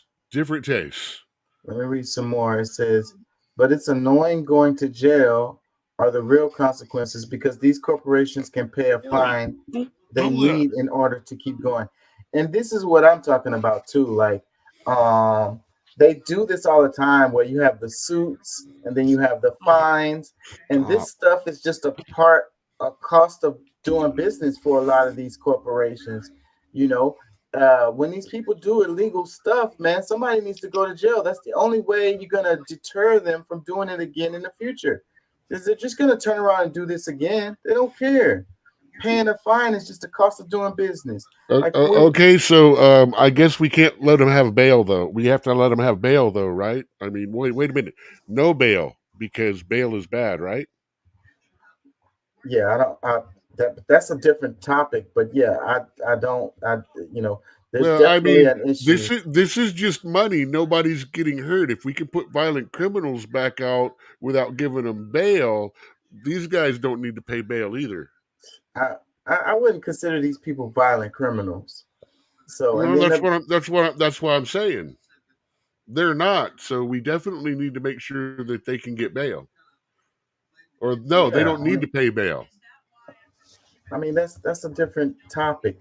But if not at all. If people are doing illegal things, they should go to jail. As simple as that.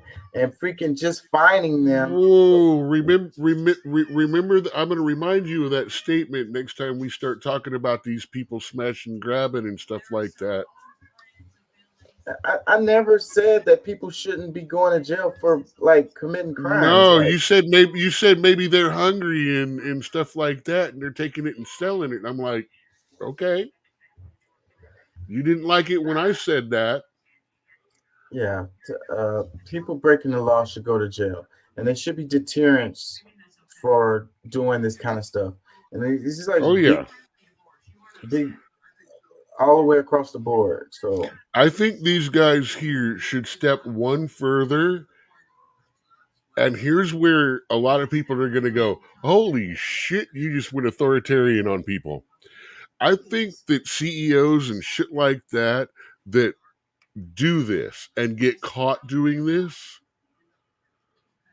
even if they don't go to jail, they should never be allowed to work above an area manager position for any business again ever.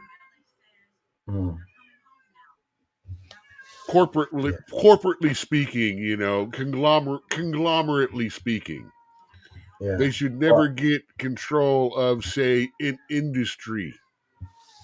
Yeah, I just don't like it the way the system is set up with the fines and the suits. It's like we talked about the Sackler family and Big Pharma and the Oxycontin and all of that, and we always say punishable by fines. All that means is legal if you can pay it. Right. So legal for a price. So, and that's not cool. Well, see, that's the problem we have in the fight getting down insurance for doctors and things like that too. Same thing. What price can you put on a life? You can't really. So it's what the court decides. But so when you sue a doctor or something like that, instead of being able to sue him for like 2, 3, 5 million, whatever, you can sue him for 20, 40, 100 million. Let me read some more comments. It says, Big Ag has to be one of the top 3 worst things to ever happen in the USA. Another one that says, so now what? We all just know and nothing happened. What? Another one that says, so is corporate corruption the reason we are in this recession? Another one that says, cool how they found a way to combine even more animal cruelty as well as preying on the average consumer. Really a piece of ish industry. Another one that says, this fake inflation then was the excuse for rents to be raised, haircuts, anything, you name it. They deserve prison for this. Another one, it's almost like capitalism will take shortcuts at every opportunity because they're not afraid of the consequences. Another one that says, capitalism and animal cruelty, a match made in fiscal paradise. Another one, the story that never changes is the crooked scheme of capitalism. Another one that says, awesome, now let's go to the rest of them. The manufacturers and distributors of automobiles, clothing, prescription drugs, meat, produce, milk, building materials, petroleum products, baby formula, baby food, diapers, natural gas, electricity, electronics, and let's not leave out the banks, real estate firms, and investment companies. Let's make the consequences severe, like jail time. Another comment, it says, reminds me of the lady who said communism was bad because her grandfather owned all the egg producing companies in China before the revolution, and his business was taken away from him. Another one, what? A large corporation rigging the market just for profits? What are the odds? Sarcasm.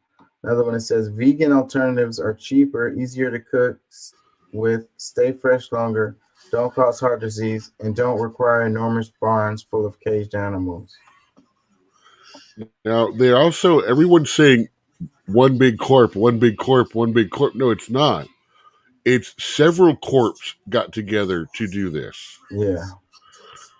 I mean, it's not a large corporation. It was, 5 of the 7 biggest corporations in the industry, the ones that produced 60 to 80% of the stuff.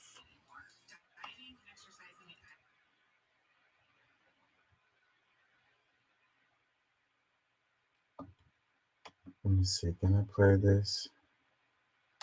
Where ethics aren't what they used to be. This idea that people are trying to replace the ideas of good and bad with better or worse. And that is incorrect. You got to keep your ethics intact because good and bad is a compass that helps you find the way. And a person that only does what's better or worse is the easiest type of person to control. They are a mouse in a maze that just finds the cheese. But the one who knows about good and bad will realize that he's in a maze. So, that being said, I just hope that all of you guys transcend whatever you see as your obstacles and that you live outstanding lives and that you stay connected to your communities because you have so much power there, and that you grow your communities and you diversify your communities, and that you don't let anybody tell you you can't or to be afraid. It's okay to be afraid because you can't be brave or courageous without fear. The idea of being courageous is that even though you're scared, you just do the right thing anyway. Right now, where ethics aren't what they used to be. I feel him on this. Speech at Allen University, Dave Chappelle. May the hungry be fed, the sick nourished, the naked clothed, the infant cared for, and aged protected. Right understanding of life and death, right emotions, right speech, right actions, right livelihood, right effort, right awareness, and right meditation, right food, right company. It says, in the mystic traditions of different religions, we have a remarkable unity of spirit. Whatever religion they may profess, they are spiritual kinsmen. While the different religions in the historic forms blind us to limited groups and militate against the development of loyalty to the world community, the mystics have already stood for the fellowship of humanity and harmony with the spirit of mystics of ages gone by. It says, imagination, devotion, perseverance, together with divine grace, will assure your success. Knowing that material and spiritual progress are essential to man, we must ceaselessly work for the equal attainment of both. It is only when a people strike an even balance between scientific progress and spiritual and moral advancement that it can be said to possess a wholly perfect and complete personality and not a lopsided one. Haile Selassie. Yeah, man. Ethics, character. That's kind of what I was talking about. And the name of the show today is Obey. And it's like, if you have to put your moral values to the side, you got to put your ethics, your character to the side, and obey to be successful. Then personally, I don't want it. I wish that, the stuff they taught us when we were children was true. I wish that, all of these, the fairy tales or whatever, the stories where like, truth and justice prevailed, where it was like the guy who had ethics and morality and stood on his square was the one who was triumphant at the end of the story. It's just that in reality, in real life, it seems like that's not the case. It seems like the person who does shady things are the ones that gets all the benefits, and the ones that stand on truth is the one that gets ostracized and made an example out of. A cheerleader. And yet our media and our stories today all want to make sure that that every hero is compromised, broken, has a dark side, comes from a dark place. They destroyed heroes. They destroyed those legends. And the problem is, they're trying to discourage people from raising kids today. And I think that's a bad idea. I think the best age to raise a dragon slayer is in an age where the dragons have come back. And that's where we are. We don't have heroes anymore. We need to raise them. We need to make them. Yeah, can we make the fairy tales true, you know? Well, why not? We're living in a world that Grimm's and the Aesop's wrote about. They told us this in those stories. The little foo-foo fairy happy tales that Disney tells you on their cartoons, that's not the way those stories went. Those are not the fairy tales we were supposed to grow up on. Those were the fairy tales that were given to us. Snow White, Cinderella, all of this. You should actually read the originals. There's some dark shit, dude. I mean, seriously. Humpty Dumpty, Happy Thing, Egg. No, it's about a cannon.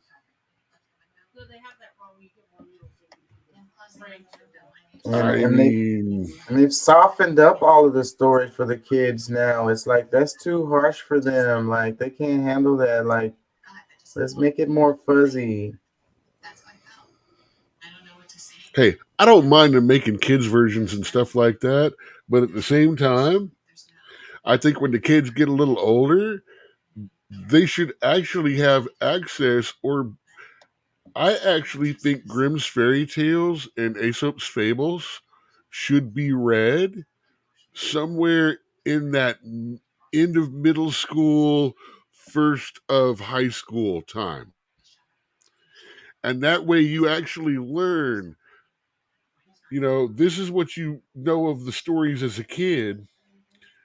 Let's read them now. And by doing that, it will also help them process how to take the things that they were taught slightly sterilized in their younger days and apply the reality that they're going to learn in high school and beyond to that knowledge. And that will make them have to look into it, have to learn how to interpret on their own, and how to extrapolate from those interpretations how that applies to other subjects and ideas. Just a thought, though. Yes. It's so soft though, you know, we got to protect the kids and protect their innocence, and they're not ready for that, and they can't hear stories of no, absolutely we do. I'm sorry, anyone that advocates to fucking first, second, third graders learning about hardcore slavery and shit like that, I think you're kind of fucked in the head. I think at 5, 6, 7, 8 years old, let kids be fucking kids. They're not adults. They're not ready for it. Their mind's not ready for it. By that same argument, you might as well let them go ahead and change their sexuality, because if they're old enough to handle those advanced concepts, they're old enough to be able to do that, right? You know, I saw a post that was interesting to me where they was talking about if we're in an age where you can identify as a different gender or whatever, how come we can't just identify as a different like ethnicity and be like, you know, I'm denouncing my whiteness, or I'm denouncing my you know, black or whatever. You know, I how identify as many white girls that we have worked with act like either black or Mexican? yeah. I mean, I'm looking back when we were working together, you and me at Outback alone, and thinking of 3 names I could drop right now but I won't because damn, I would deserve them to come kick my ass. But Yeah. they know, they don't, and no one called them out being white girls acting like that. Yeah, but the way you behave is one thing, but like legally being recognized is another. Because it's like, they have it where you can change it on your passport and all of that stuff, like what your gender identity is, and like, and every now, like in school, everything asks you what your pronouns are or whatever, but at the same time you wouldn't be able to do that with your ethnicity on that same paperwork, on that same passport. I just find that interesting, why they're able to be plastic on that but not on the ethnicity. And me being an anthropologist, I don't believe in those. Race is a social construct. It's less real than the genders. Well, 200 years from now, when a skeleton is dug up, they'll be able to do a test to say you're male or female, or what your ethnicity is due to your DNA. No, they can't. No, they the reason. As long as they can get DNA, which means that's why I'm saying 200 years, they'll be able to identify it by sight. They'll be able to identify it by DNA. Your DNA is going to come up male. Your ethnicity is going to come up descended from African American, meaning using skull structure, stuff like that. It's reasonably understood what kind of your ethnic background is, but you'll still be male or female. You could choose male or female, but you can't. No, you can't. That's the whole thing. You can't identify people's from their bones. And the real reason is because the span of the difference between one ethnicity to another one is it's really all cosmetic. It doesn't show up in your bones. I'm not saying visual identification. I'm saying DNA verification. Well, the DNA verification is going to show you ethnicity and male or female, not anything else. That's all they're going to get out of it. And that's still not complete.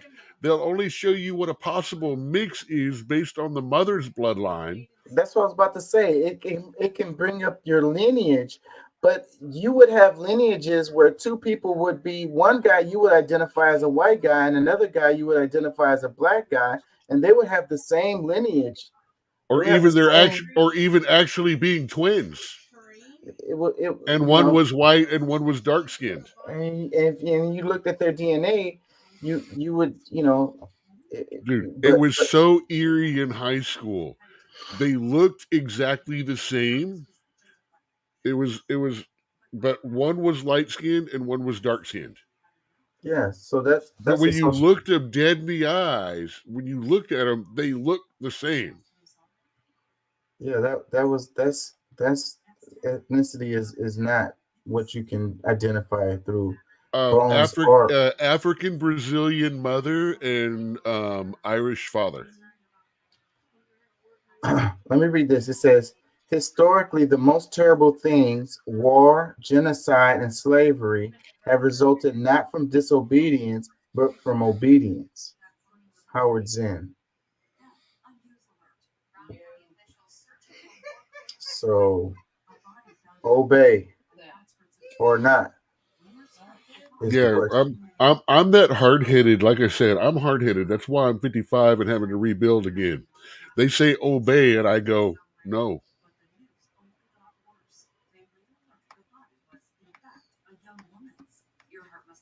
The reason I mentioned this is I want to do a couple of quick ones before I go.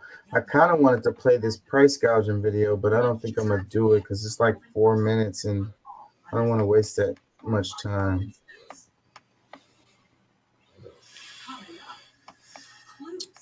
I think I covered this one. It said Trump's radical second-term agenda would wield executive power in unprecedented ways. That was an article. I think I covered it.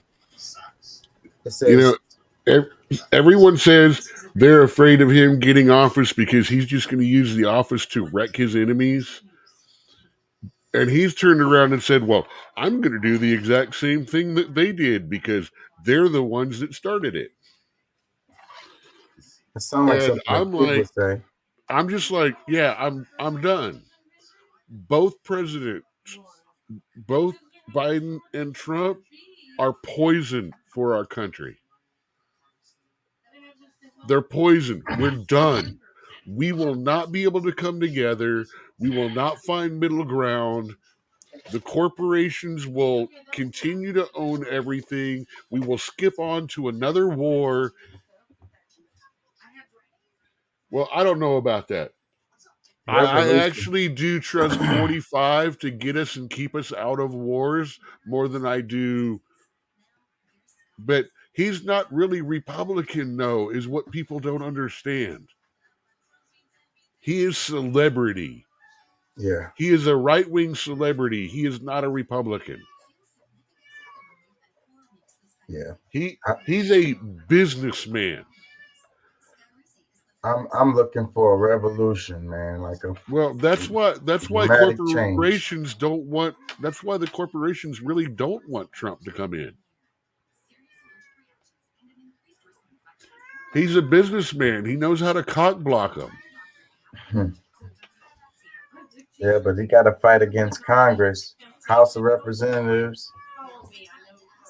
Let's cover this. It says Dexter Wade, buried without his family's knowledge, had ID on him with his home address, lawyer says. It says the initial findings of the independent autopsy of Dexter Wade, Dexter's body was not embalmed. His body was in advanced state of decomposition. He presented multiple blunt force injuries to the skull, ribs, and pelvis. His left leg was amputated. His body was completely run over by the police vehicle. There was a wallet in the front pocket of his jeans containing his state identification card with his home address, his credit card, and a health insurance card. The news we received today from the independent pathologist in Dexter Wade's death shows that there is no excuse, not even incompetence, for not notifying a next of kin of an unidentified man's death. Dexter, a young black man, was buried with no more dignity and respect than an animal, which no human being deserves. So this guy apparently run over by the police, and they didn't even tell his family. They buried him and everything. The mom was looking for him forever. She didn't even know where he was. He was missing. And they're saying that they definitely knew who this guy was or they should have known, because his ID was in his pocket. Let's read some comments. It says, this was murder, and I don't think it was an accident. Everybody involved with this needs to be persecuted to the fullest extent of the law, and I mean everybody. Another one that says, but they get upset when we say Black Lives Matter. Another comment, it says, throw the whole precinct away, everybody. Another one, it says, who was the cop? I would be willing to be, he is tied by white supremacy. Man, I can't even read this when y'all write like that. Another comment, it says, how many times has the police department done this? And also, isn't concealing a dead body an automatic admission of guilt? Heads needs to roll from the top down. Another one, it says, I'm not surprised the system treats animals better than black men. Another one, it says, from the information posted, it appears this man was tortured by police and then ran over to cover up the torture. Then he was left to rot, buried in an unmarked grave. Horrible. I'm praying for justice. and complete dismantle of the police department. Another one, it says, this case is heartbreaking. My brother Daniel McCoy Moses went missing in 2011. The Northampton County, North Carolina Sheriff's Office was under investigations for their drug ring. I pray they didn't harm my brother. Shady people, and I fear something horrible like this happened to him. Another one that says, I know you can't say it for legal reasons, but I will. The police killed this man and tried to cover it up. Another one, it says, it's believed to be many more people buried out there unidentified, and death is suspicious. The entire area needs to be confiscated, heavily guarded, and blocked off by the federal government, and each buried person's death should be investigated immediately. This is not the first time doing this. So which police department was this? Let's look this up right quick.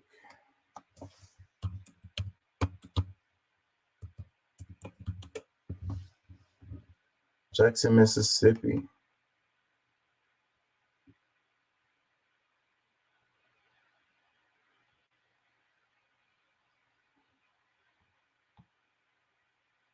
Months went by without them identifying him. Okay, so one thing I have to say about Jackson, Mississippi, and not trying to knock on them or anything, but I have heard them on multiple lists of those old 80s movies where you go through the small town and kind of mentality, and the cops are all very, very racist, very, very anti, if you're not from here kind of stuff going on, you know? Mm-hmm. I seem to recall, like I say, one of those certain people shouldn't go there kind of towns. Yeah.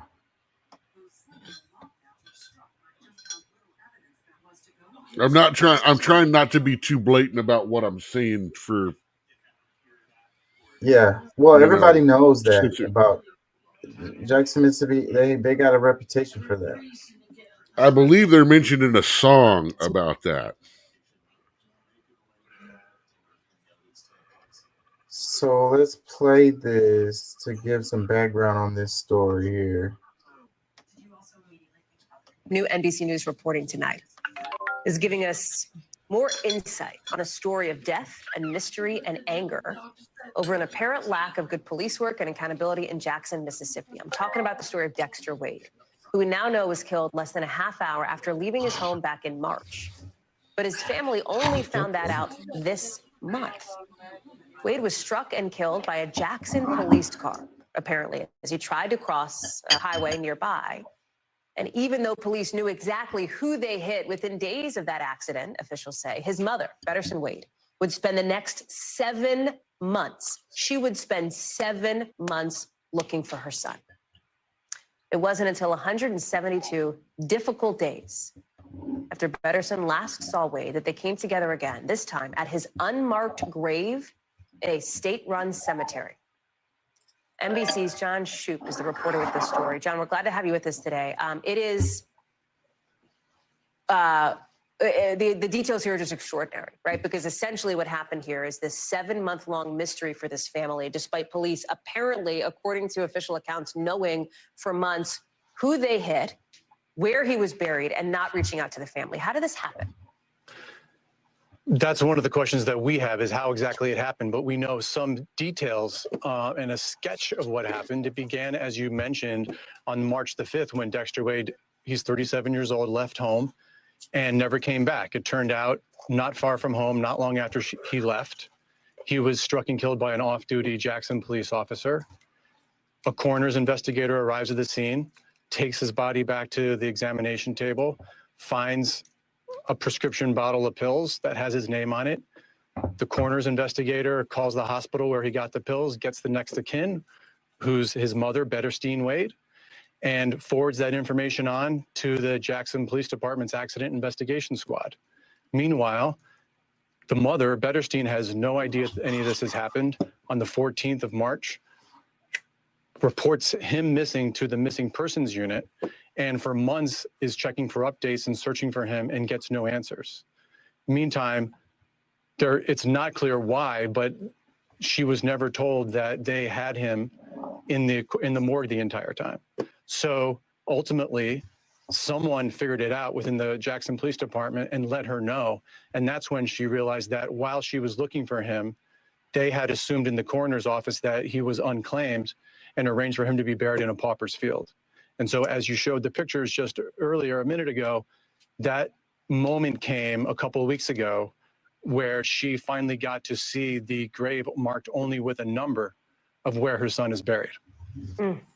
I know, John, that you and the team pieced this together from interviews with his family, the coroner's investigator, court records, documents provided in response to your request, a crash report, incident reports, other documents, office records. I mean, so much of this. It took a lot of putting some puzzle pieces here just to get, I think, some sense of what happened. And yet through it all, as of tonight, have you gotten any response from the police department itself? None. As soon as just before leaving to come talk to you, I was reaching out to the city. They're preparing some sort of response, but I'm not sure that they fully comprehend of how this mistake was made. We have notes, internal notes and documents that show what they knew. It's just not clear yet about why it was shared. What does accountability look like for this family? Just quickly, John, what does that look like?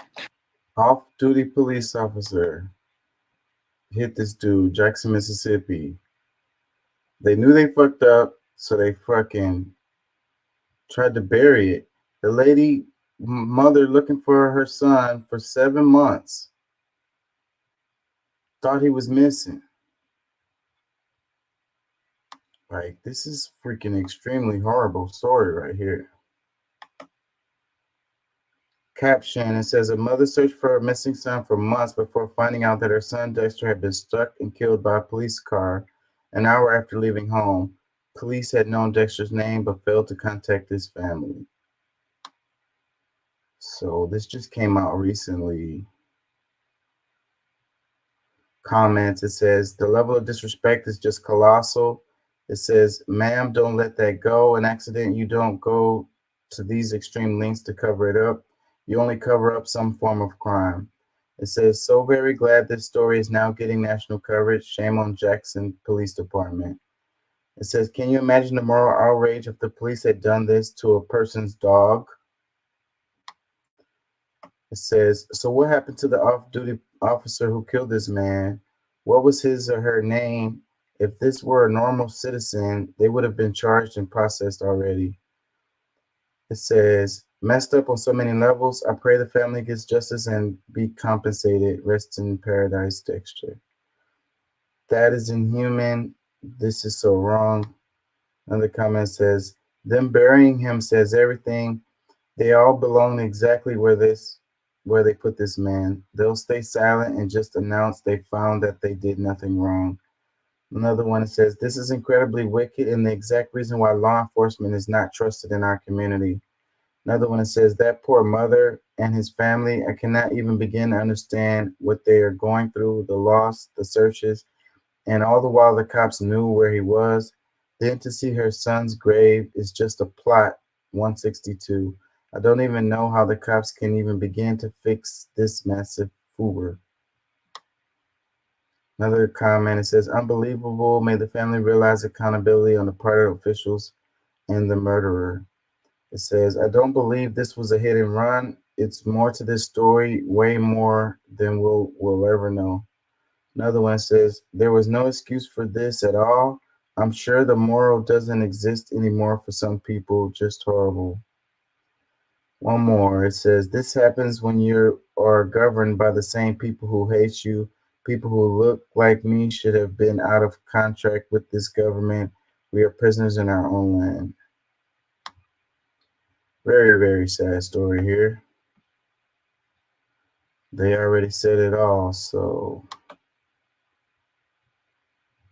not much more to be said on that.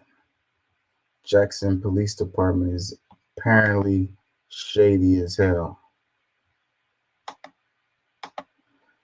and needs to be held accountable. So these people talking about, they're probably talking about a lawsuit, but I hate these lawsuits because the taxpayers are going to be the ones that end up flipping the bill on that. And then the police department just continues to do whatever they were doing before, and nobody really gets held accountable.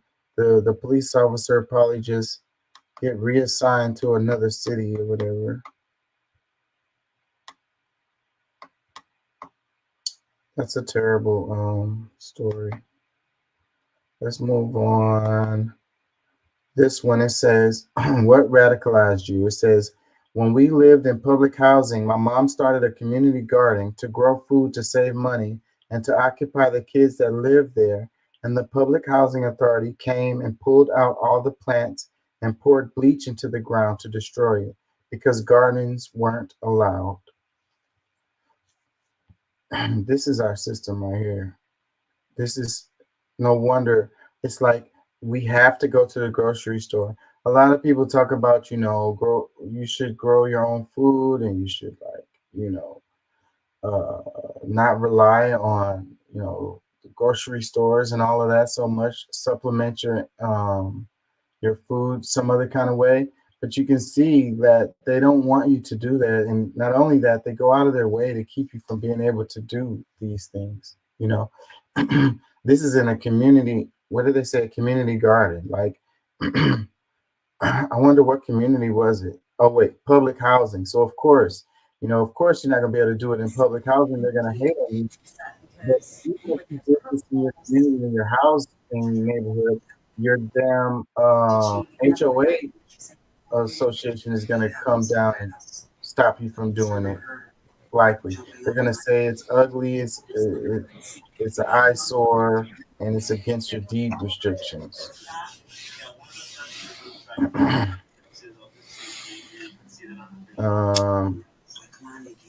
Let's read the caption. It says, this story is one that I've heard in a couple different ways. Gardens being destroyed, fruit trees being removed, businesses being fined. It's not as easy for everyone to make healthier choices with restrictions and rules that are placed in some of our communities. It's sad, cruel, and leaves the community feeling powerless. There's so much work to do. Comment, it says, it should be illegal to make soil infertile. Another comment, it says, arrested my mom because we were looking for food in the dumpster. 3 small kids starving and no one offered us any food, only fines. I couldn't understand how looking for food was illegal. Fast forward to 5 years ago, I was fined $500 for feeding the homeless in a public park. Another one, it says, my sister returning from the IDF after 1 year when I was 16 and showing me a video of a kidnapped Palestinian and screaming into my face for not laughing with her because they're just Palestinians. We don't talk anymore. Another comment, it says, so that, my friends, is what happens when that community tried to pull itself up by its bootstraps. Another one, it says, at 17, having my face smashed against the wall because I fit the description, then having my parents who were cops come out and argue with the cops, then having the cops say to me, cops, kids commit crimes too, then having the victim say it wasn't me, then being told I was a fool and I'll end up in the system one day. I've never looked at cops the same. No matter how good you are, the system is out to get you. Another one says, learning about sterilization of women in Puerto Rico by the United States government. So these are people's testimonies on what radicalized them. Another comment, it says, watching my single mom of 6 kids get arrested for unpaid parking tickets while I was in her car with her. I was 6. I've hated the police since that moment. Another comment says, this made me think of the man that created a water generating machine in Flint to give people clean water. It was destroyed. I covered that. Another comment says, I got an eviction warning for trying to garden on the balcony. Another one says, it's like the olive trees they're digging up in the West Bank, punitive measure of oppression. Another one. I was still in grade school. A man's car broke down and he was double parked. He ran down the block and bought a new fan belt. Police driving by shot a black man who was running with something in his hand, killed the man. The cops got 2 weeks paid leave. The investigation determined no wrongdoing. There was a riot. Another one. I have a white mother and an absent Peruvian father. When I was little, my mom would buy me books about Peru so I could know a bit more about my ethnicity when she was able to teach me. I started questioning why Peruvians were indigenous, but not entirely, and why they were Spanish people. Catholicism and Spanish language in Peru. This sent me into a hyperfixation with the library pre-internet so I could read everything I could find about colonization. I've been that family member, friend, community member ever since. I went to Peru for the first time in 2019 and was astonished by all the colonial remnants. Another one, it says, being 11 years old in 1978 and eating dinner at the table and someone shooting out our house because my mom had a girlfriend. Meanwhile, my mom was the most happy and emotionally stable I've ever seen her in my life, and her girlfriend was an absolute angel. Another comment says, the F. Mine was when I had a violent stalker at 15, very messed up in the head, a gang member, and I'm sure I am murderer as well. Cops came to my classroom and brought me to the front of class and asked if I was having trouble with the guy. Mind you, he was 23. In that moment, I thought I'd have an offer of protection. I felt so safe for a few seconds before one of the officers said to me, in a 90-degree heat wave, you might want to think about how you dress. I looked around and pointed out most of the girls were wearing the same thing as me, jeans and a tank top. He goes on to say, it just looks different on you.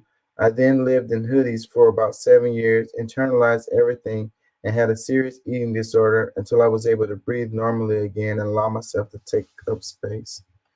Wow, that one just hit me in my chest. Let me read another one. It says, I have daughters, so let me read this. It says, have you heard of the South Central Farm? It was the biggest urban farm in the country, bulldozed to the ground in 2006. Another one. It says, I used to collect rainwater in mason jars outside my apartment complex, and the guys came out to say it's not legal. All I wanted to do was water my plants and practice rituals without sink or bottled water. They ruined it. Another one. There's a woman on TikTok who during COVID lockdown was growing food for her community, and someone came in the middle of the night, ripped everything up, and poured bleach in her garden. It was so sad, she was heartbroken. Another one, the city where I live is pulled up. The city where I live is pulling up grass and chopping down trees to spite the unhoused people. It's very dystopian. This is America, y'all. Let me read some more. It says, when I was in high school, I went to the cops to report being SAD by someone a decade older. I remembered when they first came in the room, they took out a notepad, but when they could see where the story was going, they put the notepad away. They asked if I had anything to drink and said yes. And they said, oh, so you're admitting to underage drinking. Wow. Another one, it says, Trayvon Martin trial was the first for me, and then Sandra Bland, but the most recent thing has been Instagram censorship of pretty much anything these days. You have to censor everything, even if it's the truth about genocide. Last one. It says, when the city cut down all the citrus trees in Miami Gardens, claiming they had conquer, I miss our grapefruit tree that my father, may he rest in peace, planted himself when I was just a year old. Wow, that one could bring a tear to my eye too.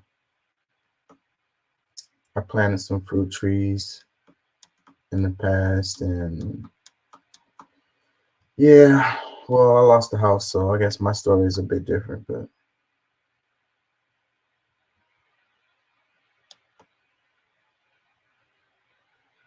I'm gonna try to do some quick ones and get up out of here.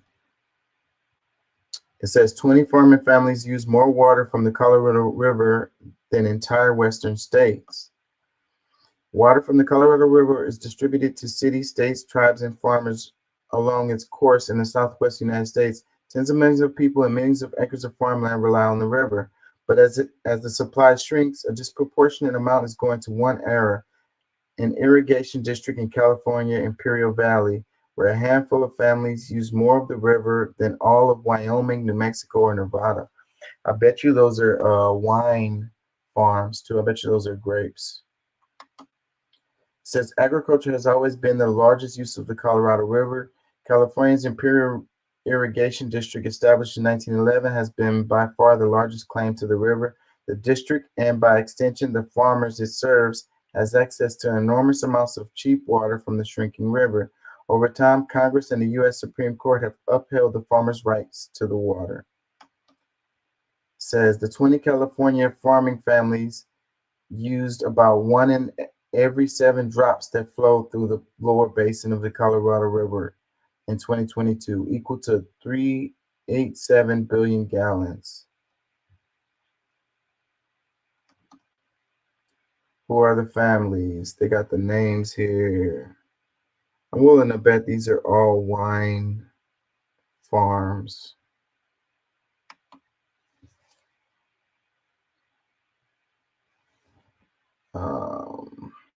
It says, by far the largest user of the river are 5 members of the Abadi family, whose companies used an estimated 260,000 acre-feet in 2022. That's about 3% of the Colorado River's entire flow in the lower basin, and more water than the entire Las Vegas metropolitan area.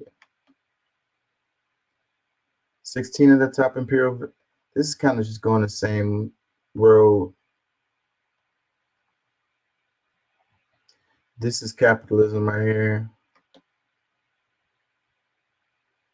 I was surprised that Simply Orange is owned by Coca-Cola. I really like their product. They make a good product. I'm really surprised it was owned by Coca-Cola, but it makes sense. I mean, with these conglomerates that we have. It says Coca-Cola's sub-company Simply Orange sued for using forever chemicals. To have cancer-causing chemicals in it. And the shocking thing about this is that the company was sued in January of 2023, and you haven't heard about it anywhere. Something as significant as PFAS chemicals, forever chemicals that don't leave your body, they'll last for years and years and years. That's why they call forever. A class action lawsuit because a lab test found these chemicals in this beverage at many hundreds of times the maximum upper recommendation of the FDA, being sued, and you didn't hear. So Coca-Cola Company makes something called Simply Orange. It's an orange juice that is nationwide. Most children drink this stuff. And the potential of cancer-causing chemicals being consumed has been going on for months, and we haven't heard. So do your work, continue to research, continue to learn. Not everything comes from the news. There's a beverage that has been found to have cancer-causing chemicals in it.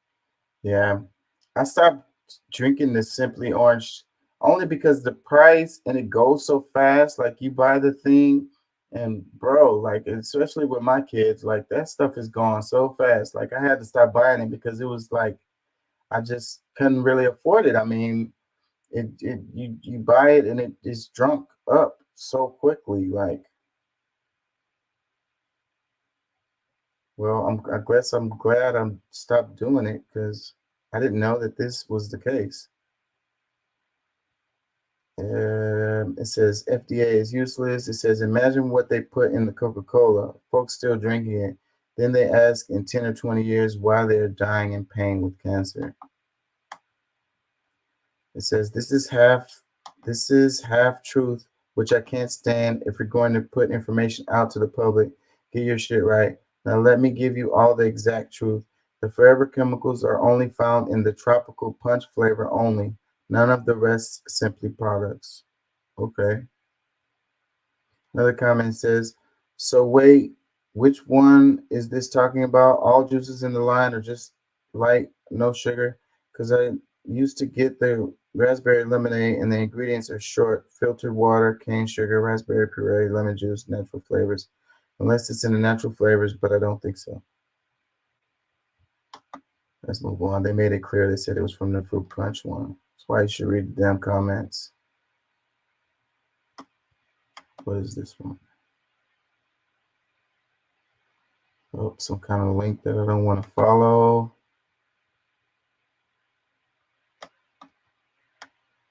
I covered that. It says South Africa's parliament votes 248 to 91 to close the Israeli embassy in South Africa and send the Israeli ambassadors home and suspend diplomatic relations with Israel. I saw that. I have a clip on that too, but I don't think I'm gonna play it. Because the lady was like, they wanted to put Israel on the African Union board, and she was like, with our history related to apartheid and all that, we're not condoning that. So we're talking about leaving the African Union. South Africa is talking about you leaving the African Union because of that.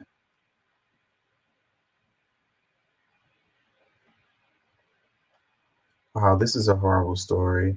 It says a 65-year-old American woman travels to Mexico to get skin tightening surgery, but wakes up to breast implants and a Brazilian butt lift instead. Wow, what a terrible story.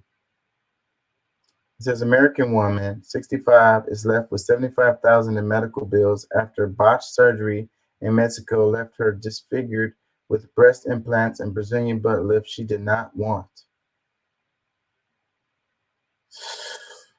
I guess that's what you get for going down there trying to. But then with our healthcare system, like.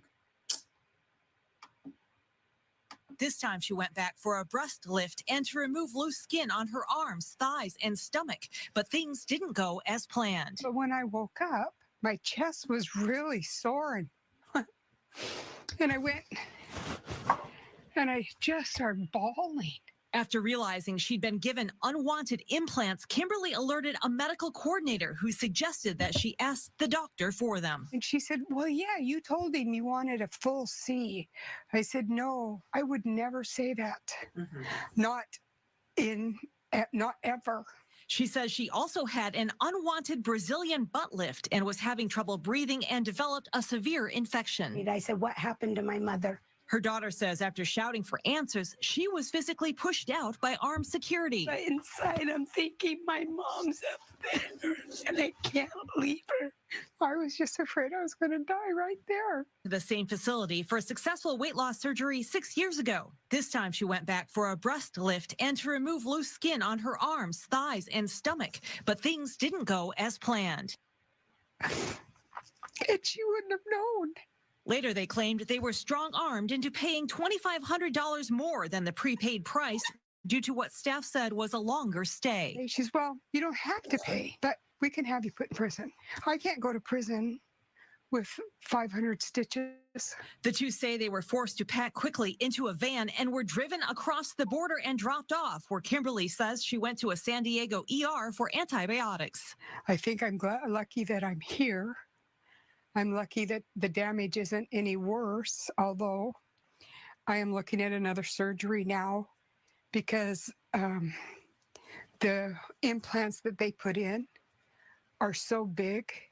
I don't have enough skin to enclose them.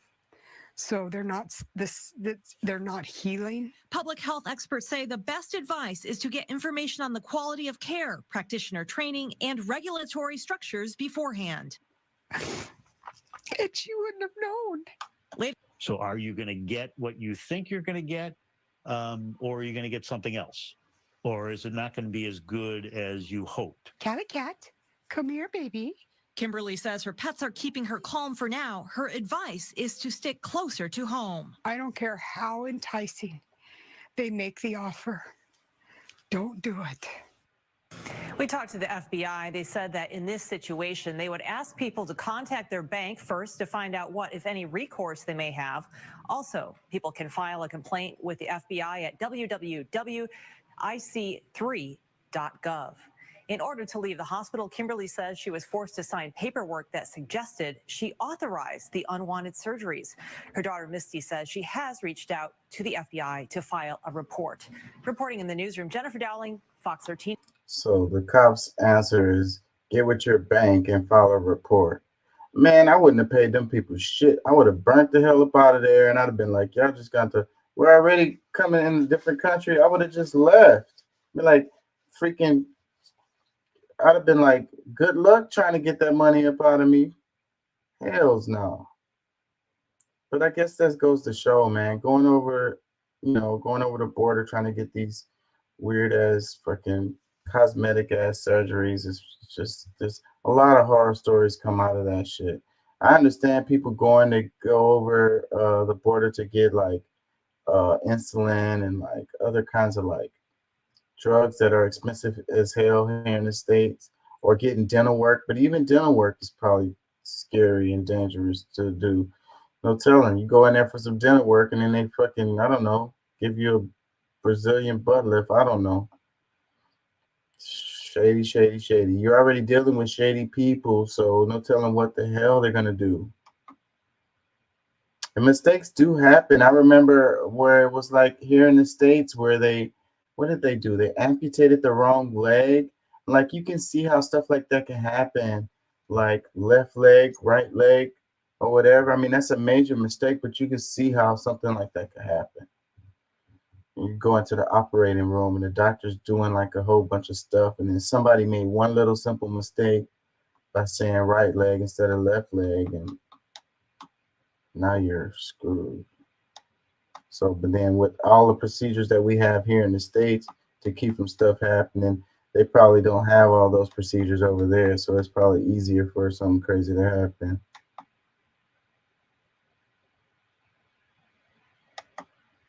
Really quick, it says Shell is handing out $3.5 billion to its shareholders despite a fall in profits. That money that should have gone to cutting household bills. This sums up everything that is wrong with the broken energy market. So yeah, Shell is handing out $3.5 billion to its shareholders despite a fall in profits. It says that, I don't know how the hell that works out.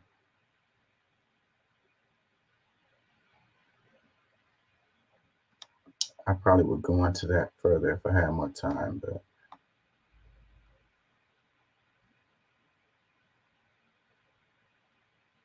what was this one?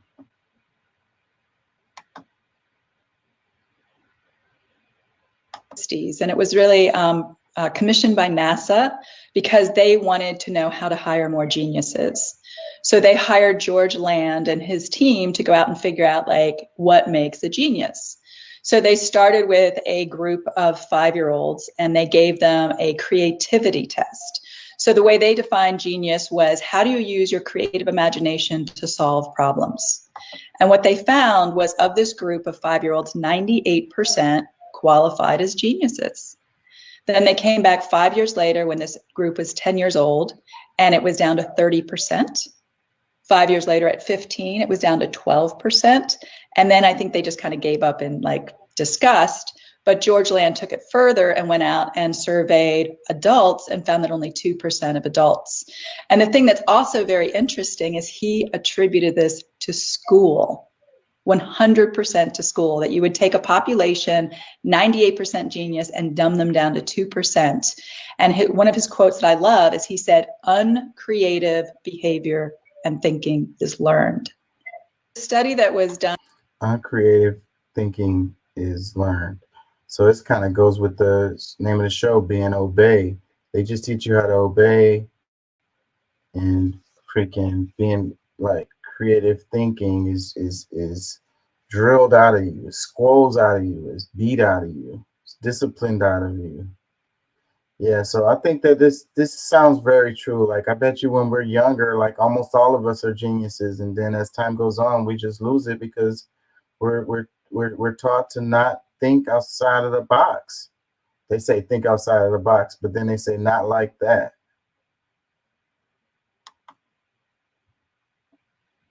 That's really sad.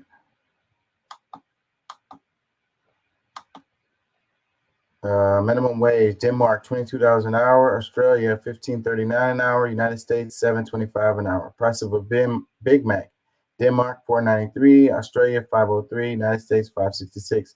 It says, "Don't tell me McDonald's can't afford to pay a living wage and keep prices low." Boom, boom, boom, boom. Graphic that shows it really clearly right there.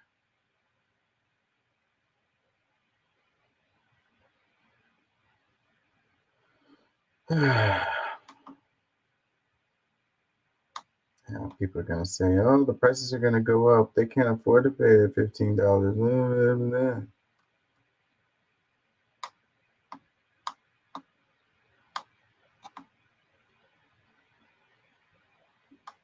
This one, it says, oh, wow, insurance might have to consider teeth part of the body soon. It says a new federal proposal would let state mandate the health insurers cover dental care under the Affordable Care Act. I don't know who the hell came up with it. Why is dental separate from health care anyways? Why is that a whole separate thing anyways? How did that start? It says a new federal proposal would let states mandate that health insurers cover dental care under the Affordable Care Act. This would allow millions to finally get dental health care without a separate and expensive plan. I don't see how this really makes a difference because the Affordable Care Act it's all messed up and don't work, don't have no teeth, and doesn't cover anything. But if they forced healthcare to cover dental and they was all one package, then that would be something. It says it's almost like dental care is healthcare. It says it's slippery slope. If they start considering teeth a part of the body, what's next? Eyes? I mean, where does it stop? Yep. Eyes is separate too. I didn't even think about that. It's crazy, man. And you know, how we know that your dental care affects the rest of your body, like high blood pressure, heart disease, all of that stuff. A lot of it starts in your mouth. You know, you can get infections that spread to the rest of your body. Why the hell is dental separate? Let's read this comment. It says, one of my students almost died because they had an abscessed tooth and couldn't afford care. The U.S. is shameful in that it can fund countless wars but can't provide basic necessary amenities to taxpaying citizens. Or another comment says, as someone who's been without dental coverage for 30 years, I'm fully on board, tired of paying $2,000 for a crown. And why does it cost so fucking much? Dental is so fucking expensive here in the States. It says, do eyes next, then prescriptions. We want whole body insurance, not to have remember our different plans, cards, accounts, numbers. Make it simple. Another comment, it says, separate dental insurance is a huge scam. Dental health should be covered under regular health care for all. It says, outside bones do not count as real bones as they are purely cosmetic. That's why we invented Soylent. So ridiculous how our system is, and people continue to defend this ridiculous system.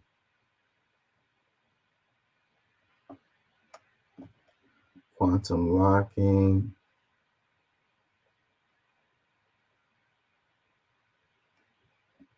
There goes them using the fascism word again.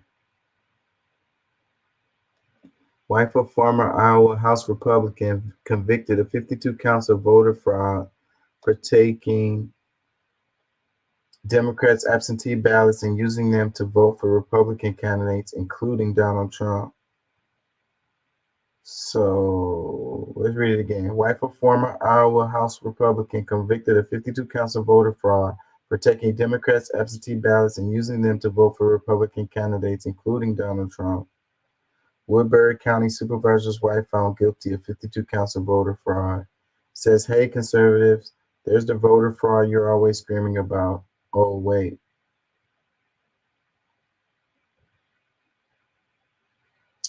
Yeah. People are just gonna say, meh.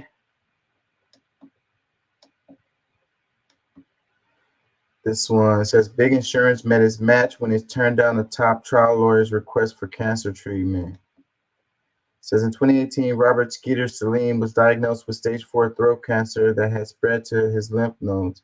His doctor recommended he undergo a treatment called proton therapy. but his insurer, Blue Cross Blue Shield of Louisiana, denied payment for the procedure, writing in the rejection letter that the treatment is not medically necessary for you. Salem, who had been named one of the 100 best trial lawyers in America, decided to fight back. It would be Goliath versus Goliath. And Blue Cross Blue Shield is like the top fucking insurance you could have. Expensive as hell. So 95862.95, before Slim embarked on what he could be a 5-year court fight with Blue Cross, he did what few people can afford to do. He paid the MD Anderson Cancer Center 9586295 for his proton therapy. So he just paid out of pocket. It's not about the money for me, but I would like to see other people that are not in the same situation not get run over by these people. There's no telling how many billions the insurer made by denying claims on bogus basis. Less than 1%. Few patients ever appeal an insurance company's rejection. One study of Obamacare health plans purchased on healthcare.gov found that less than 1% of people tried to overturn claim denials because they're not going to win. In Salem's legal battle with Blue Cross, the company's lawyers argued that by law, insurers had the ultimate authority to determine what to cover, and Blue Cross had decided that proton therapy was appropriate only after doctors had previously tried other methods for eradicating the head and neck. Therefore, Salem's lawsuit should be dismissed. What made it even more difficult was that Salem had a type of insurance governed by a relatively obscure federal statute, the Employee Retirement Income Security Act. Court rulings interpreted IRISA, which regulates almost half of all Americans' health plans, have often tilted in favor of insurers. Not surprising. But prior court rulings also had carved out an exception. If Salem's lawyer, Ronald Corkin, could prove that Blue Cross had committed an abuse of discretion, for instance, if it had blatantly ignored or twisted evidence supporting the therapy, the insurer would have to pay Salem for his treatment. And that was an appeals court determined that Corkin proved. A panel of judges ordered Blue Cross to pay, but there's just one problem. They did not say how much. Salem was expected the full $95,000 he paid. However, court records show that Blue Cross said it only needed to pay Salem $35,000, the discounted rate it had negotiated with MD Anderson at the time of the radiation treatment. That's the Blue Cross would have paid if the doctors had said yes in the first place. On November 13th, a federal judge ordered Blue Cross to pay the full amount of Salem's bill, plus interest, along with Cochran's legal expenses. As for Salem, the treatment worked. He has been cancer-free for almost 5 years. Wow. What a crazy story. So the $35,000 is what, so he really got screwed paying the $95,000 if 35 was the amount. So the insurance would have, that's what the power of having someone that's how the insurance company should work. It should work in your favor for them to negotiate these prices for you. They only did it in that case just to protect themselves, but they ended up having to pay anyway. It says, do you have insights into dental and health insurance denials? Insurers deny tens of millions of claims every year. ProPublica is investigating why claims are denied, what the consequences are for the patients, and how to appeal the process really works. You can share your story with us via the link in the bio. Good story for him, but if it wasn't for him being a rich lawyer, anybody else wouldn't have worked out for them.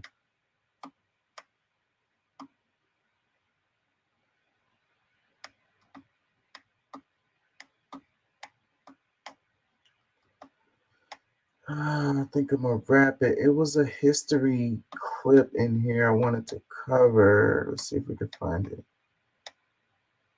Then he said you gotta teach little boys and little girls differently.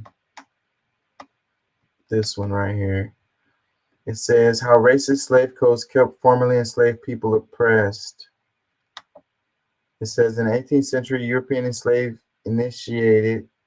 instated several acts of legislature that banned formerly enslaved people from learning how to write, having managerial positions, owning land, inheriting from their white fathers or partners, or owning property. In Jamaica from 1711, it was illegal to employ a black or mixed race person in public office, nor were they allowed to testify in court against whites. The Deficiency Act of 1715 removed free black and mixed race people from holding supervisory positions on estates or plantations, and those who oversaw enslaved people had to wear a blue cross on their shoulder to identify their class.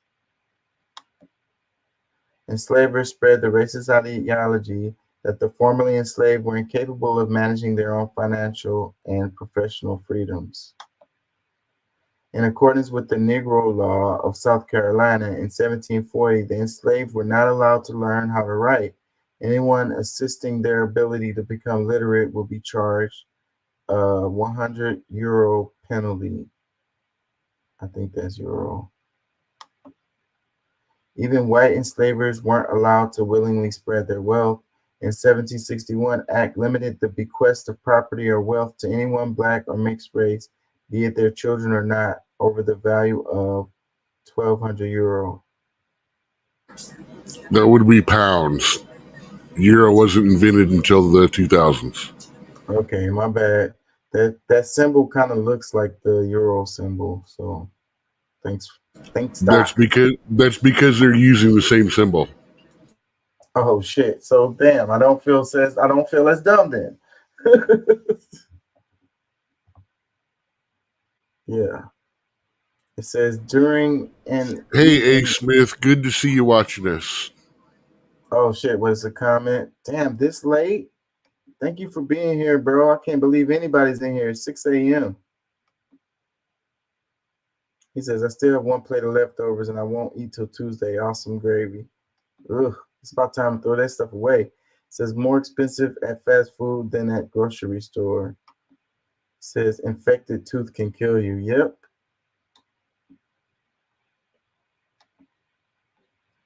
Thanks for being here. Thanks for listening, y'all. It says during and even after chattel slavery in the Caribbean, several slave codes were put into effect to maintain the racist power dynamics, keeping enslaved people oppressed, particularly relating to becoming literate, owning land, or occupying managerial positions. It is important to acknowledge that many present-day realities in the Caribbean related to land ownership, literacy, among others, stem from this history of systemic racism. I would add not just the Caribbean. Let's read some comments. It says, for those people who say slavery is in the past and people should get over it and say that other people were enslaved, they should realize that there was no systemic efforts to keep the formerly enslaved in a permanent position of servitude and inferiority. The slaves of the Romans and Ottomans are unrecognizable from the current Italian and Turkish population and have no known links with their past. This is not the case with African slavery descendants. So if anyone says compensation is not warranted, tell them to F off. It says, that's why I would never understand how the African Americans are from the most religious people in America. Seriously, why are you praying to Abrahamic God for? What are you thanking him for? Or if he exists, why did he allow so much pain? He literally made you an object owned by another human. Wake up, Jesus or Allah or Yahweh doesn't exist, and if they exist, they are certainly not on your side. It says, this is why as spread abroad, free black people, we can't consciously support genocide in Palestine. It says, I swear the world is going to eventually contain and segregate and restrain white people from certain levels of society so humanity can live just like they did to everyone else so they could live. Is that it? That's it. Yeah, my eyes are burning. I think it was one other one.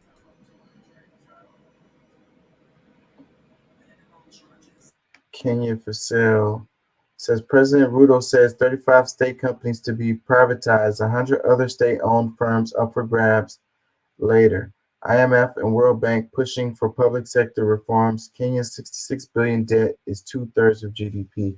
So this is like the opposite of like, this is going the other way because like you had Niger who kicked out France and was like, we are nationalizing, you know, these industries or whatever. And this is Kenya doing the opposite. saying bring the privatization in so that we can appease the IMF and World Bank. So Kenya's government has identified the first 35 state-owned companies to be privatized. Although it hasn't named them yet, it's claimed only loss-making firms hampered by bureaucracy will be sold. It follows the introduction of a new law last month that allows the executive to privatize state firms without parliamentary approval. President William Ruto said potentially lucrative companies can now be offloaded. His finance minister, I can't say his name, denies it's a desperate bid to shore up Kenya's finances. However, the country is in dire need of revenue and is struggling to repay its $66 billion national debt, which is 2/3 of its GDP, a task made harder by the depreciation of Kenya's shilling and declining tax revenues. It's called a debt trap. With new loans needed to keep the country running, Kenya has now opened $12 billion credit line with the World Bank over 3 years and has taken on another IMF loan worth $938 million. But that came with strings attached, with the IMF pushing for public sector reforms. Meanwhile, Kenya is suffering a cost of living crisis, shows no signs of fading. Protests this year over soaring inflation saw 30 people killed by police officers, according to Amnesty International. So this is what happens when you let the IMF and the World Bank get into your business and you accept money from them. They're going to tell you how to spend it or whatever. You won't be able to spend it on education or infrastructure or anything that actually helps your country get out of debt. You're just going to go down this cycle of continuing to owe. And now you're just going to have to sell off anything that's worth a shit that you own. And then you're going to still owe them. Kenya will be owing the IMF and the World Bank forever after this. So I haven't had an oven for about 2 years now, so I haven't actually had a good fresh turkey for quite a while. And someone brought me a plate the other night, and I'm like, oh my god, this is. I would right now fight somebody to use an oven to cook a turkey, just for leftovers for sandwiches. Yeah, we're finishing up our leftovers like today and tomorrow. Freaking yeah, I cooked here, man. I didn't know, bro. Like I think I did invite you. Whatever, I don't know if I did. Yeah, what I do is I'll bake the turkey. We'll eat off of it for like 3 or 4 days, sandwiches and all that stuff for the next several days. And then I take the carcass and throw it in with a bunch of stuff and turn it into a big turkey soup. And from there, I either make it turkey noodle or turkey and dumplings. Like chicken and dumpling soup, but with turkey. Well, I don't really like turkey that much. I cooked the duck and some Cornish hens, and that's what I was eating during the show right here. Some leftovers from the duck. It was good. I enjoyed it. It was great. I had a few family members over. This is the first time I did it. I usually go to my mom's house, but this is the first year here in this apartment, and I wanted to do it here. So I'll probably do Christmas here too. And my mom didn't want to leave, so I couldn't go pick her up. And my sister is in a whole nother she's in Washington State. And so it was just me and my daughters and my couple of cousins came over. My daughter's friend. Oh, check this out. It says 3 journalists and 2 relatives have been abducted in Mexico. It says prosecutors said Thursday that 3 journalists and 2 of their relatives have been abducted by armed men in Mexico. The prosecutor's office in southern Guerrero State said all 5 people were abducted between Sunday and Wednesday in Taxco, a colonial town frequented by terrorists. So yeah, a lot of journalists have been dying in Mexico. It's been happening over years, but lately it's been a huge uptick in it. Journalism is really dangerous in Mexico right now. Like here in the States, you just get fired. In Mexico, they kill you. if you publish something that's that they don't like. Shit, if you're Julian Assange and you publish something really bad, then you go to jail here in the States. But they kill you over there. The question is, in Mexico, which ones did it? The government or the cartels? It's hard to tell because they both play by the same damn rules. Yeah, it could have been either or. It's really dangerous for journalism across the Western world. It's really dangerous for the world, period. But it's getting worse and worse against journalism is dangerous to actual. That's why we have these talking heads like we were talking about earlier. These opinion entertainment shows. Because that's all that they can. If they do any real journalism, they're gonna get fired, demoted, shut down, arrested, or killed. So you can't blame them for looking out for their family and just wanting to live their life. But it make you not want to do journalism. It's like go do a different job if you want to freaking get information. That's why I do this though. I don't make any money, but I get to cover whatever I want to cover here. And I really do try to do journalism here. If you guys haven't noticed, I really try. I try. He says, "Ooh, turkey and dumplings." He says, "Turkey noodle soup sounds good." He says, "Borderland Beat website has all Mexico stuff." Borderland Beat. Can I save that somewhere? I can go back and look at this. It says they do get killed in Mexico. Yep. I've been covering it. And it's a lot of freaking stories recently of journalists dying left and right. Let's do this one. It says those germs from the open lid toilet can float around your bathroom, landing on any available surface, including skin, scalp, walls, shower spots, towels, hairbrushes, and even toothbrushes. Using the humidity and water droplets from the shower, researchers found that showering or flushing with the toilet lid down could reduce airborne particles as much as 50%. In addition to the visible drops of water that are generated upon flushing the toilet, smaller droplets that are just micrometers in diameter also form and are propelled into the surrounding air. And I've known this for a long time, and it's a good thing that I have daughters because they have trained me to freaking put the toilet seat down, and I've been like that for years. Like I automatically, and now in the new apartment, I have the bathroom in my bedroom, which pretty much I'm the only one that uses it, unless Kinsey is my youngest is over.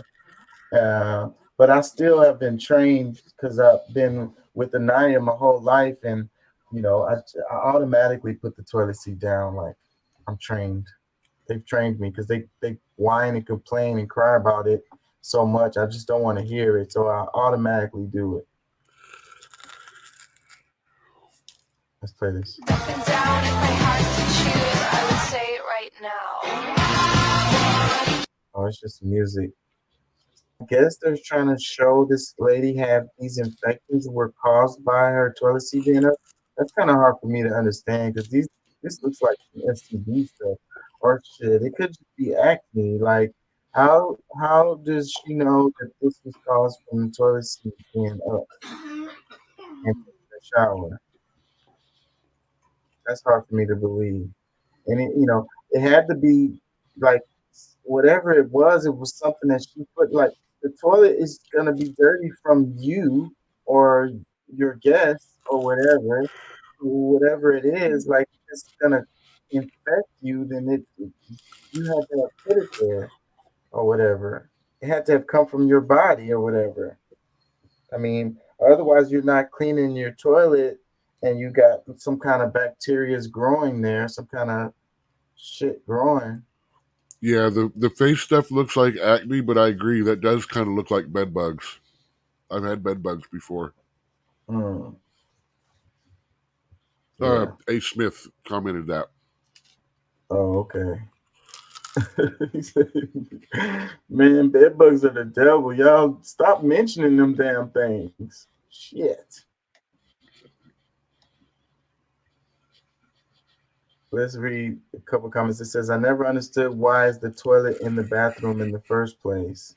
That's an interesting thought. Nice places do have like a whole nother room. The convenience of having your sink, your bathtub, and your toilet all coming from the same water source instead of to have separate pipes all through the building. Yeah, but really nice places tend to have a shower room or whatever, a shower area, like a separate shower. They separate them because they can afford to. Yeah. You can pay the extra money if you're up there. You pay the extra money for that kind of construction. This comment says I shit in my shower and still got no spots. Oh my God. I'm sure he was joking. I really hope he's joking, but that's like the idea that is crazy. It's like, because that's kind of what I'm saying. Like, how did you get these spots? And how did they know that that was related to the damn toilet seat being up? It says, I don't even flush with the lid up. Another one that says, y'all need to understand that acne is not a reflection of hygiene. Yep. Yep. That's what it looks like to me. Another one that says, Mythbusters killed this years ago. No increase left up or down. Get a grip. Bacteria is everywhere.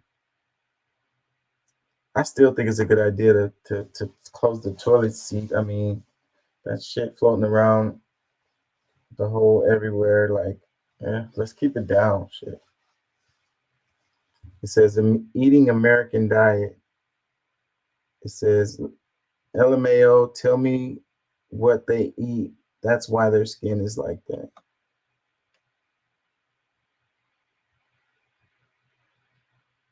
It says, what the F? This is nonsense. Another one that says, my guess is if you leave the lid open and through the hot shower water steam, the steam gets mixed up with the toilet bacteria and flies through the air with the steam and lands on your skin. It says, but you should be washing off constantly in the shower. Bad skin is a reflection of inner health. Maybe also wash the bed sheets and not use the shit detergent and fabric softeners. Yep.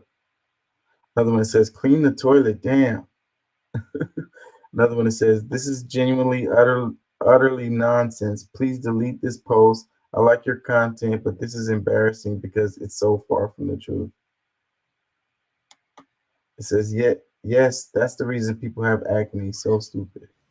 The one they're showing the chest too, I will get that sometimes like on my shoulders and on my chest if it's a detergent, because there's some detergents that do that to me.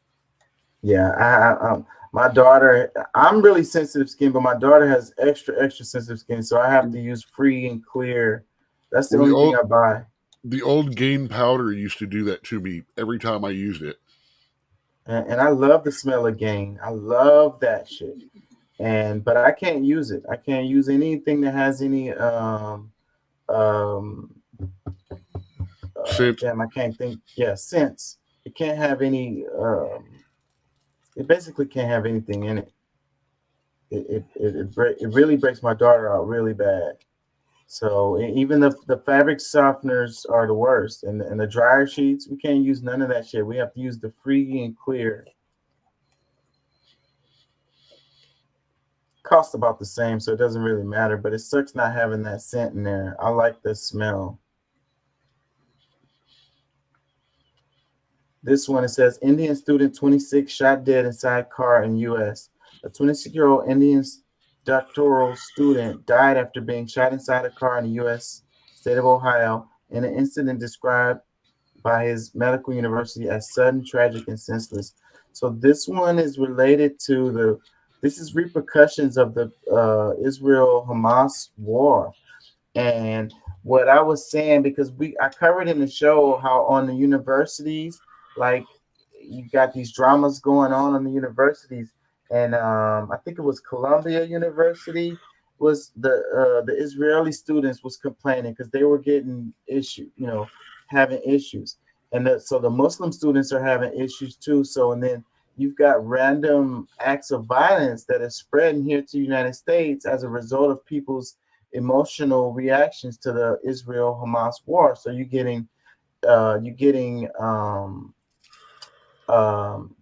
Jewish folks who have nothing to do with what's going on over there getting, threats and violence on them, and you have Muslim folks over here who's getting threats and violence have nothing to do with what's going on over there.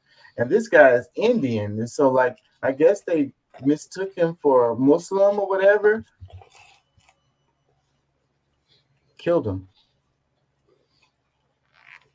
Comments, it says it happened 10 days ago. Our media is slow to get the news. It says, and they say India is not safe. Most unsafe countries are Western countries. It says, why?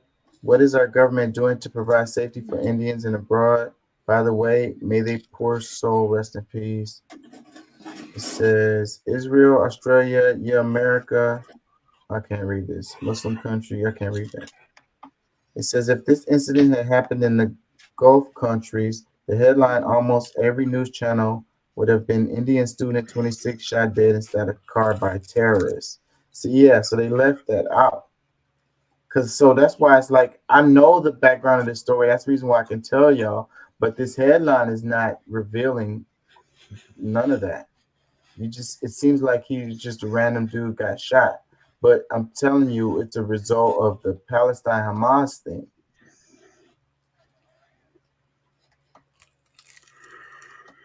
Really sad. Anyways, I'm gonna get out of here. You want to make some? Let me ask you about the name of the show, Obey, and people losing their morality and their character and their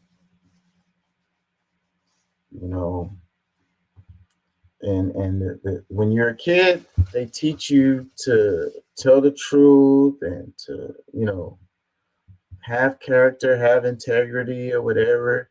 But then as you grow old, it's like society teaches you the opposite, because you get benefits for not doing that stuff, and you get punished for doing that stuff. So it's like you tell them one thing, but the kids are smart. They grow up and they realize that the repercussions for the things that they do, they keep getting redirected. You know what I mean? They keep getting consequences for telling the truth and having integrity and having character and being creative, and they get benefits for just obeying. So then they learn over time that it's just better to just obey, even if it goes against your character, integrity, your moral values. It's kind of like with the Christianity, with the religious stuff, if you go by the way the Bible speaks about Jesus, he sounds like a hippie to me. But they like, get a job, you commie hippie, but at the same time, then they worship Jesus or whatever. It's like the theoretical idea of Jesus is appealing, but the reality, like a real life Jesus, would be appalling, will be repulsive.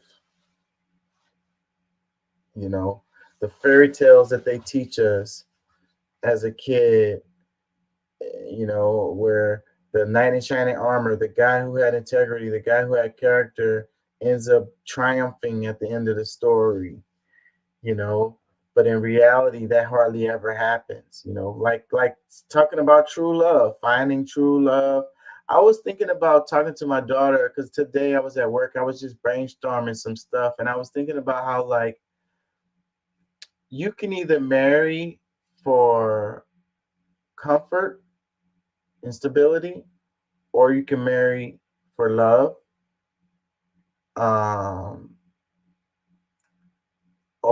or you could marry for love and comfort and stability, like them together. But it's like most people are going to choose to marry for comfort and stability because that's the most likely realistic outcome that can happen, because finding love is rare, actual true love, you know, and then being able to find love and stability and comfort is even more rare.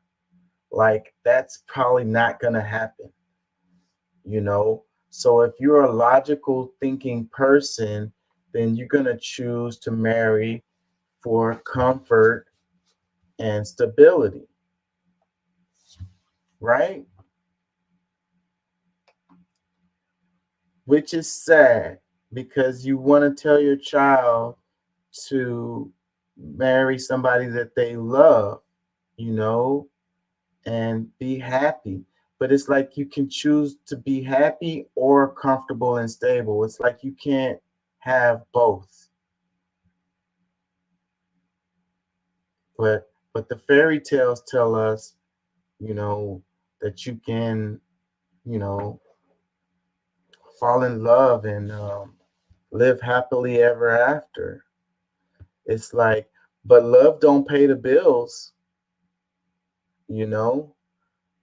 Um, and so I can't blame a person who decides, you know, to be with somebody because that's going to provide them with comfort and stability in their life, you know.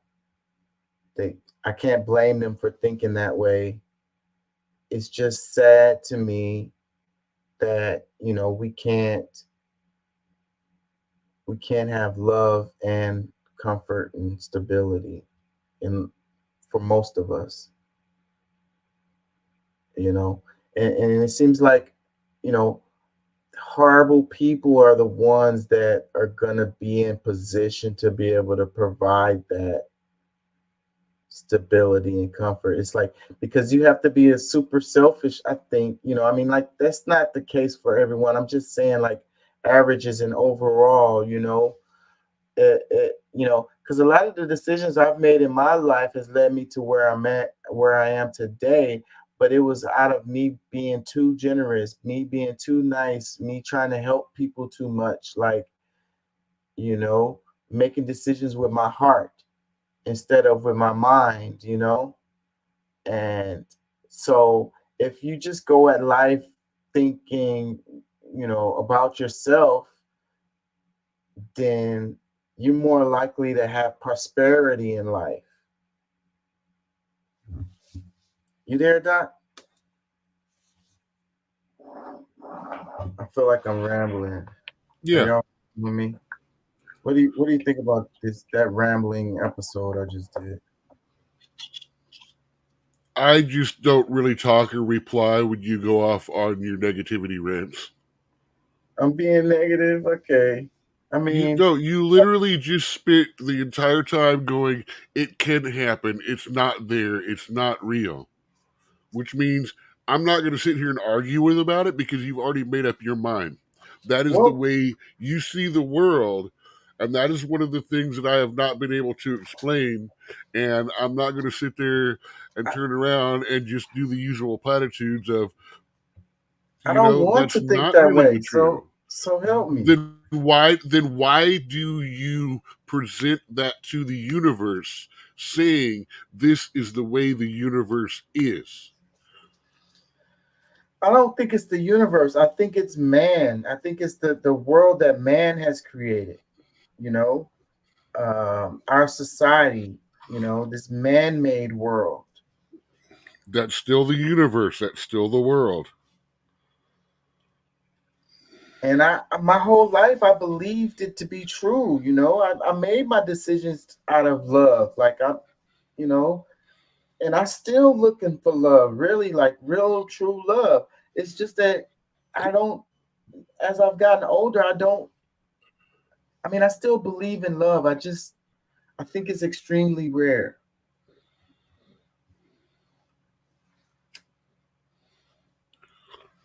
So ultimately, you're saying you've allowed yourself to become jaded. I think that's true. I think so. I'm trying to not be that. I need something to reassure me, to tell me that I'm wrong. I need some evidence or something. Like, come on, give me some words.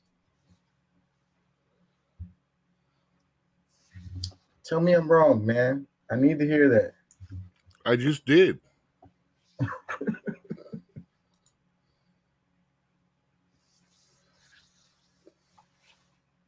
Well, what's your take on it? How do you deal with it? What is your, like, you know? You can choose to compromise. You can choose not to. I mean, it's all a matter of choice. Just because, you haven't found yet, just because you may have overlooked, doesn't mean it's not there. I mean, with your belief that it's not there, you're not likely to find it because you're not going to see it if it runs across you. I mean, you have to be open. You have to be willing. I mean, you have to decide. There's a lot of decisions to it that can only be made per person, per individual, per incident.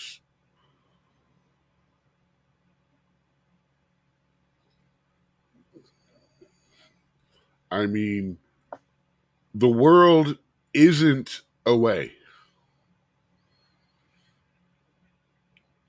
The universe is kind of unfair. But in truth, the universe being unfair should make you actually feel better about the universe. Because would it not suck so much more that all the bad shit that's happened to you in your life is actually because you really deserve it and not just because the universe is unkind or unfeeling?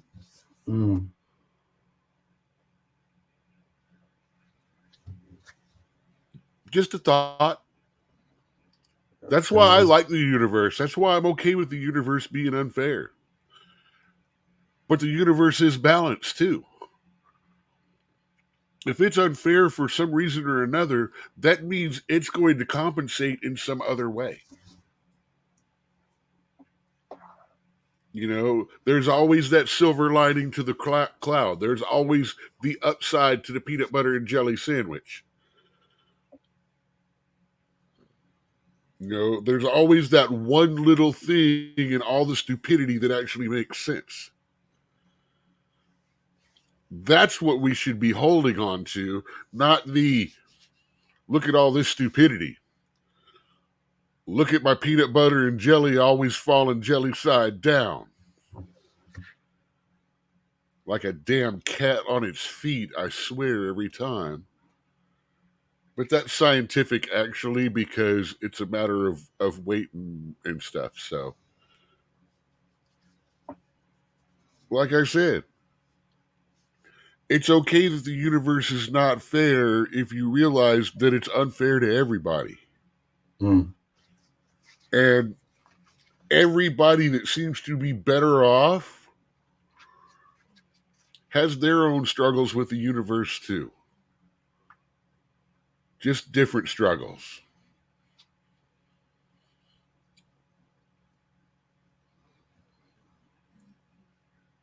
Yeah, I need to hear that. I like it.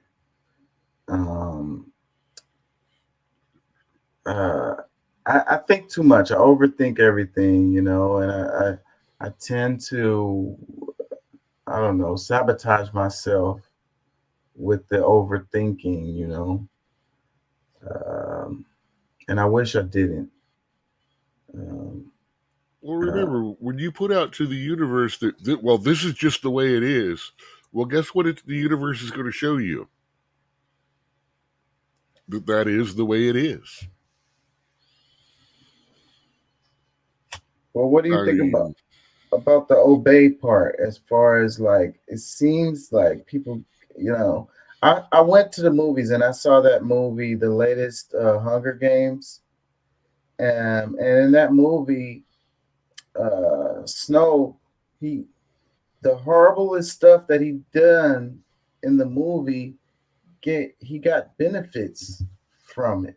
You know, he it it the results were good for him. And I just feel like in our society, that's what happens, you know? It's like no good deed goes unpunished. And how did his story end? Well, overall, I mean, he lived a good life. I mean, No, he grew old and torn apart by the crowd. yeah, but he was an old man by then. I guess you could say he was empty inside throughout his life, you know, not really loving anything, not really having No ability to trust, no ability to have friends, no ability to talk to anyone. Isolated, alone, insane.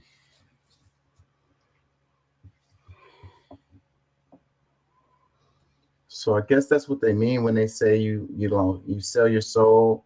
It's like you're not really selling your soul. It's more like you are giving away your humanity. It's you become empty inside. You know, you have all the prosperities, all of the material things in life that people want, but you have nothing inside. Well, like they say, you know, money can't buy happiness. Though I personally say it can make one hell of a down payment.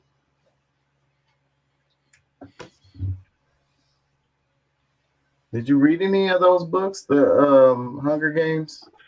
I did not.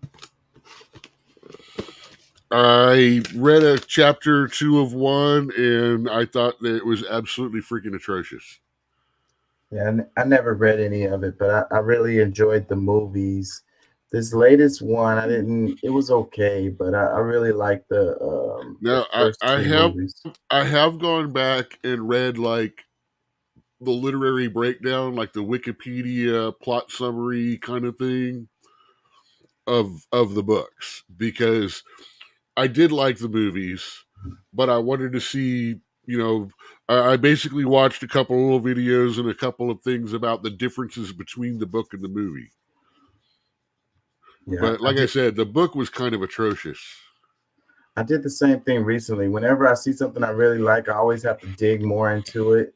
So I had to, and I'm always into the, you know, I'm really into movies and like especially the writing part.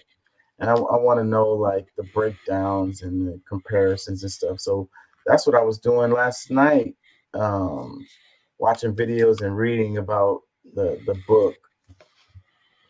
Not reading the book, but about the book and about the movie and the differences and stuff like that. You know, the idea of revolution, you know, that's what I think it's about, you know. Well, this latest movie was about how he became a villain, because really he was not such a bad person at the beginning of the movie.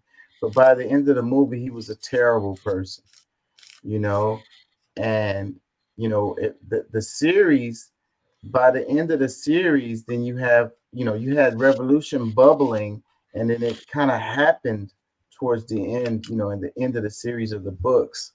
So it's like, and I'm attracted to the idea of revolution, how like, you know, David and Goliath, like the underdog winning, like there's a scene in, because I rewatched the movies recently because I knew I was gonna watch the new film. So I watched the other ones. I kind of binged them on Thanksgiving. I watched like 3 of the movies. And there's a scene in I think it's the 3rd film where they're on the bridge and they're trying to go blow up the bridge. They're trying to blow up the water fucking, how they get the electricity, hydroelectric plant or whatever for the Capitol. And so you had the group of people, they didn't even have any weapons. All they had was the bombs that they had in these like cases that they were carrying. But it was a lot of people. So when they knew that they were gonna die, like they was willing to give their life, and they were successful at blowing up the bridge. The people on the other end, they had weapons, automatic weapons, and they were just laying them out. But it was so many of them. As one person fell, somebody else came and picked up the case and kept running to get to the other side to ignite the bombs. And then they had to run away. I think a lot of them didn't even make it away to get away from the bomb after they let it off. But they were successful at blowing up the bridge and cutting off the lights to the Capitol. And that scene really hits me because it's like these people, to be able to win, you have to be able to be willing to give everything. And so those people on the other side aren't willing to give anything. And that's the reason why they lose. So if these people is the overwhelming numbers of people willing to give their life for their cause is what led to their success. And I don't know that when I first saw that movie and when I first saw that scene, it had me crying. It teared me up. I ain't gonna lie. It's because people willing to give their life, just for a chance to spark something that it's not even like the winning of the war. It's really just a battle.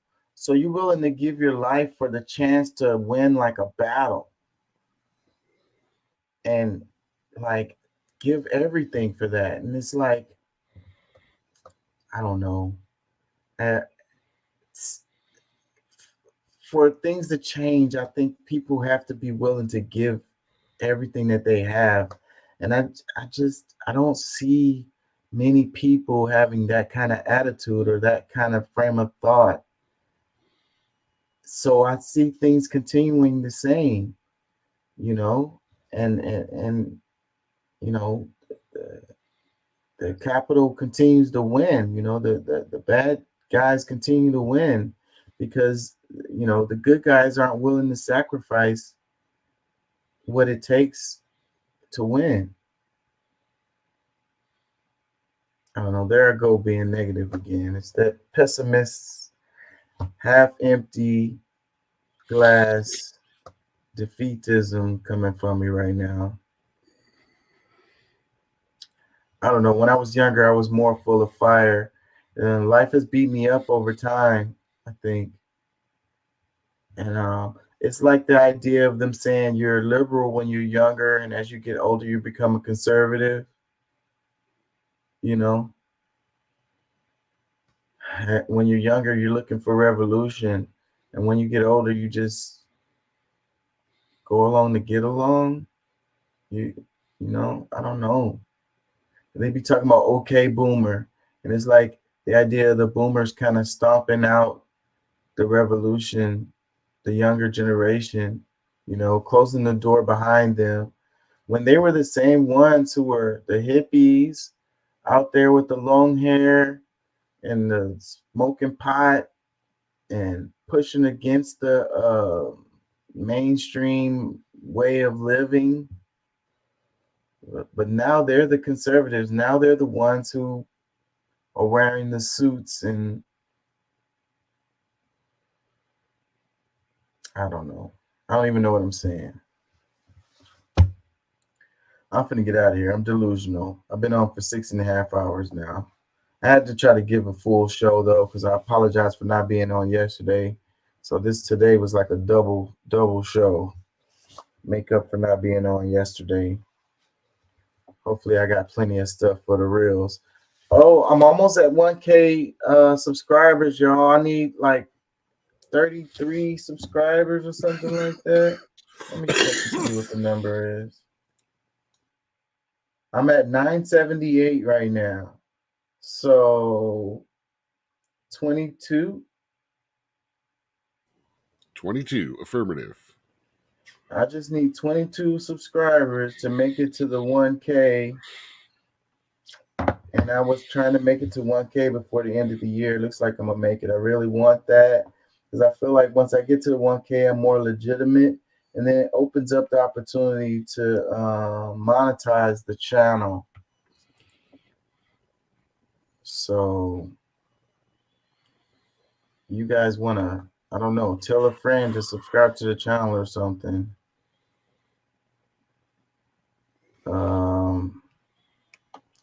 Yeah, and if y'all appreciate the show, y'all appreciate what we do here, y'all can put a couple of dollars in the Cash App. I'd appreciate it.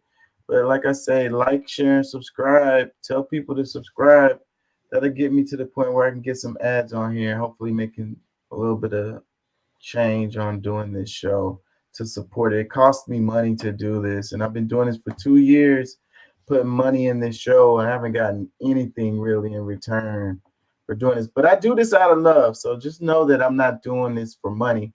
But for me to be able to continue to do the show, I think it needs to be able to pay for itself so I can justify doing this. So I'm not trying to get rich off of this. I just need to break even. So the backup channel is moving along too. It's at like 500 subs. Let me see. It's at 432, and I might be able to monetize that channel too, just because of the I think it's the 500 mark. I make it to the 500 mark, and I reach over the amount of viewing hours. Public watch hours. Yeah, public watch hours. And I think I'll make it because I've been getting really good views on the reels.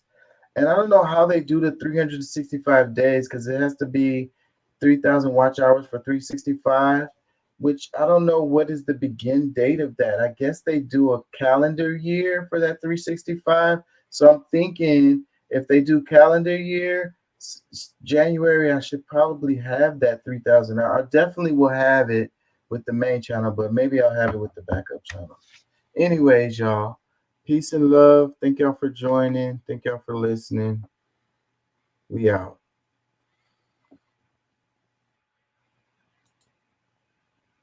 Peace. Peace. Love. Out.